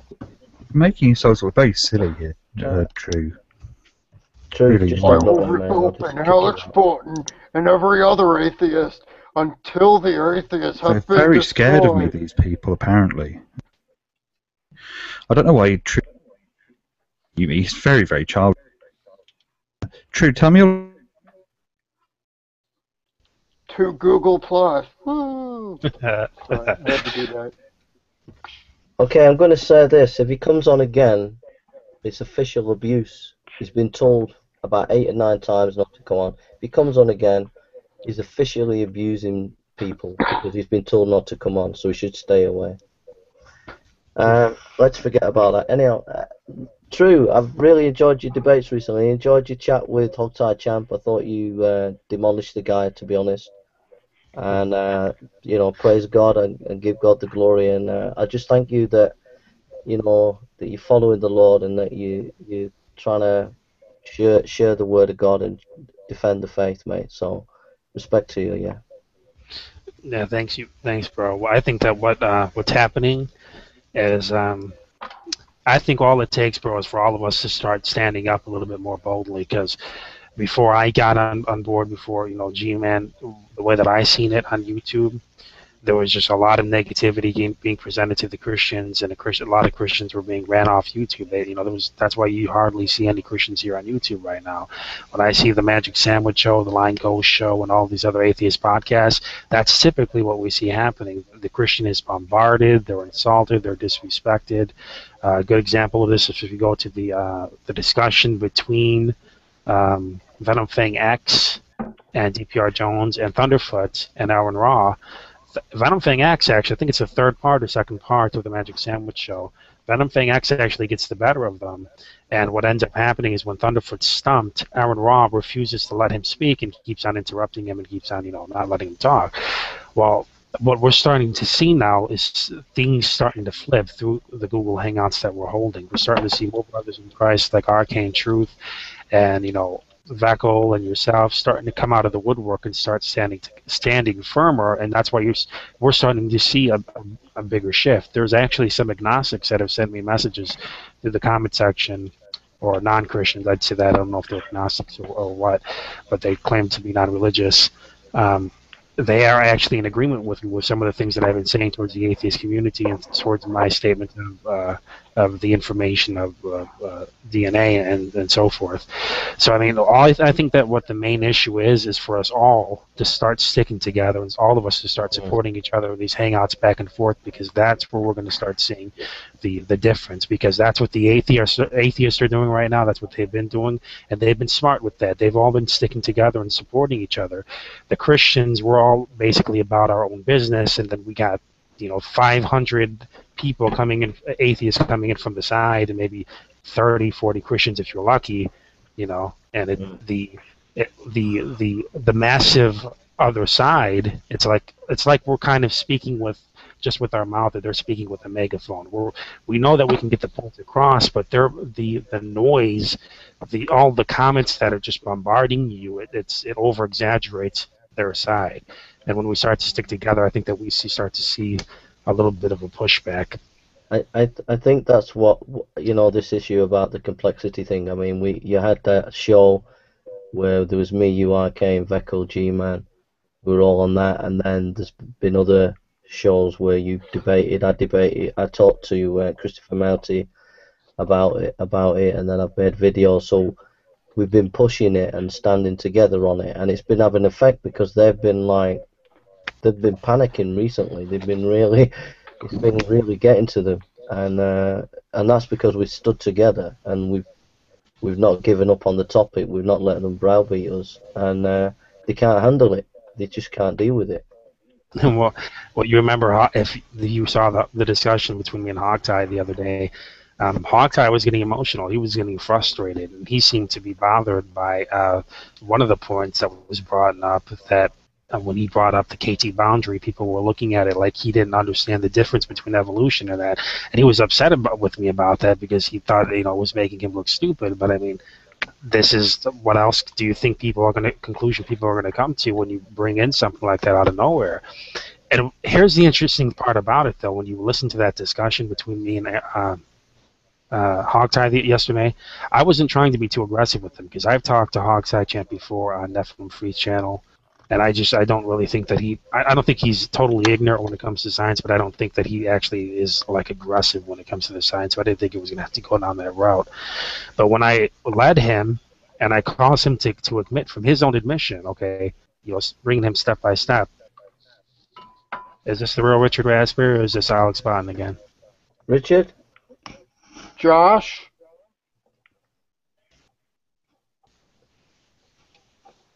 What? Hello. He left. Whoever it was, they left. Looks like I don't know if it's the real one. Google's pretty glitchy these days. Yeah, I think it's a real one. Might be that. Richard? Is that you, Alex, or is that you, Richard? Josh? Richard? Hello? Hello, Richard, yeah. Hey, what's up, man? Now it's getting interesting. How you doing, bro? How's it going, Jace? You alright, mate? Yeah, good to see you. I missed this. I've been trying to join, but my connection's going in and out, off and on. Hey, Jason. Oh, sorry. It's good. It's all right, mate. It's good to see you, Richard. True was just talking about Hogtie Champ, and Hogtie was getting emotional when Hogtie called him out on some topic, and I saw that bit. I thought. Oh yeah. I thought. Yeah. Well, I was. Yeah, I was a link to the response hangout that JD Kane is running right now. It's okay. He can have a nice evening. We're going to talk. Go on, True. Yeah, I was just going to say that what was interesting about that discussion with me and Hogtie was I wasn't trying to be aggressive with him. What I was trying to do was get him to understand how DNA was sequential and specified. And from his admission, he admitted to both of those terms when I broke him down to the nucleotides on the backbone of the deoxyribonucleic acid, and I broke him down to RNA and everything else. He acknowledged this. It was sequential and specified information and its operation. And then when right after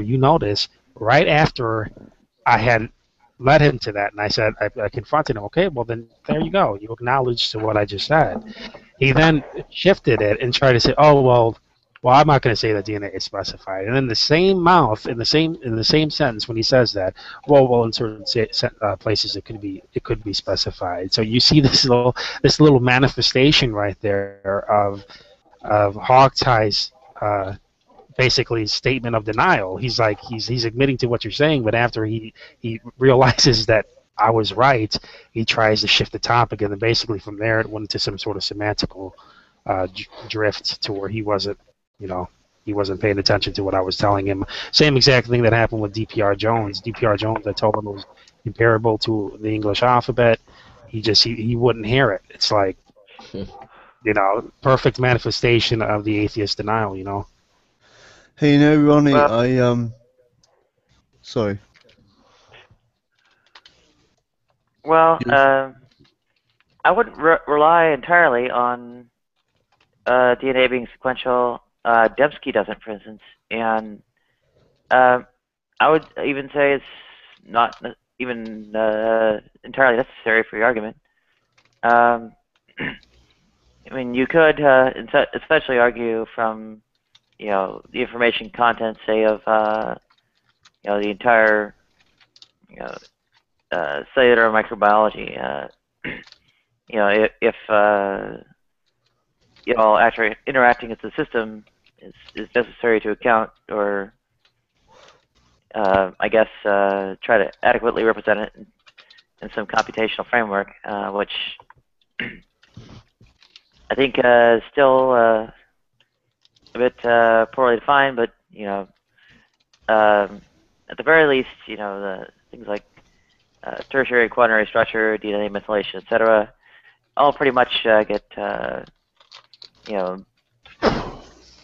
accounted for, or don't really matter anymore once you use Dembski's notion of, or Dembski's Yeah, but I've already said using Kolmogorov complexity. I've already said that. I've already said that that's not what I'm talking about. Is Dembski's. I was confronting what, if you go back and watch how I was confronting Hogtie, I was just breaking down how DNA operates, the DNA to RNA to protein. It's simple. It's very fairly simple. What Dembski's talking about was not necessarily what I was talking about. I was just talking about how the function of DNA. This is what I find. This is what's been making me laugh. That's what's the problem with. I've said this before. Is the atheists are thinking you're coming at it from purely whatever the intelligent design movement is saying and their spiel, but from what I understand, you're taking it from where the scholarship is at in the secular field, the way they think about stuff, and you're taking it from there. Am I right? True, and then that's where you're basing your argument. Yeah, I'm just going by the mainstream understanding of the operation of DNA. That's all I'm going by.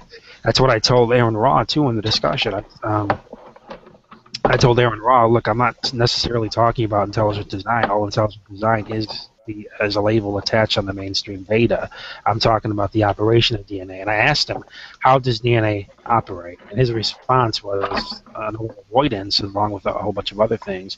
You want me to explain to you a very complex chemical process?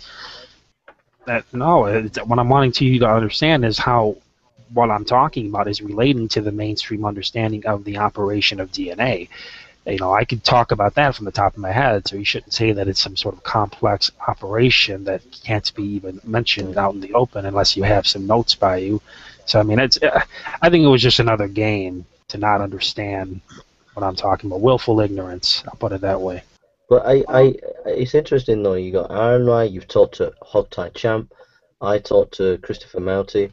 These are highly intelligent people, and yet even Christopher Mouty, as far as I understood, didn't really understand what you were saying, and Hogtie Champ, I don't think really understood. He was, again, I felt he kept mixing things up in his own head, thinking where you were at when he got it wrong where you were at, and I think that this semantic language game that he was playing just really was just trying to confuse the issue because he didn't really thinking that you came from a particular perspective that you weren't actually coming from. So the semantic game was just to try and confuse things. Hey, I got another question from the audience. Yeah, so long as it's not personal, Nate. You keep bringing up these personal questions, yeah? Well, this is a very burning question.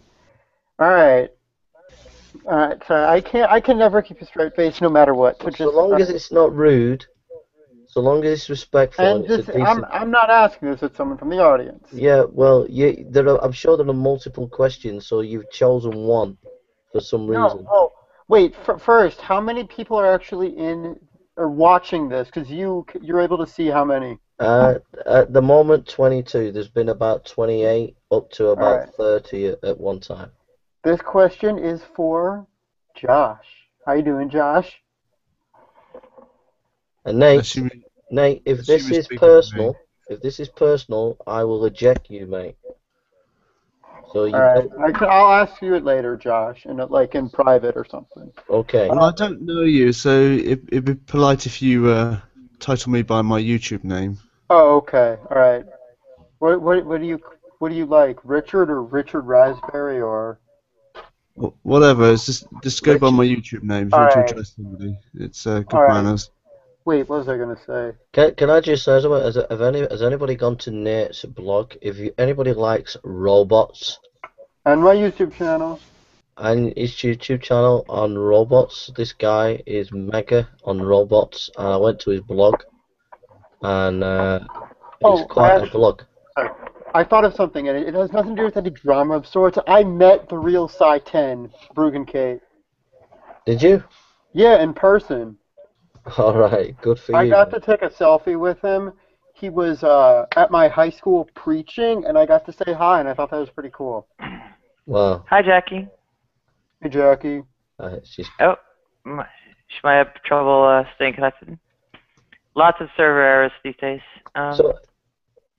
Go ahead. Sorry, Nadia. Go on. What would you say, mate?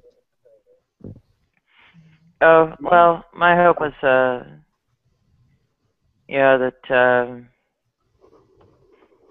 maybe a more cooperative approach might be possible. I mean, Yeah. I think, I mean, these people that you're kind of, holding up as enemies are,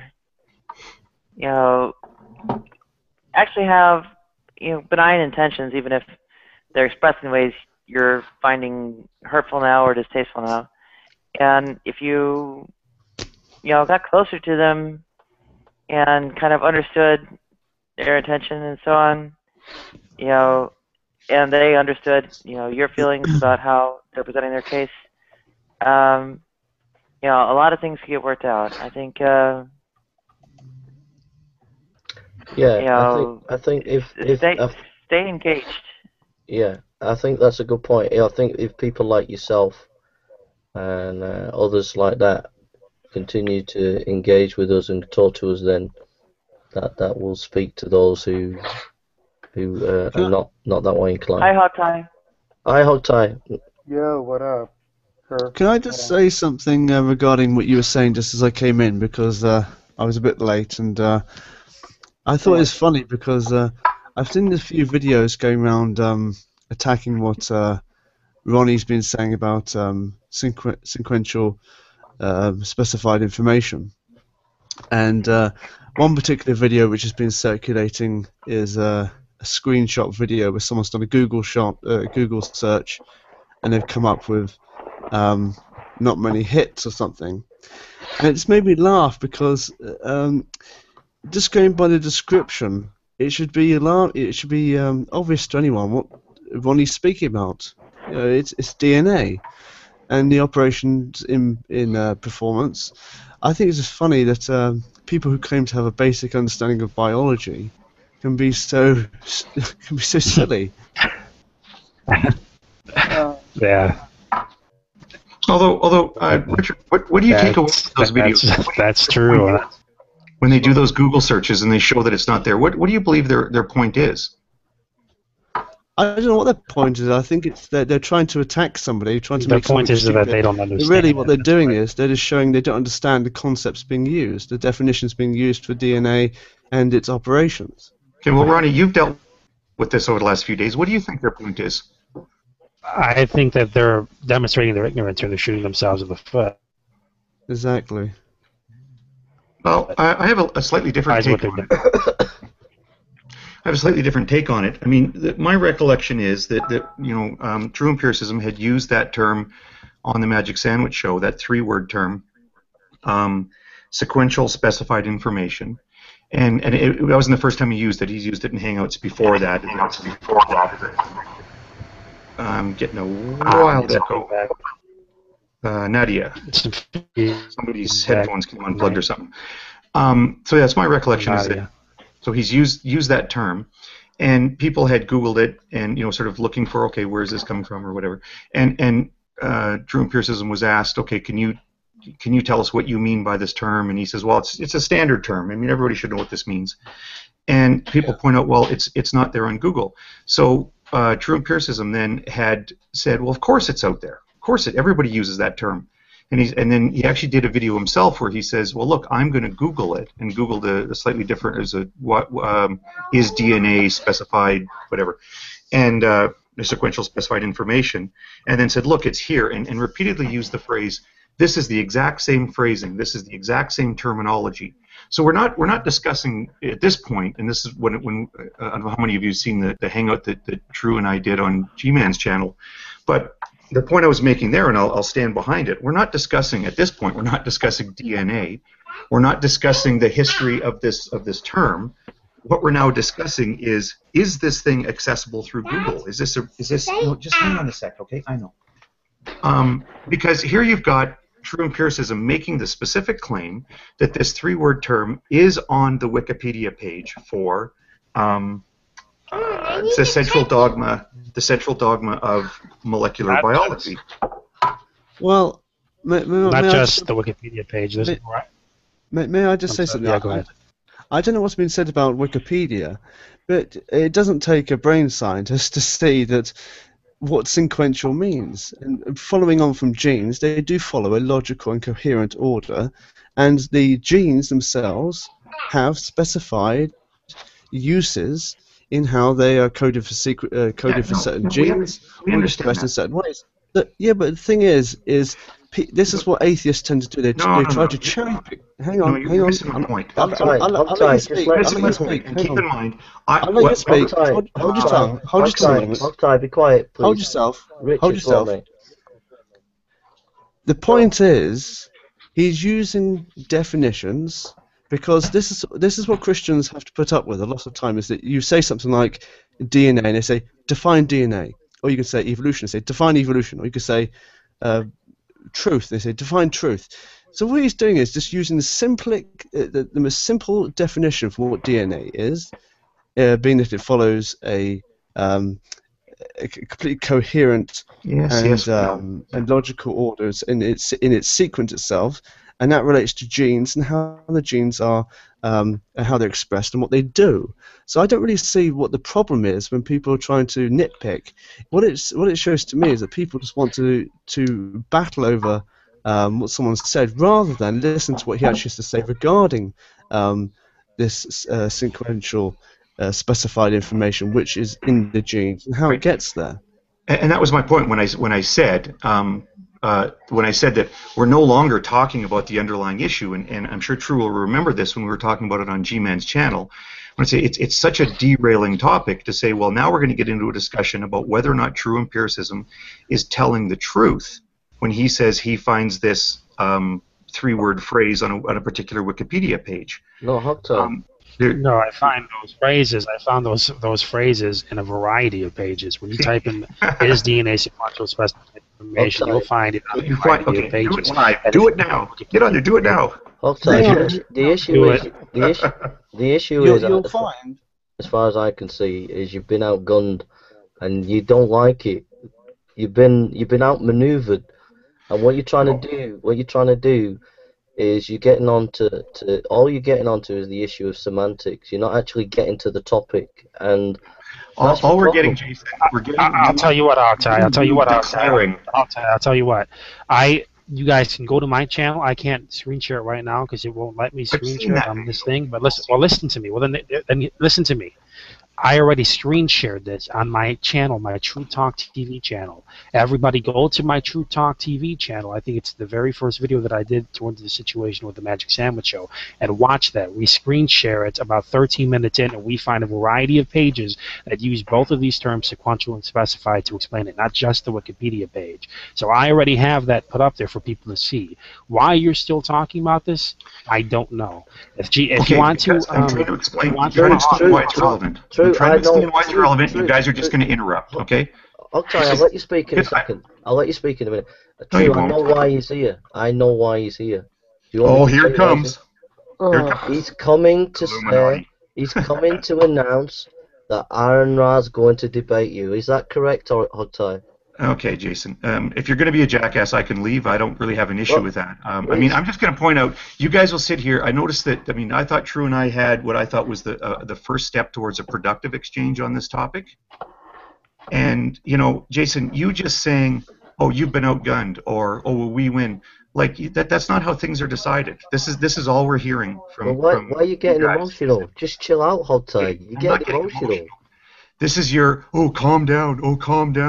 You know what? Like Yeah. to say, do you What's want to wrong? talk like a grown up, or do you want to be a big baby? And because that's all you're doing. You're just being juvenile when you do stuff like that. Because listen, I haven't had a chance to Guys, talk. let him You guys have not let me finish. You have not let me make. Make your point then. Make a since I've come in. coherent. Hogtie, Jason, make. calm down. Jason, calm down. Calm down, down Jason. now. Jason, Hogtie, calm down. Guys, let Calm down, Hogtie speak. Jason. Hogtie, make a coherent argument. Go on. Okay, no, okay, what on which topic? Well, let me ask you this, Jason. You just made the point when I was listening before that in your opinion I was confused about something on the Magic Sandwich Show. What in your estimation was I confused about? You were confused when he was talking. You was tackling the topic from intelligent design, and True Empiricism was not coming at it from using the language of intelligent design. He was looking at it from where the field actually looks at it at the present time, not from intelligent design, and that's where the confusion was, and that's where you've been continually confused. Okay. Yeah. No. Well, you're just wrong about that. Jason, did you see the full discussion that we had on G-Man's channel the other night? Yeah, and I thought you were very emotional and very confused. Well, you know what? Because okay, no. Just really quick, I'll let you guys go back and forth, please. I'm gonna for everybody who's listening to us and they still want to know about this Googling thing, even though I don't really see the point of it. I'm going to take it for people who are listening to this. They really want to find the results that I'm talking about. The video that I was on for me and G-Man, I'm going to copy and paste it, and I'll put it in the comments below after I leave this hangout. That's all I wanted to say. Okay. And we're going to finish in 5 minutes, Hogtie. Yeah. I'm screen sharing Google of this. Sorry, Nadia. Nadia, let it go. No one cares. The thing is, wait a minute. No, we do you can care. find Nadia, lots of pages with those words on it. You cannot find the three-word phrase. Can I say one thing, Jason? No, Can I say one thing? I know you're famous on the Magic Sandwich Show, but Nadia's important. Hogtie, Nadia's important. She has an opinion. Go on, Nadia. Oh, when I googled is DNA sequential specified information, the things I'm screen sharing right now turned up. The published sources. Well, there's the Wikipedia Central Dogma page. The Greatness of God shows up as a book. If you look at the topic, Nadia, if you look at the topic, the words are used interchangeably. I use words interchangeably. But here's the point, Nadia. I just want to come in a minute. Discovery.org appears as DNA and the Origin of Life. And the third published source is The Complete Idiot's Guide to Understanding Intelligent Design by Christopher Carlisle. True Empiricism will show you the stuff. Nadia, okay, we've heard that. The question that I want to ask you is why won't Aaron Ra debate True Empiricism? I don't know. You can reach him by as Aaron Ra on Skype. He's Aaron Ra on G+. You can call into the Magic Sandwich Show. There's a number of ways you can contact him to ask him what you want to ask him. So why instead of talking about semantics, as the Magic Sandwich Show has been doing, why don't we just get down to a decent formal debate and get Aaron Ra to debate True Empiricism? Why not? Come on, Hogtie. You know it's got to happen. Ask Aaron Ra. You did say you'd give me an opportunity to make my point. Is that all right? Yes, go on, sir. Yeah. Okay. And it's going to be 5 minutes, mate, because we're all going to go in a minute. We've had 4 hours. Okay, it won't take me the 5 minutes. Now you can say, and I know you'd made the point the other day. Oh, I'm getting emotional. I was getting, I had a lot of fun on G-Man's Hangout with True Empiricism. I thought we had good long stretches where we were exchanging, clarifying our definitions, and coming to understand each other's positions better. I sort of look at that as the first of potentially more talks between myself and True Empiricism. I wear my emotions on my sleeve. If I'm getting frustrated by some jackass behavior, I will say, okay, come on, that's frustrating and that sort of thing. But here's the thing, and I had made this point when we were in that talk. The one thing that I find absolutely appalling about your behavior, Jason, and you as well, True Empiricism, and Richard Raspberry, oh my God, is you will do the most heinous, disgusting things. You will talk about people's personal lives. Jason, you brought my wife into a conversation. She's not like Kat. Kat is at least in the community. My Wait a wife minute, has wait a nothing minute, to wait a do. minute, wait a minute. My wife Let has him so speak. you're not going to let me. You're not going to let me make my point. We're here to wait a minute, wait a minute. You cannot. No, here's the thing. You can. Let him. No, you're muted, mate. Let me just say something. All he wanted to do is what I would call stare it. At the end of the day, why can't he just come and debate true empiricism on the topic? Why can't Aaron and I do that? Instead, they want to bring all this stuff up. All this stuff he's brought up. This is 4 or 5 years ago. It's so childish. And there's a different side. There's different sides to it. So it's just bringing up old stuff. At the end of the day, true empiricism, when he's debated, he's done it in a professional way. And why can't Hogtie Champ? Why can't these other atheists do it? Why can't Aaron Wright? It's as simple as that. So anyhow, You know, it's funny because I think that in the past, sorry, go on, Ronnie. we'll give it 5 minutes, guys, No, I'm and, sorry. and we'll finish then. So go on, True. No, you can go ahead, guys. You can go ahead. There's a little bit of a delay when I'm talking. Go ahead. Okay. Well, All I was we're going to gonna- say was. Sorry, Rich. We're going to finish the show in about 5 minutes, so just feel free to say what you want, and then we're going to close it because I've been going 4 hours. I'm tired, but I just want to say, Richard and True, thank you so much for coming. It feels really good to have you on the show, and I want to thank the other guests as well, Nate and Nadia, for coming as Can well. I plug my YouTube channel? Pardon? Can I plug my YouTube channel? Guys, it's quite simple. It's quite simple, really. The debate's already the debate's already happened, and True lost. Yeah, I can. The debate already happened, and it's over. There's a reason it's not going on anymore. The debate already happened, Jason. Aaron already talked to True Empiricism on the Rational Reason show. Because Wait a these minute. idiots. Right? This has already happened. Don't worry, I'll get him up. Why it's not getting anymore? All right. Just wait a minute. As you see, Ronnie, I think that's JD Kane. JD Kane, do you remember what I did to you before? Can you just kick him out? I'm kicking him out, yeah. As I said, kick this guy. I'm kicking him, yeah. I'm kicking this other guy, yeah. Hey, JD, how you doing? Kick Tanya Jeff out. Bud heard these guys here are. and there. He is. Aww. They're out. Alright. Good. The How many psychologically... people are watching right now? They don't really want me to contribute because I'm a bit too kumbaya. But as I was saying, it's because Ronnie, it's because you already got. I love you, Already JD. took you out. Hey guys, if you guys want to see this guy right here this guy's name is JD Kane, and if you guys want to see what happened to him with me and a discussion that I had, I'll put it in, if James or if this guy wants to put it. Is the reason why he's not defending you. You guys want to see this? This guy JD Kane, he's very angry because I made. He has better words. things to do.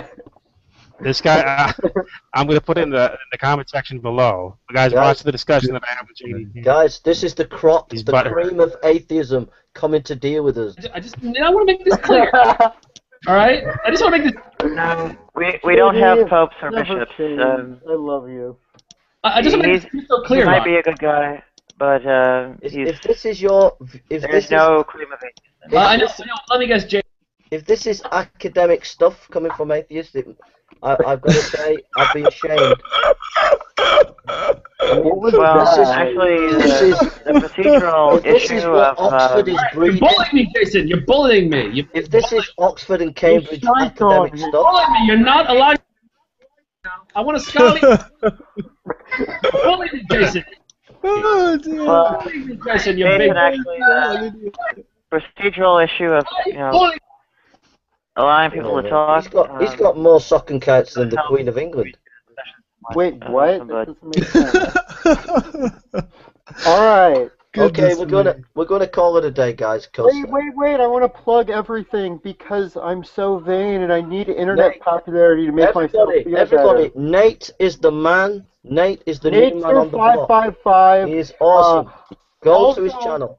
Wait, Go to his also, also, Robo Games, where they're going to have robot combat, is coming back. It's going to be a Kickstarter. It's a Kickstarter, so just Google Robo Games Kickstarter. Okay. It's a web series. Okay, and- Nate. Okay, that's enough. Sorry, I got Nate, that's curious. enough. Prudent Discourse, thank you for coming on. We're going to finish Hey, Prudent. anyway, and my channel's going to go down because it keeps flashing. So do you want to say anything before we go? Never mind then. Well, Prudent, thanks for coming on, mate. Yeah. Cool. Yeah. I'd like so to finish. make a kind of closing statement. Yeah, be quick, Nadia, because my computer's flashing for whatever, and it's going to go down in a minute. If it goes down, could one of you make sure no one comes on and says something until it finishes? Yeah. Oh, while you're out, it will show an error screen. It won't actually broadcast it. Yeah. I mean, I feel me and my compatriots are benignly motivated. So you and I tried to persuade you from, carrying out various harms, and helping you realize what those harms are, and just what you're doing. Okay, so you would agree? I think will help persuade you to. So Nadia, do you agree of the behaviour that the atheists have been showing tonight, coming on and coming off and coming on and being rude? And do you agree with that kind of behaviour? Because to me, it seems a bit demented. It seems a bit psychologically deranged. If we kick them off, they should go. But they keep coming back, and then we kick them off, and they keep coming back. It shows that they either need therapy, or they need to go and watch Coronation Street or something. They need to chill. They're definitely not normal people, and they need to, I don't know, go and have a hot chocolate or something, because they're definitely unbalanced. And did you see Hogtie Champ, one of the premier atheists on the Magic Sandwich Show, being so emotional? I think to a great extent there is a valid emotional argument to be made. This is the the hurt that's being caused. And, it's called being butthurt. Everybody's and maybe you have a similar case to present to. I'm not butthurt. I'm not butthurt, Nadia. I'm standing tall. I'm sorry? I'm not butthurt, but Hogtie Champ's butthurt. Okay. Could Richard or True in Prison, could you finish off, because my computer's really flashy and then it's going to go any minute now, guys. All right. Well. Okay. Nice to see you. Well, how long have you got left before it disappears? Well, just keep going. But just say whatever you want to say. But I've just frightened it. If it goes down, that's the end of the end of the thing. But just keep talking. Okay, I'll say it quickly then. Basically, people again, like I said, regarding what True has said before, regarding this sequential specified information and people googling it. It's just astounding to me that people don't bother to read any science papers, because this is exactly what they're talking about. In fact, the number one most of the 100 most cited papers ever on which is Watson and Crick's paper on the double helix structure of the genome of DNA, to be specific, speaks loud and clear on this matter. So I don't know why people are flapping around saying, well, it doesn't mean anything, it doesn't mean anything. If they bothered to read the papers, rather than just doing Google searches on specific phrases, which you won't get unless it's been, especially in Google, it will only show the top most recent uses of terms. It's a poor way of trying to say to demolish an argument or to put it down. I think it's just ridiculous, really. But you can type in sequential specified information into something like Google Scholar, which does give you papers, and again, you don't really get many results. You do. If you're looking at if you're looking at genes, and what they do, and you've been through this enough times, and I'm sure Ronnie's been through this enough times. The point is, if you're not understanding what that means, and in basic terms, it's just DNA. If you're not understanding what that means, and you're trying to flap around a certain use of terms or a definition used straightly off the cuff, really. And if you're trying to attack someone by what they're saying regarding that matter, and you've got no further following up argument, it just seems to me that what people are saying is just ridiculous. Look, I'm on Google Scholar right now. It all comes down to understanding DNA. If they don't understand DNA, Exactly. Google, I don't run think you guy. understand DNA either. Well, on. you can prove that on right here, and we can see if that's true. You haven't actually. Well, here's the thing. You use a lot of big terminologies, but it doesn't seem like you give them in a good, coherent sequence. I mean, that's sort of the pattern I've noticed from you for a long time, Ronnie. Well, no, this is You're coherent. That's gonna the problem. The problem is, Prudent, is I don't think you understand DNA. I don't think you understand it I never at all. claimed to know DNA that well. That's the thing, but You don't have do. to understand it well. This is basic. This is This is the basic. basic. DNA, Okay, well, RNA makes protein. There's nothing complex about it. No, That is no, a that's- very, very simple Yeah, I know. high school level Right, understanding. guys, before Hold on. I never claimed to be Prudent, an let me just expert finish. molecular biologist. I do know like the basics of it, but Prudent, let me just come in a minute, mate. If the Google Hangout goes down, I'll message you two, Elizabeth and Richard, privately just to thank you for coming on, yeah. And yeah, go on. So keep doing your debate, but it's going to go down any minute because my computer's flashing, yeah. So if it goes down, it's the end of the discussion. But keep going. Okay. Well, I was just going to say this. Okay, well, Prudent, go ahead then.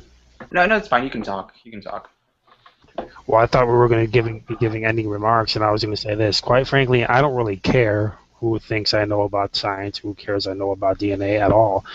There's been hundreds of people who tried to say that about me. There's been people all over the place, and I've stood my ground with everybody who says that.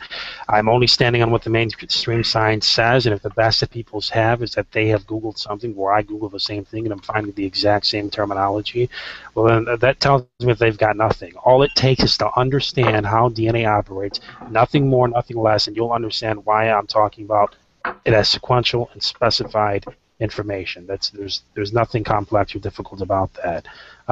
For that guy JD Keen that just came in here, you know why he came in there. Alex Bond, you know why he was coming in there and doing that. Pay attention to their attitude, how angry and frustrated they were, how disruptive they were being and immature, and let that reflect back on their emotions towards what we're saying here, because both of those people have been refuted by me on different hangouts and in different discussions. And you can see the reaction towards the implications of what we're talking about here. So, I mean, just pay attention to why they're acting like that. Is because they're angry, they're frustrated. The only thing that they can do is come in here and be disruptive like that. So, exactly. That's all I got to say. Yeah. Well, I have one thing I want to say. I typed in sequential specified information into Google Scholar, and the first hits I get, you don't see them. They highlight the words, so you can narrow down your searches. I see there's one of them that talks about computational methods, which is different. It's not a molecular biology paper. It says sequential information, but it doesn't say sequential specified. Top. Actually, if you actually look at those papers, which I've done, you'll find those words are used interchangeably, and those three words are used in full sentences. So actually, if you go and look into it deeper, you'll find that that's not correct. At the end of the day, what you're doing, mate, Prudent, you're not actually engaging in an argument. What's your argument? That is part of my argument. My whole point is to demonstrate. That's not an argument. It's not an He's argument. attacking DNA through Google. It's You're not attacking DNA. Prudent. I'm sorry to speak. Prudent. I'm sorry to break it to you, but you're not making an argument. True empiricism has made a very clear argument. Mouty's not refuted it. Hogtie Champ's not refuted it. Iron Fry. You know why they haven't refuted it? Because they haven't even understood it. So refute his argument. Go ahead. Refute it. Well, I don't even. Hold on. Okay, so his entire argument that at least what he was going on was that some people are angry with him, and okay, I actually understand that. But no. Refute his argument. Forget about the personal. Okay, so sequential. Listen. We've had lots of atheists come on and jump off and get all butthurt and emotional, and they're all emotional, and that's them. If they can't argue and debate, that's their problem. If Hogtie Champ can't debate, that's his problem. Now you man up. You be the man, and you put a good cogent argument against true empiricism. Go for it. Okay, well, this is the thing. I'm trying to make the argument, and I keep getting interrupted. I'm not sure if you realize that, but that's sort of what you're doing. Okay, well, how about we make this easy then? How about we make this very, very simple, so we don't have to get into all this nonsense? Do you believe that DNA is information? No, I do not believe You don't believe that DNA is information? No. You don't believe that it's a No, science? DNA is a chemical structure. That's all that we know about it. Information is not a product. It's not something that we learn about in DNA. Information. Wait. It's the only software program. Drive DNA or anything. Nothing is made out of Is DNA a information. software program? What? Is DNA a software program? Is DNA a software program? No, it's not a software program. It's not. I want to play something, guys, really quick. Okay? It is real only fast, a right? chemical structure. Give me a That's couple- all it is. No, it's not just a chemical structure. If it was a chemical structure, then you have a lot of burden of proofs to prove that any sort of chemical process is like a free RNA could lead up to that. You can't just assert something like that. If it was just a chemical structure, if there was no order to this chemical structure, then we wouldn't be alive. So you're proving exactly what we're saying. Okay, how do you know nobody's that? disputing that. True. No, because nobody is disputing as to whether or not there's cytosine forms 3 hydrogen bonds with guanine. No one's disputing as thymine forms 2 hydrogen bonds with adenine. No one is disputing this. We're disputing the order in the DNA molecule. Are you denying that there's not order in the DNA molecule? Okay, what does that have to do with whether or not it's information? Because you're saying something that's very silly right now. Everything is the result of chemistry. The question is the utilization of the I never DNA said molecule. that. You just said it's chemistry. I said DNA You was only a said chemical structure, though. You're trying to conflate words. Everything has a chemical structure. Everything does. This is What what is the Richard. difference? This is what Richard. This is what Richard Dawkins. What you're trying to do is you're trying to quote mine me. No, Prudent. Listen to this. Richard Dawkins says this about DNA. What lies at the heart of every living thing is not fire, warmth, breath, or spark of life. It is information, words, instructions. Exactly. I don't really care what Dawkins billion says. discrete digital characters. I never claimed to. Listen, Prudent. Listen to Dawkins. He's an idol of yours. I don't care really, honestly. It is information, words, instruction. Think of Oh, billions wow. of discrete digital characters. If you want to understand life, think about digital technology. That's about DNA stuff. And Francis Crick said the exact. Francis Crick is saying the exact same terminology that I'm using. Is that when he's talking about Crick's been DNA dead for 10 information, years. he's talking about DNA. That's the point. Maybe you should listen to what the actual scientists are saying rather than trying to say what you're saying about it. You know, I'm sorry, Show but me what you're saying anywhere doesn't where override. Francis Crick says this. What we're saying here is someone having. I'm What going to we're show him saying here- something really good right here, actually. What we're Come on, saying I'm- here I'm- is someone trying to attack science and trying to reword everything. It's absolutely hilarious. It's absolutely hilarious. Well, true. If you care to bring me up to speed and think you can work with me, I'm willing to work with you. And well, trying to understand what you're on about. Hold on, I'm going to try to play some audio. I can't screen share it, but I'm going to... Okay, right here. I found something perfect here. Give me one moment. This is Craig Venter. Listen to what he says.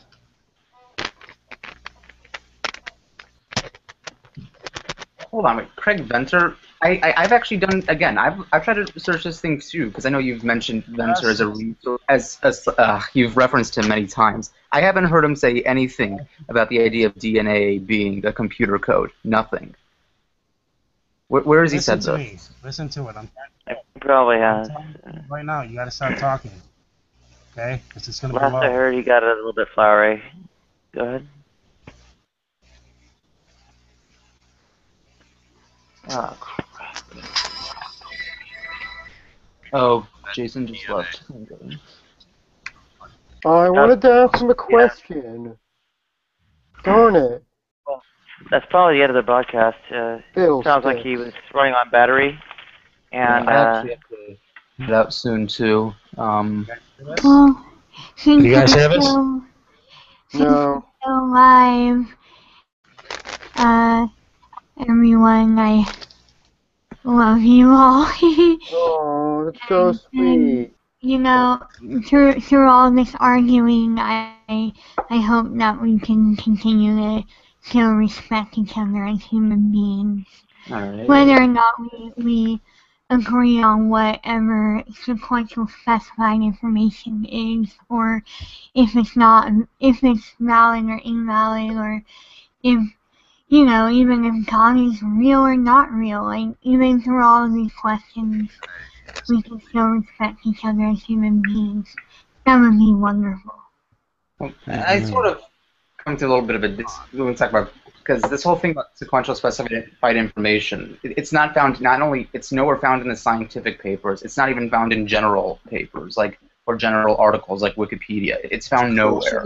Of course It's a it is. If you're nonsense talking term. about, of course it is. If you're speaking about DNA, you're speaking about something which is sequential and it's specified, and it is information. You're taking a dispute with something which you're making up in your head. No, but you actually said that there was papers that supported this, though, and I would actually like to know Can where you do me? Well, Can you do me a favor, Richard? Can you screen share this this link that I just put on the side of here? It's Craig Venter. He talks about how DNA is a software program. Right on. Yeah. I actually found 3 published sources Hang on, how do I on screen share? the general Google search. One was from The Greatness of God by Charles Frank Thompson. Another one was from Discovery.org's DNA and the Origin of Life. And another one, The Complete Idiot's Guide to Understanding Intelligent Design. Actually, The Complete Idiot's Guide has the precise phrase. Can you guys see my screen? 1 sec. No. I think you can only have one person doing that at a time.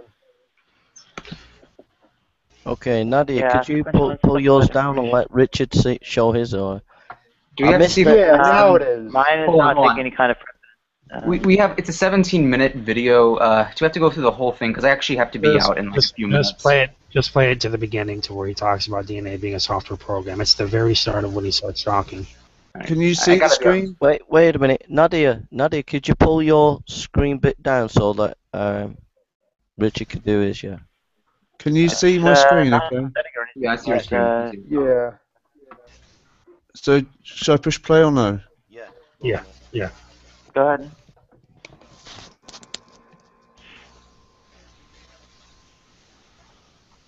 I can't hear him. Neither can I. Can't hear any sound, Rich. We're not getting I was sound. going to say turn on the captions, but the captions on YouTube This suck. isn't working. No, it's, I know what it is, because my, what on earth's this? Oh, there we go. No, it won't work because I have sound, my sound doesn't play out the same thing as I'm recording through. I'll put it on screen share on mine. I do have to be heading out right now, but if you guys look, I'm open at least to if you ever want to do like a hangout later on, because I don't really think you're gonna. There's Before really you much. go, Prudent, before you go, just in as simple as you can you tell me what DNA is in your opinion? It's the chemical structure for heredity. That's really all we know. That's at least what we discovered so far. I don't really see where we have to. Okay. You answer the question. Let me just ask you another question. If it's the chemical structure for hereditary, as you've defined it, what is it that what is it about it which allows it to be variable and changed and mutated, and these sorts of things? Wait, what causes it to change and be mutated? I know my brother kind of needs to come right now. What is it about itself? Its intrinsic properties which allow it to change. There's intrinsic. A lot of mutations are due to extrinsic though purposes, like obviously like radiation. No. You misunderstood the question. No, of itself. I just want to hear your basic answer to this. Of itself, what is it that allows it to do so? You're not really making any sense here. It's a very vague question. DNA, if it's changeable, if we're able to make changes to it, so it has variable outcomes that are expressed in the new generation, what's happening? Is it just a change in chemical structure? Yeah, it changes. It's one of the 4 nucleotides might change it, and then you have. But sometimes a mutation. Yes, we'll do because we're running out of time. Yes, we'll do because we're running out of time here. So it's a change. So these chemical changes, if you like, where you're putting them down to, if you look at them as allele frequencies, the traits we can measure through using Heidi-Weidenberg equations.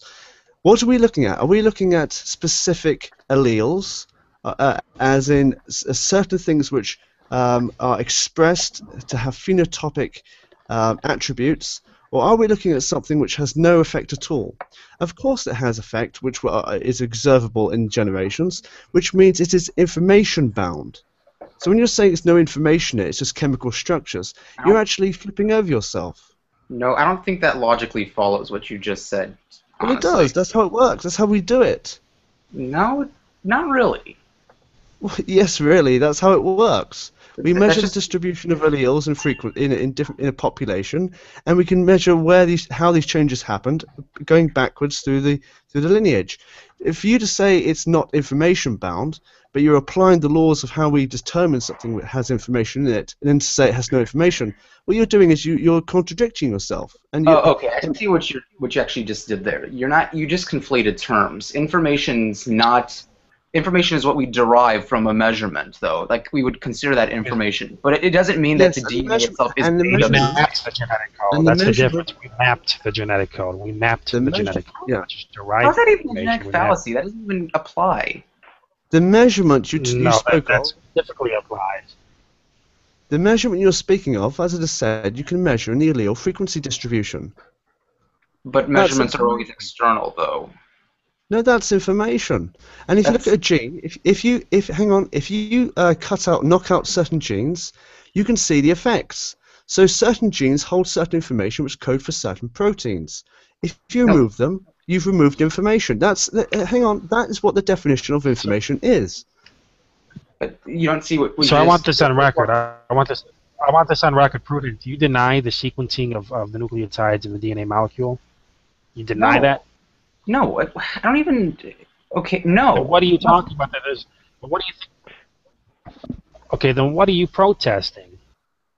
Well, I'm protesting the use of vague language in terms of bad science. I wouldn't even call it protesting. I'm just, I'm just sort of calling it out. I mean... In order for you to call it bad science, with all due respect, in order for you to call it bad science, you're going to have to understand the science. And the basis of this is that the DNA molecule, DNA is ordered. It is the nucleotides are sequenced.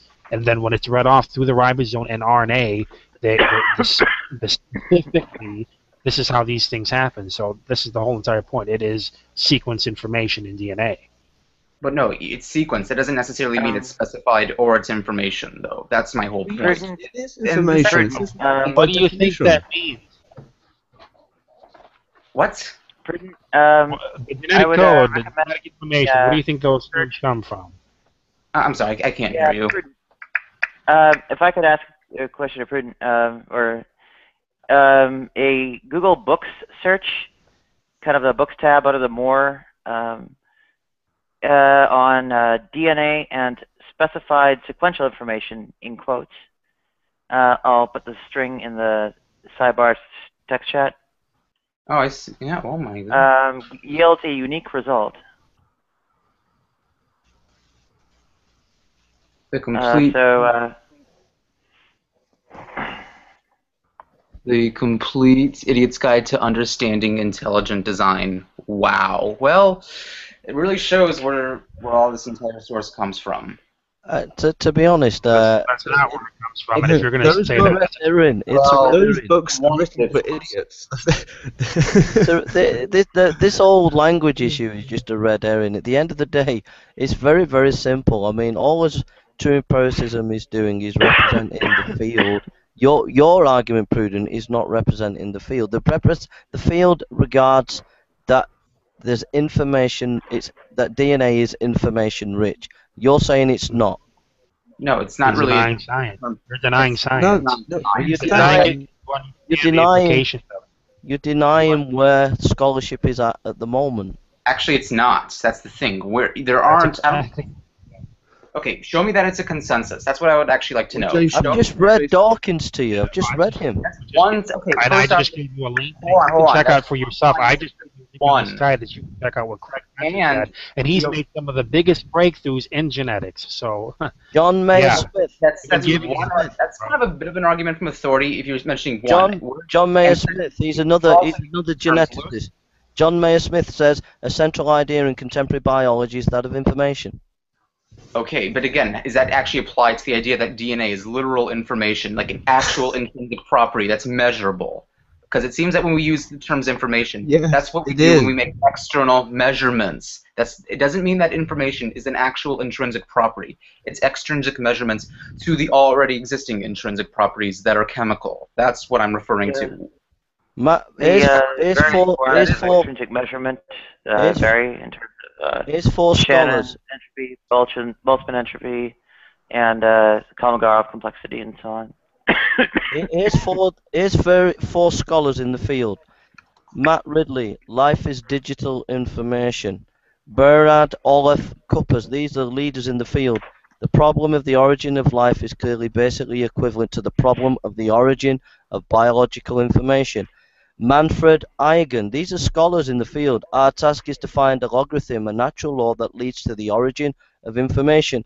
Leonardo Brilloyen, a machine does not create any new information, but it performs a very valuable transformation of known information. In other words, these scholars, these biologists, geneticists, they're all saying that it's about information. These aren't intelligent design people. These are people who are leaders in their field. No, okay, actually not necessarily true. Second of all, you're only listing off a few scientists. If you want to impress your opponents, you have to show that it's the consensus. It is the consensus. The consensus. No, Okay, we talk. You have to find a big poll that shows that Just doing a silly. Well, all I can say is I've given you top academics. You've just Googled being silly with Google and being daft, rather than being a proper academic and doing proper academic research. Oh my god. I'm going to be honest. I didn't think you'd get this pathetic, but I'm really amazed how far you guys are willing to stretch this. But this is ad hominem attack that you're doing anyway, Prudent. Yeah. Well, that's not really part of my argument, though. That's just general statements. I have a question. When is it acceptable to make an argument from authority and when is it not? Like, I guess I'm just confused now because I know a lot of people who say no, you can't go to scientists and authority and stuff. Like, you can't you're encouraged to make arguments, but like, I'm just curious, like, when is it acceptable and when is it not? Well, I'm genuinely confused now. it's acceptable if you have got, number one, content to what you're saying. So true empiricism has got content. He's actually giving content, and then when I'm quoting these scholars, authorities, 6 or 7 that I've already quoted, true empiricism is given the content. So an argument from authority, if it's got content behind it, for example, in historical Jesus studies, I can quote 10 scholars, but then I can give you the arguments for historical Jesus studies. So I give the arguments, and then I can give you the authority. So we've given you the authority. Listen, sorry, True, go on, mate. No, I was just gonna say I was basically gonna agree with you. I mean, did you notice what he just did when he came in here? He came in here talking about DNA is not information. That's not what it is, and I don't think you guys understand it. But we're explaining to him how DNA operates. We're explaining him process by process how it functions. We're giving him sources with the scientists that back up what we're saying, and what is he on? Nothing. You see, he's denying this. He's denying science, mainstream science, because he understands the implications of this are religious friendly and defy his atheistic position. So it causes a problem for him. So the only thing he can do here is claim that, well, scientists don't say that, even though scientists are showing us what we're saying, and none of them are. I can guarantee that he probably will not be able to show us one mainstream scientist, well-known scientist, that would probably agree with him. Exactly, and to add to that, he was saying, well, that's not the consensus, that's not the consensus, he repeated. Well, let's look at what the consensus actually is actually saying. The consensus is that DNA is a property of living organisms and of cells, and a virus is RNA, which is still information rich. And he wants to try and play semantic games about what information is, but let's just think about it. Why is it that all of biologists, when we're looking at life and we're looking at cellular constructions and such, we're looking at what makes up the cell and how the cell is organized, it all comes down to DNA itself.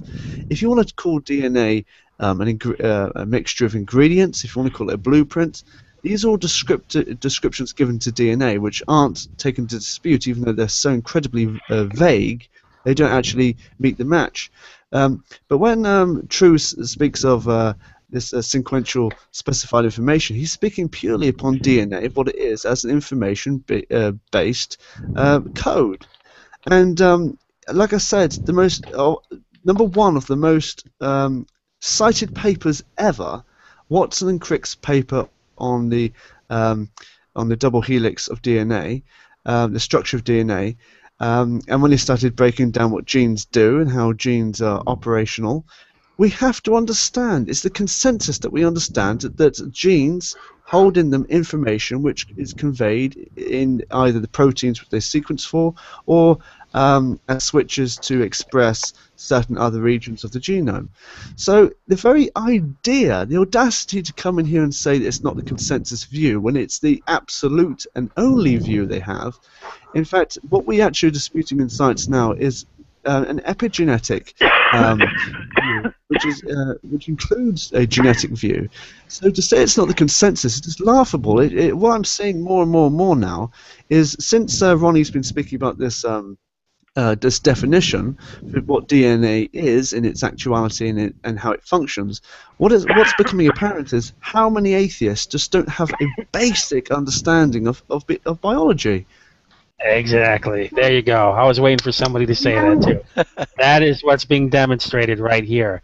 All these atheists that are attacking me on DNA, what they don't realize is that they're shooting themselves in the foot. They're hurting their own credibility when they talk about science, because they don't even understand mainstream topics of science. How DNA is information. You know. Exactly. Now I ask, even though mainstream science accepts evolution, why do you guys reject evolution? And I don't mean to ask these questions to be like, hi, got you. I'm just yeah, I just want discussion. So I'm not here to be debating you or being mean or anything. I just want to know why, even though mainstream science does accept evolution, I was curious as to why you guys reject it. Okay. Do you mind if I answer? Yeah, go on, Rich.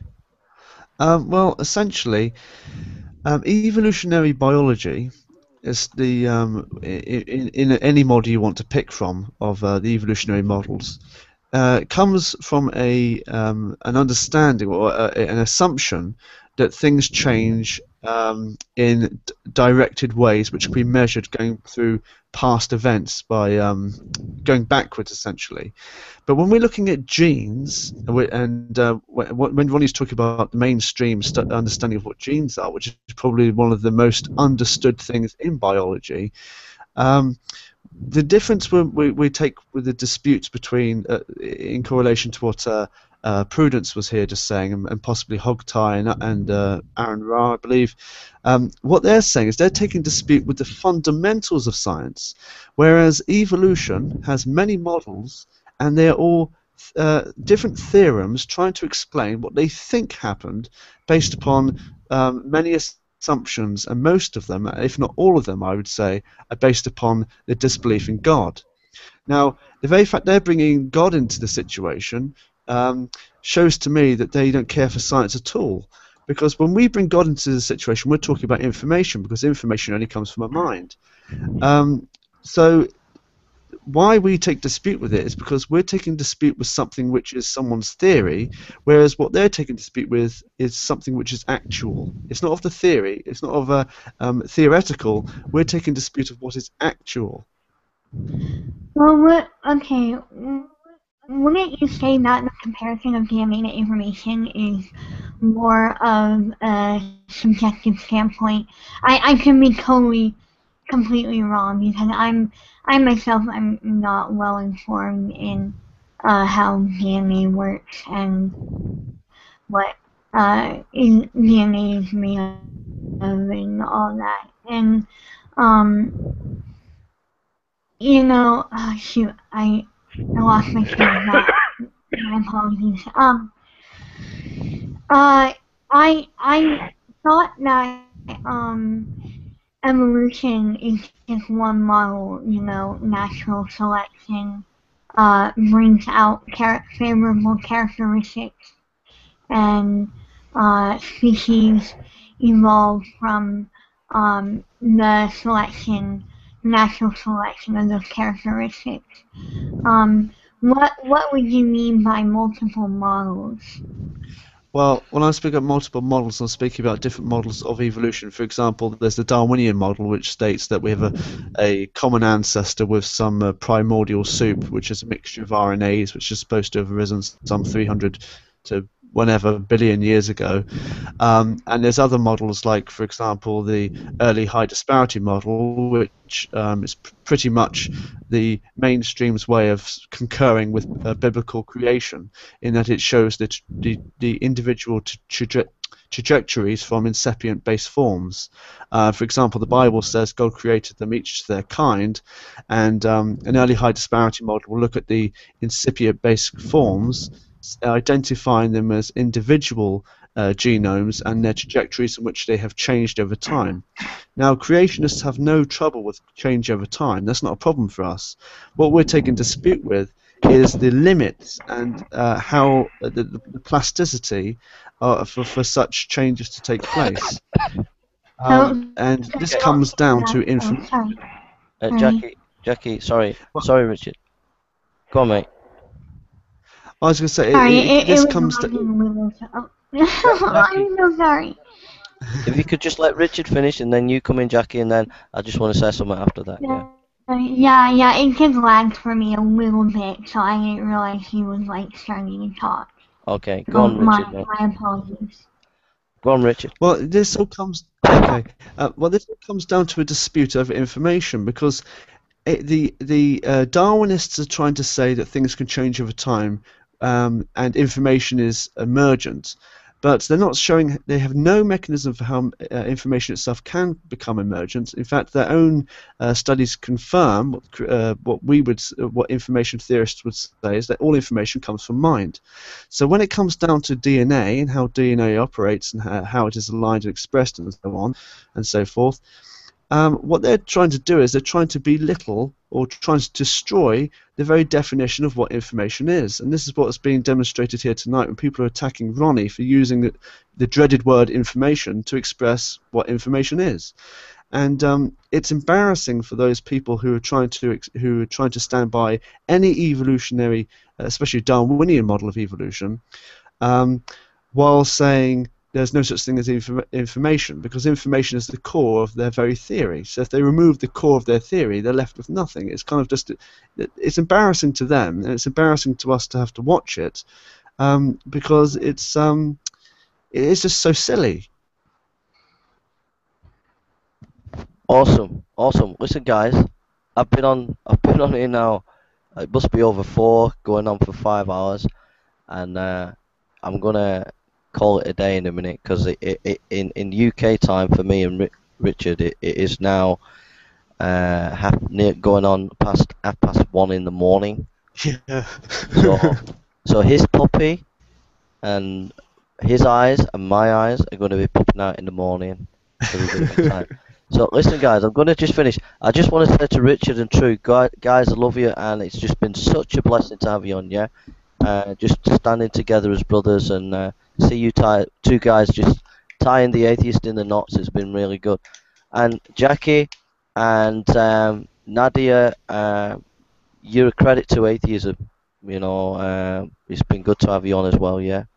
And so we're going to close it. I'm going to leave the final word to empiricism. If you want to say the final word, and then after you've finished, we're going to go, yeah.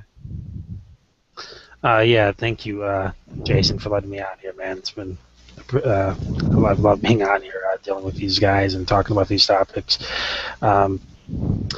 I hope everybody takes in what they've seen, at least from when I've been on here. You've been seeing us at least trying to present things rationally. We've been trying to justify our side with how the operation of science actually is. And we've given actually multiple sources. Jason himself has given at least 4 or 5 sources to back up what we're talking about. Richard has gotten into it as well. And you notice that Prudence and others, when they come in here, they can't find it on Google. Okay, they can't. They don't show any sources. They just disagree with you authoritatively, but they cannot back up anything that they're saying with any sources. They just disagree with us because they understand the implications of what we're saying, refutes the premises of their atheism, and backs up religious beliefs. And that's basically all it comes down to. They don't agree with it because these findings are inconvenient. So that's basically all I got to say.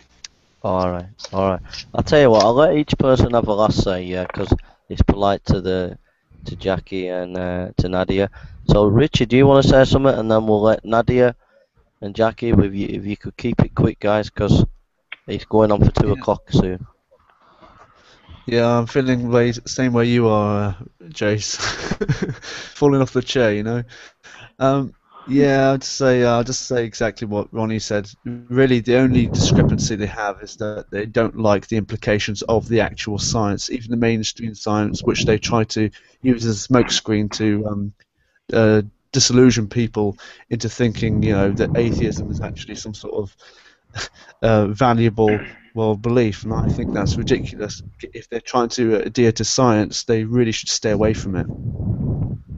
Awesome, mate. Thank you, mate. Nadia, do you want to say anything? Keep it quick, though, sis. Don't go too long yet. I'm hoping that, I guess both Jason and True Empiricism can, really reach out to the people that, they're at least not at this point thinking of as, trying to be hurtful to them, because I know the people you're talking about, and their motives are, as far as I can tell, benign. And I guess getting that communication with them so they understand how to, present their case to you in a way that's not hurtful, and perhaps also so they can, maybe you can also learn too how to present your case in a way that's not hurtful to them either. Would be very helpful in getting just a lot of you able to work together and achieve some kind of useful and and that will actually advance society or something like that. Go ahead. Okay, thank you. Go on, Jackie. Do you want to say anything? And then I'll close with a final comment. Go on, mate. Through all this, whether or not you're a believer or non-believer, a Christian or an atheist, just love one another. That's all I have to say. That's an awesome. I think that reminds me of a passage in the Bible. One of the great passages.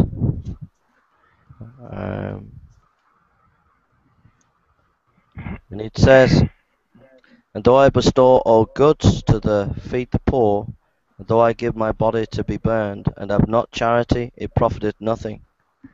Charity suffereth long, and is kind. Charity envieth not. Charity vaunteth not itself, is not puffed up, does not behave itself unseemly, seeketh not her own, is not easily provoked, thinketh no evil, rejoiceth not in iniquity, but rejoiceth in the truth, beareth all things, believeth all things, hopeth all things, endureth all things. Charity never faileth, but where there is prophecies, they shall fail; where there is tongues, they shall cease; whether there be knowledge, it shall vanish away.